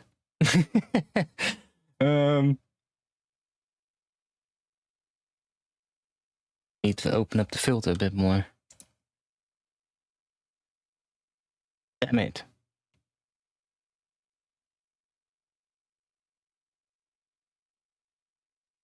How are we gonna do this? Let me do that.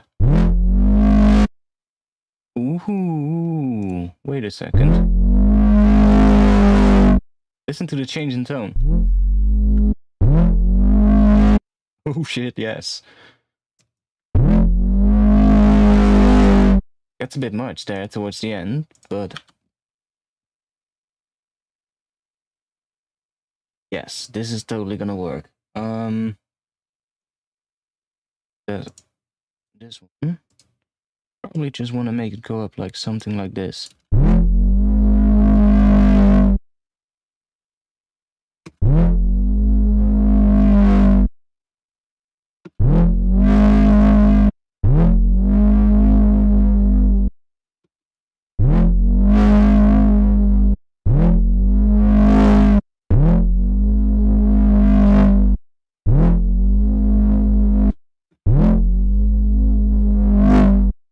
like that first part, but not the rest that comes after it.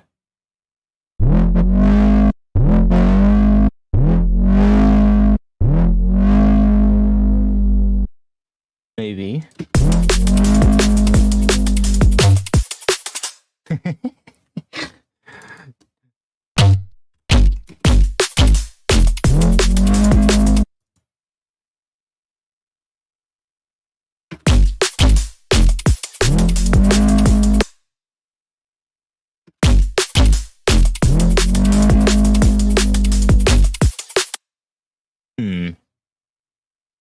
We have a bass sound we can use.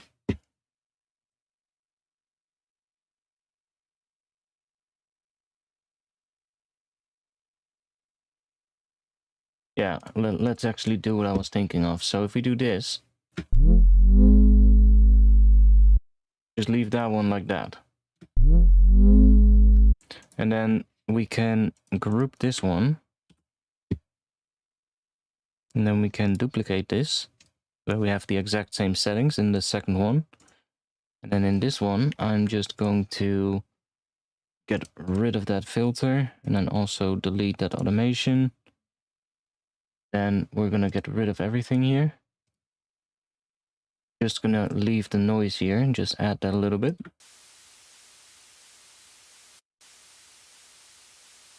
Like that. Play them together, we get. Then we're gonna use the Serum effects after this rack. And then we're gonna do the distortion in there.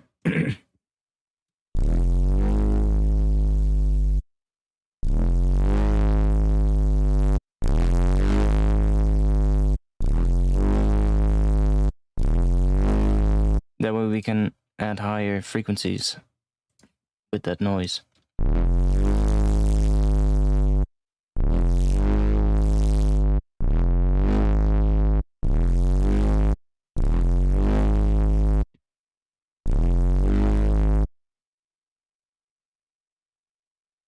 Which distortion was I using? The tube at 97. What else was I using? The filter, right? Ah, the filter is already there.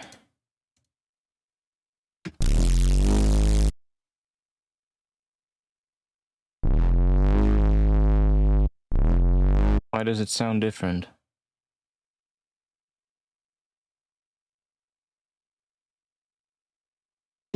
Because the sub is also running through it. That's why. Turn the sub off. There we go. Get that.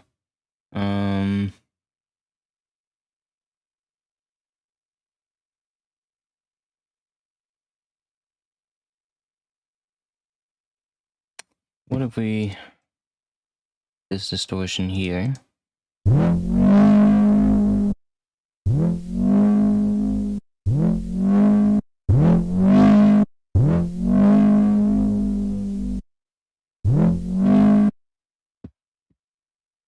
And this one we can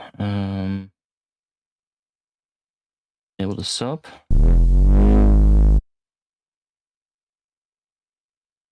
Wait.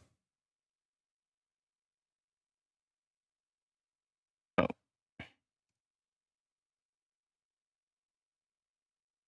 Sub. Okay. What if we add a little bit of extra?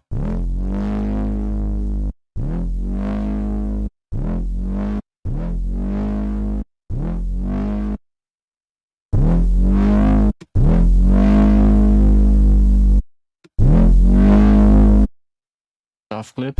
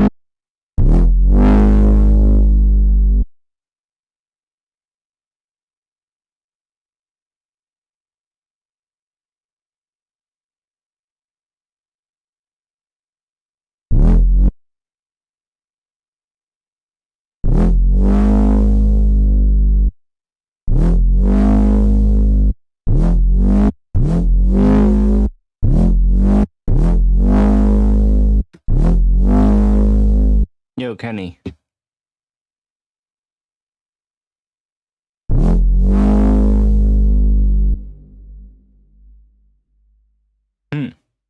Yeah, okay, well, I think I'm gonna stop streaming though. I'm not really feeling it anymore tonight.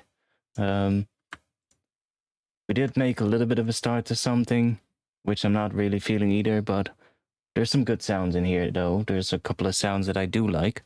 I just need to, yeah, whatever. Thanks for being here though.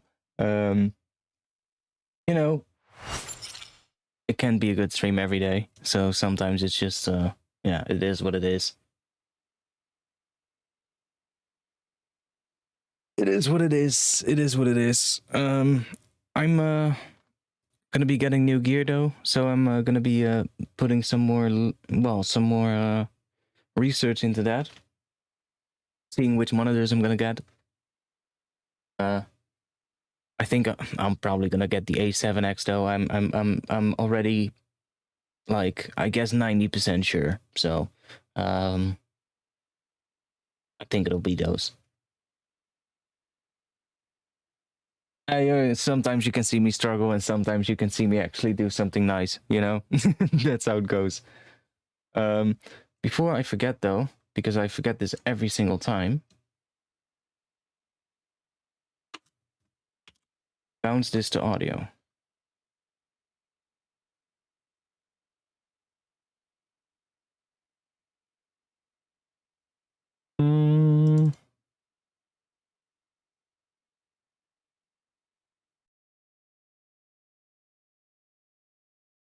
You can always send them back. Yeah, true. True. I just really need an upgrade. My right monitor speaker is starting to hiss a little bit from the tweeter. It's old though. It's been doing its job for like years. But I was cleaning my studio last week, and I had everything disconnected, basically. Clean everything. And in that process of moving everything, I think something happened, and now my right speaker has a little bit of a hissing sound. So, yeah, I need an upgrade.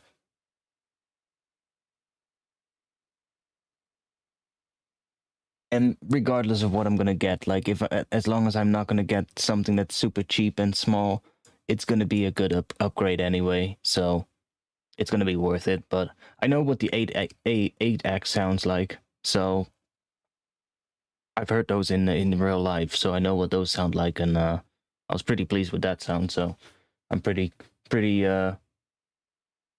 found any dead mice? No, no. I did find a gigantic spider though. Like, holy shit! I found a gigantic spider. It wasn't even a one that I normally am scared of. Like, it was one of those, how do they call them in English? Daddy long legs? But this one was an absolute massive daddy long legs. Like, it's actual, normally their body is like a pin, what is it? A pinpoint, like, right? Their body is like this tiny little body with these huge, very thin legs. But this one actually had like a body the size of, I would say, a fingernail. So it was actually quite a big one, and its legs were huge, and I was like, holy shit, dude. And it was sitting like right on top of my camera gear. I was like, what am I gonna do?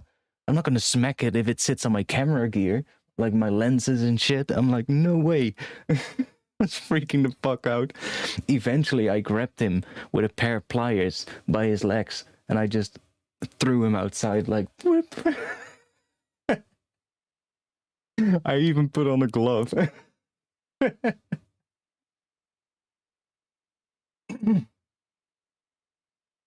was amazing. It was amazing, and I'm normally not even freaked out by spiders, but this one was just, I don't know, it was huge. I could see his like little front things moving.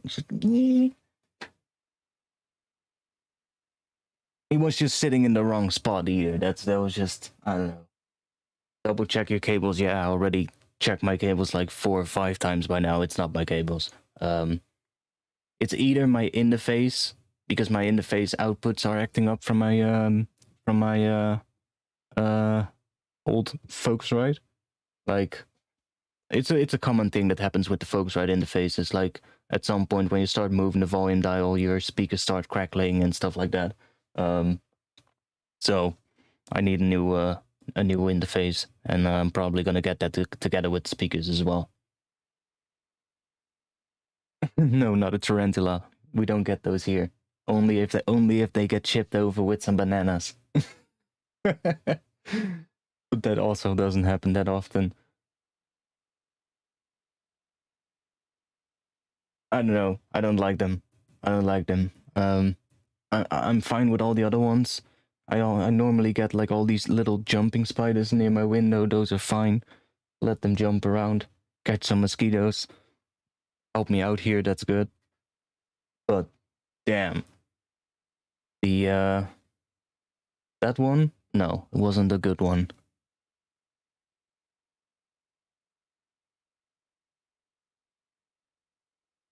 It's literally like I was also like just cleaning, you know. I was just cleaning everything. I was just moving stuff aside and like, oh, let's go camera gear, and I want to grab my lens, and I'm like, I literally touched it as well, and it moved its legs, like it put its legs up and shit, and and at that point I saw it. I was like, holy shit, that thing is huge. Where the hell did you come from? Like, he wasn't even on the side of the room where my window is open, so where the hell did you come from? Like, he has had to have made a journey if he came from outside. That's one thing that's for sure. Because he must have walked all the way from this side, all the way to the other side of the room. Which, doesn't really put me at ease.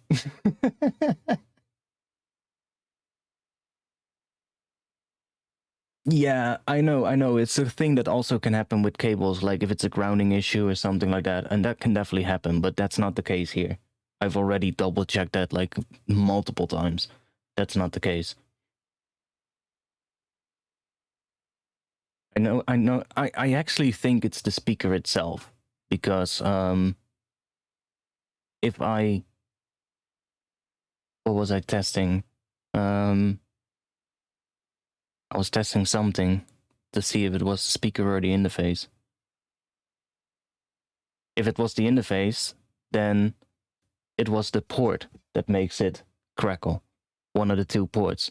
So I just took the cable from the port of the one that crackles, which is my right speaker, and I just put the cable of the left speaker in that port to see what happens to my left speaker.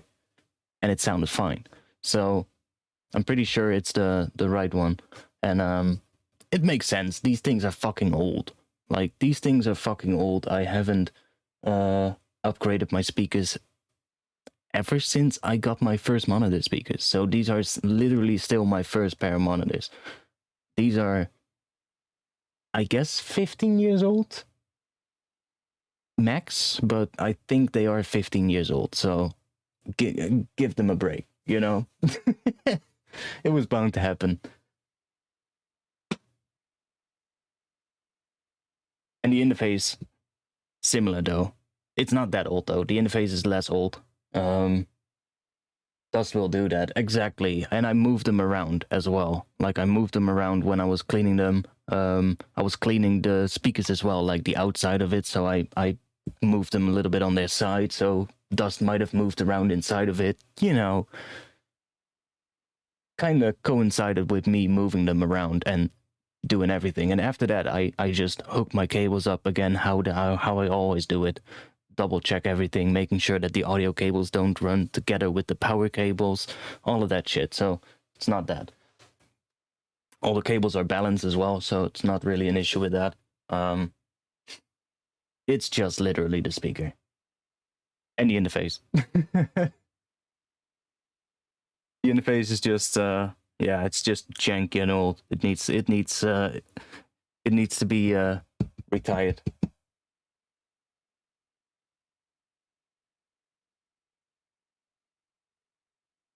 No, I'm not gonna get Neumanns.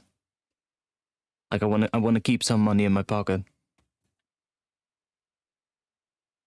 I'm looking in the price range of the ADAM A7X. That's the one that I'm leaning most at right now. So that's kind of the price range as well, which for like a pair with like some new monitor, stands as well, you're looking at about, what is it, about €1,000. And then a new interface as well. So let's say Focusrite 4i4, which I think is roughly 200. So we're looking at 1,200, something like that.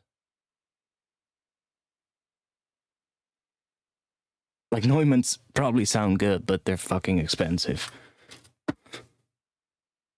That's the kind of stuff you would get if you are like an actual professional studio, running a professional studio or something. And even then, people probably wouldn't, unless they're like some really fancy ass studio or something.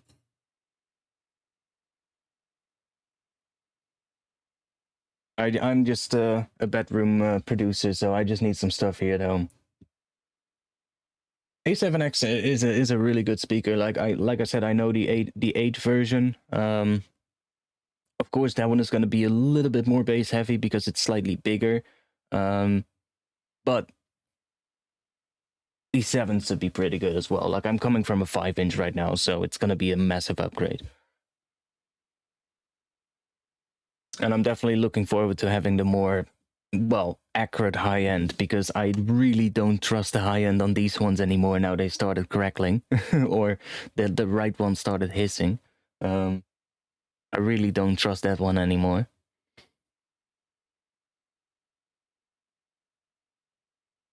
So that's gonna be one of the upgrades. And then I need a new MIDI controller as well while I'm at it.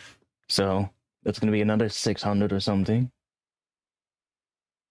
Like I want the Innovation SL61 Mark III.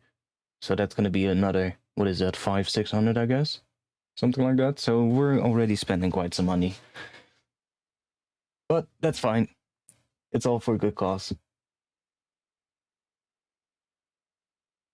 Like, I wouldn't even need a sub in this room, honestly. This room is not that big that I need a sub. And if I feel like it, I can always get a sub later. You know, Adam has a sub as well. I think the sub 8 is the one that you need for the A7X. Like, that could be something you could do at some point if you feel like it, but that you can always do that later, right? I don't have to do that right away.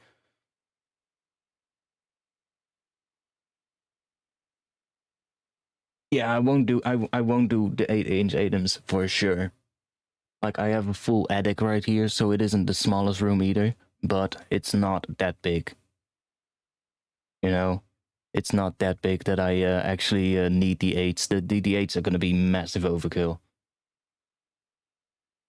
The 7s might even be, but the main thing I have right now is with 5-inch, it's just that especially for like drum and bass, you know, the low frequencies, you just can't really get them well out of like accurately out of like 5-inch woofers. Honestly, like, that's just not really that nice. I don't know exactly what the measurements of this room are right now. I would have to check. What is it? I guess maybe,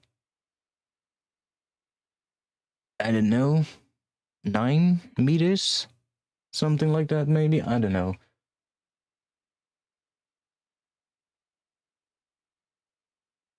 But yeah, it's just like, I don't know, especially like the ones that I have right now, like 5-inch ones. I can hear bass on them if I turn them up, you know. But as soon as I work on like a lower volume, the bass just disappears. It's just gone. Like, you can't even just hear it slightly. It's just gone. It's just almost like it doesn't produce bass well on really low volumes. And if I'm working on my speakers like in the evening, which I do tend to do every now and then, because I don't want to work on headphones all evening, because I do, you know, want to save my ears a little bit. I want to have something that's maybe slightly bigger, so that's going to have a bit of a... Of course, they're going to sound best still when you drive them a bit harder, but they should be able to produce bass better at lower volumes as well. And I mean, it's also a completely different price range as what I have right now, so it should be able to just sound better, first of all.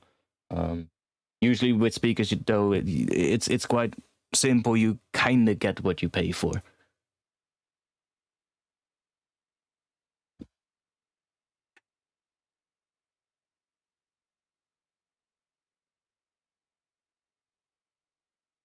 Yeah, eight would be overkill, 100%. But it's easy because I don't even have the space on my desk to, or the space around my desk to put the eights. Like, so that's an easy one. They're huge. Like, they're absolutely massive. Like, even compared to the sevens, like the eights are absolutely gigantic. So, yeah, that wouldn't even fit here. Sevens I would be able to fit. The eights I don't. Absolutely not. I would need a different room, or I would need to set up everything completely different. I would need a completely different desk, basically. Move it completely to a different position of the room, set up everything completely different. I mean, this room isn't even treated either. And I'm not really gonna worry with that right now, with this room. Like, I'm looking right now just to get new speakers to be an upgrade that I can keep using in the future. Because when I have a new space, I'm going to build a proper room that is like fully set up right and treated and everything. But right now I'm just investing, basically. Because I don't have any control over the shitty housing market here in this country, so yeah, I don't know when it's gonna happen. You know, it might be in a month, it might be in a year. You don't know. You really don't know at this point in this country, so yeah. I'm not gonna wait on that, right? But I also don't want to invest in like treating this room and everything like that. I don't want to do that. That's wasted. That's a wasted investment, because that's an investment I cannot take to a new space.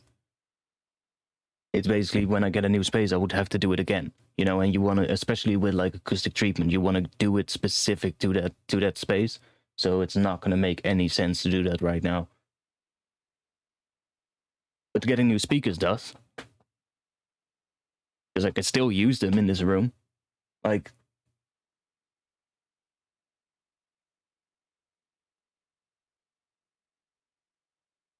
yeah, I do have SonarWorks as well, so I can always measure this room as well with that microphone, and sort of like adjust for some issues, which I already do right now as well. I already have that set up right now as well, so if I'm working on my speakers in my room, I also have a little correction curve set up to kind of adjust some of the issues in this room.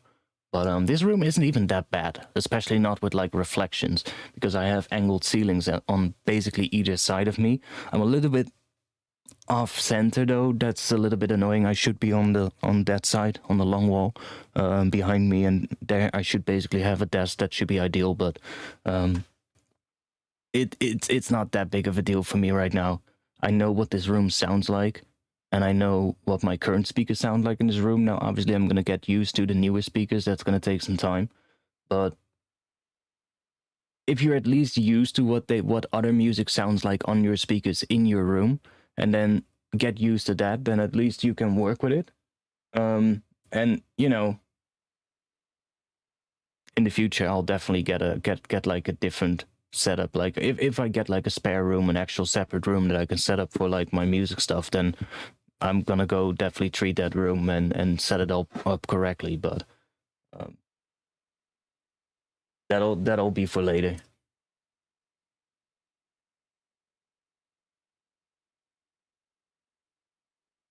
I'm just not too sure yet about the interface, though. I don't want to spend too much, because that, again, when I get into like the position where I'm going to build a proper space, I probably will want to get a like some rack mounted interface or something, like a bigger one that has like a lot of inputs and outputs that I can use in case I want to, you know, upgrade in the future with like outboard gear or I don't know, stuff like that. But I don't want to spend that money right now. So the new interface is still going to be one that is, well, roughly about what I have right now, which is the Focusrite 2i4. So maybe the Focusrite 4i4 or something similar, from a different brand. I don't know yet. I'll see. I'm going to have to look into that. Yeah, I hear a lot of people say stuff about the audience.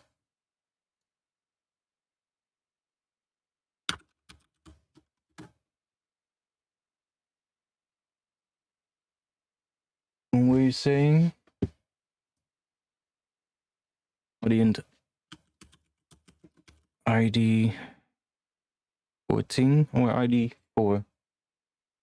ID 14.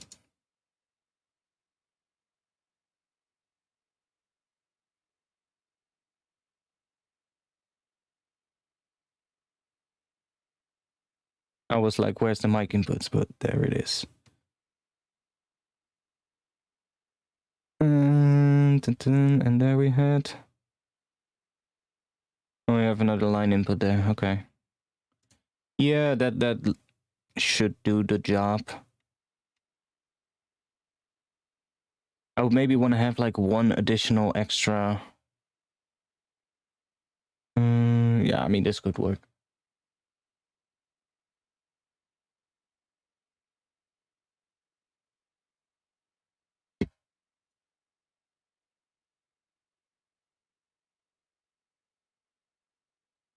Yeah, okay, but then you're also looking at that right away.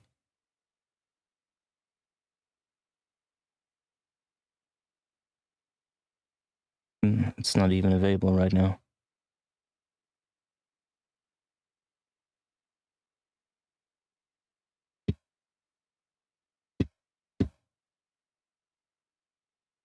I don't know, there's plenty of other ones that I'm looking into.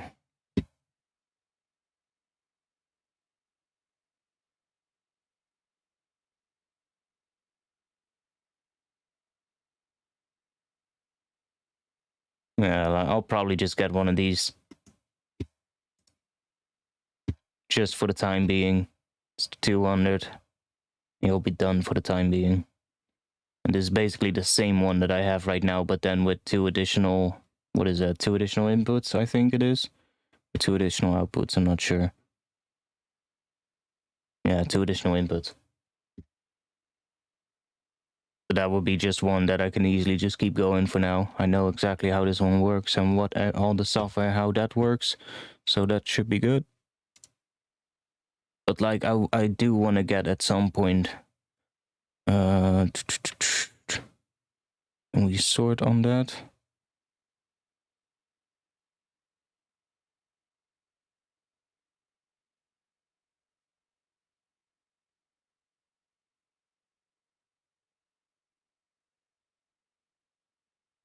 We cannot sort on rack mounted. Okay.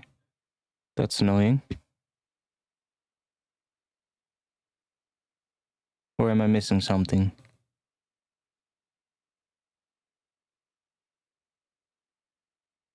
And we could do that. We should get basically all the rack mounted stuff.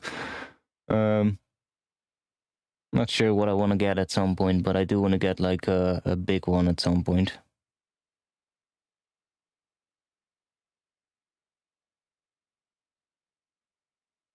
And like, I've always liked the Motu ones, to be quite honest. Not sure what this one is. The 896.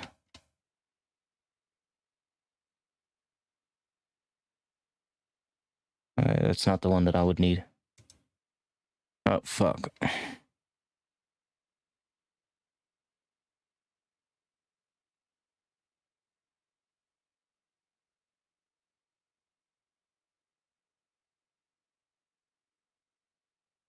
Yeah, probably something like this one is what I'm... Or is this the one that I mean?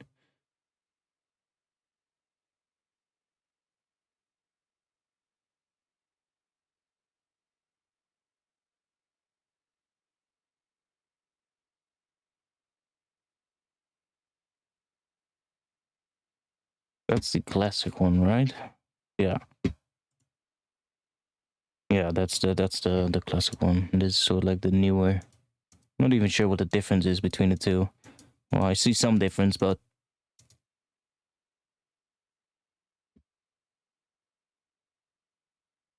And then, of course, you've also got the... Those are really good as well. Do they have that here? Army.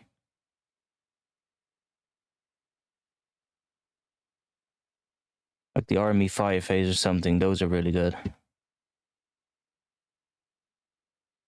Like just... That's... Or... This one. That one's... See that you're gonna go up in price as well a lot with that, but...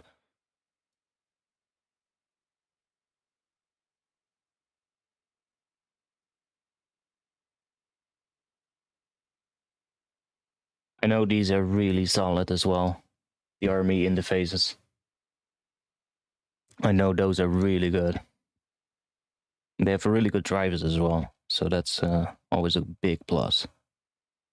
That's a little bit of the, I would say that's a bit of the downside of the Focusrite interface, is that the drivers aren't too good. Like, the drivers aren't really that great. And I mean, in general, like, the Focusrites are just entry-level interfaces, to be quite honest. Maybe the claret range that they do is a little bit better, but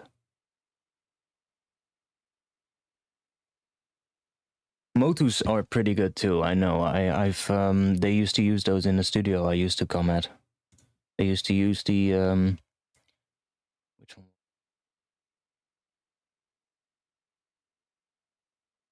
I think they used these 896 hybrids. Yeah, I think it was these ones that they had. All XLR in and outs. But they were really good. Could also have been these ones, by the way, but and then the older versions, probably the Mark IIs, I think.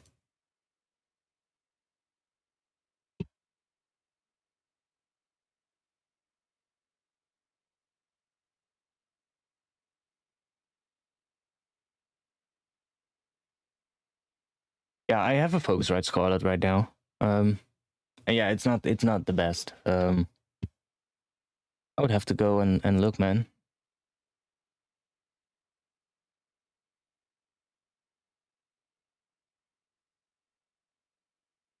Like, I do want to stay in roughly the 250 range for the interface for now. That's for sure.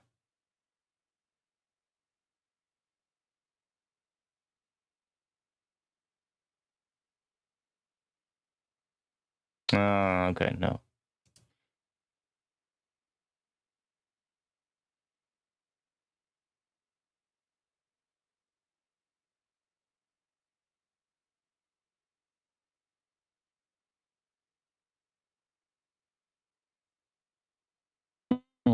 If it just had like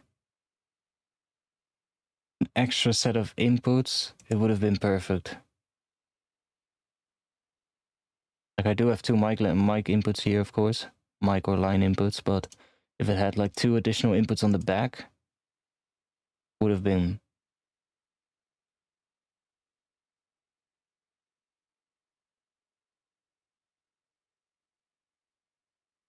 I know, but it's only for temporary, this interface. It's literally just until I start going and getting into a different room and also have more money to spend. Like, I'm getting money in right now that I can spend on something, but I don't want to spend even more than what I already plan on spending. If you get what I mean. Need to think about a little bit about not spending everything that I get in.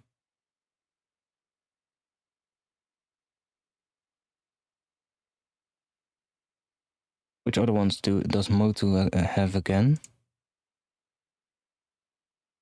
Because I do know, I'm familiar with Motu. So you have the M2, the M4. I said 250, so I would go with that if that gives me the extra inputs. Yeah, it does. So this one could work. I'm not familiar with this particular one from Motu, but I can look into it. I especially need to know like how the drivers are and all that kind of stuff.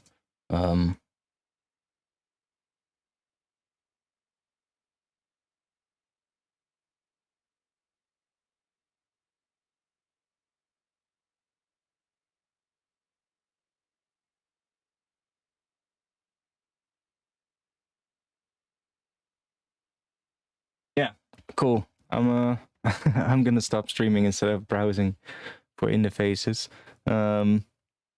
I'm gonna have a little look. Feel free to come to Discord, and if you aren't a member yet, then I'll drop the link to the Discord in the chat for you guys right now.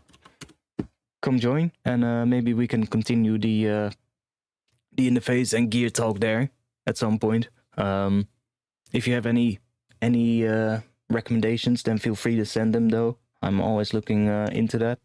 I mean, maybe one of these could work though, like that one, this one. Like I said, I this one has exactly what I said the other one was missing, so that's still pretty close into the price range of what I was looking for. I do appreciate this here at the front. That's kind of nice. Yeah, maybe I'll go for that. Not sure. What about secondhand stuff? I'm not a big fan of that, unless it's like not for audio interfaces at least, and speakers and stuff like that. If it's like output gear or something, you know, sure. If it's I don't know, an old vintage compressor or I don't know, something like that. Yeah, then I'll don't care at all. But I don't know. With audio interfaces or stuff like that, I would just prefer it to be new, to be honest. Anyways, thanks for being here. I'm gonna be back soon. I guess we're gonna do a liquid drum bass stream soon, because I've had a bunch of weeks in a row now that people have been asking me to do a liquid drum bass stream. So I guess we're gonna have to do that soon.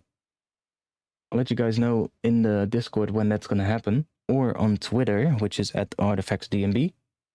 And then yeah, we'll have some fun with that, I guess. Oh, the ID14 has a digital input as well. Oh yeah, cool. Well, I'm mostly just, I guess I would just look for one that has like this one has like additional 2 additional line inputs here with just normal regular jacks. That would make it easiest for me, at least, to work with.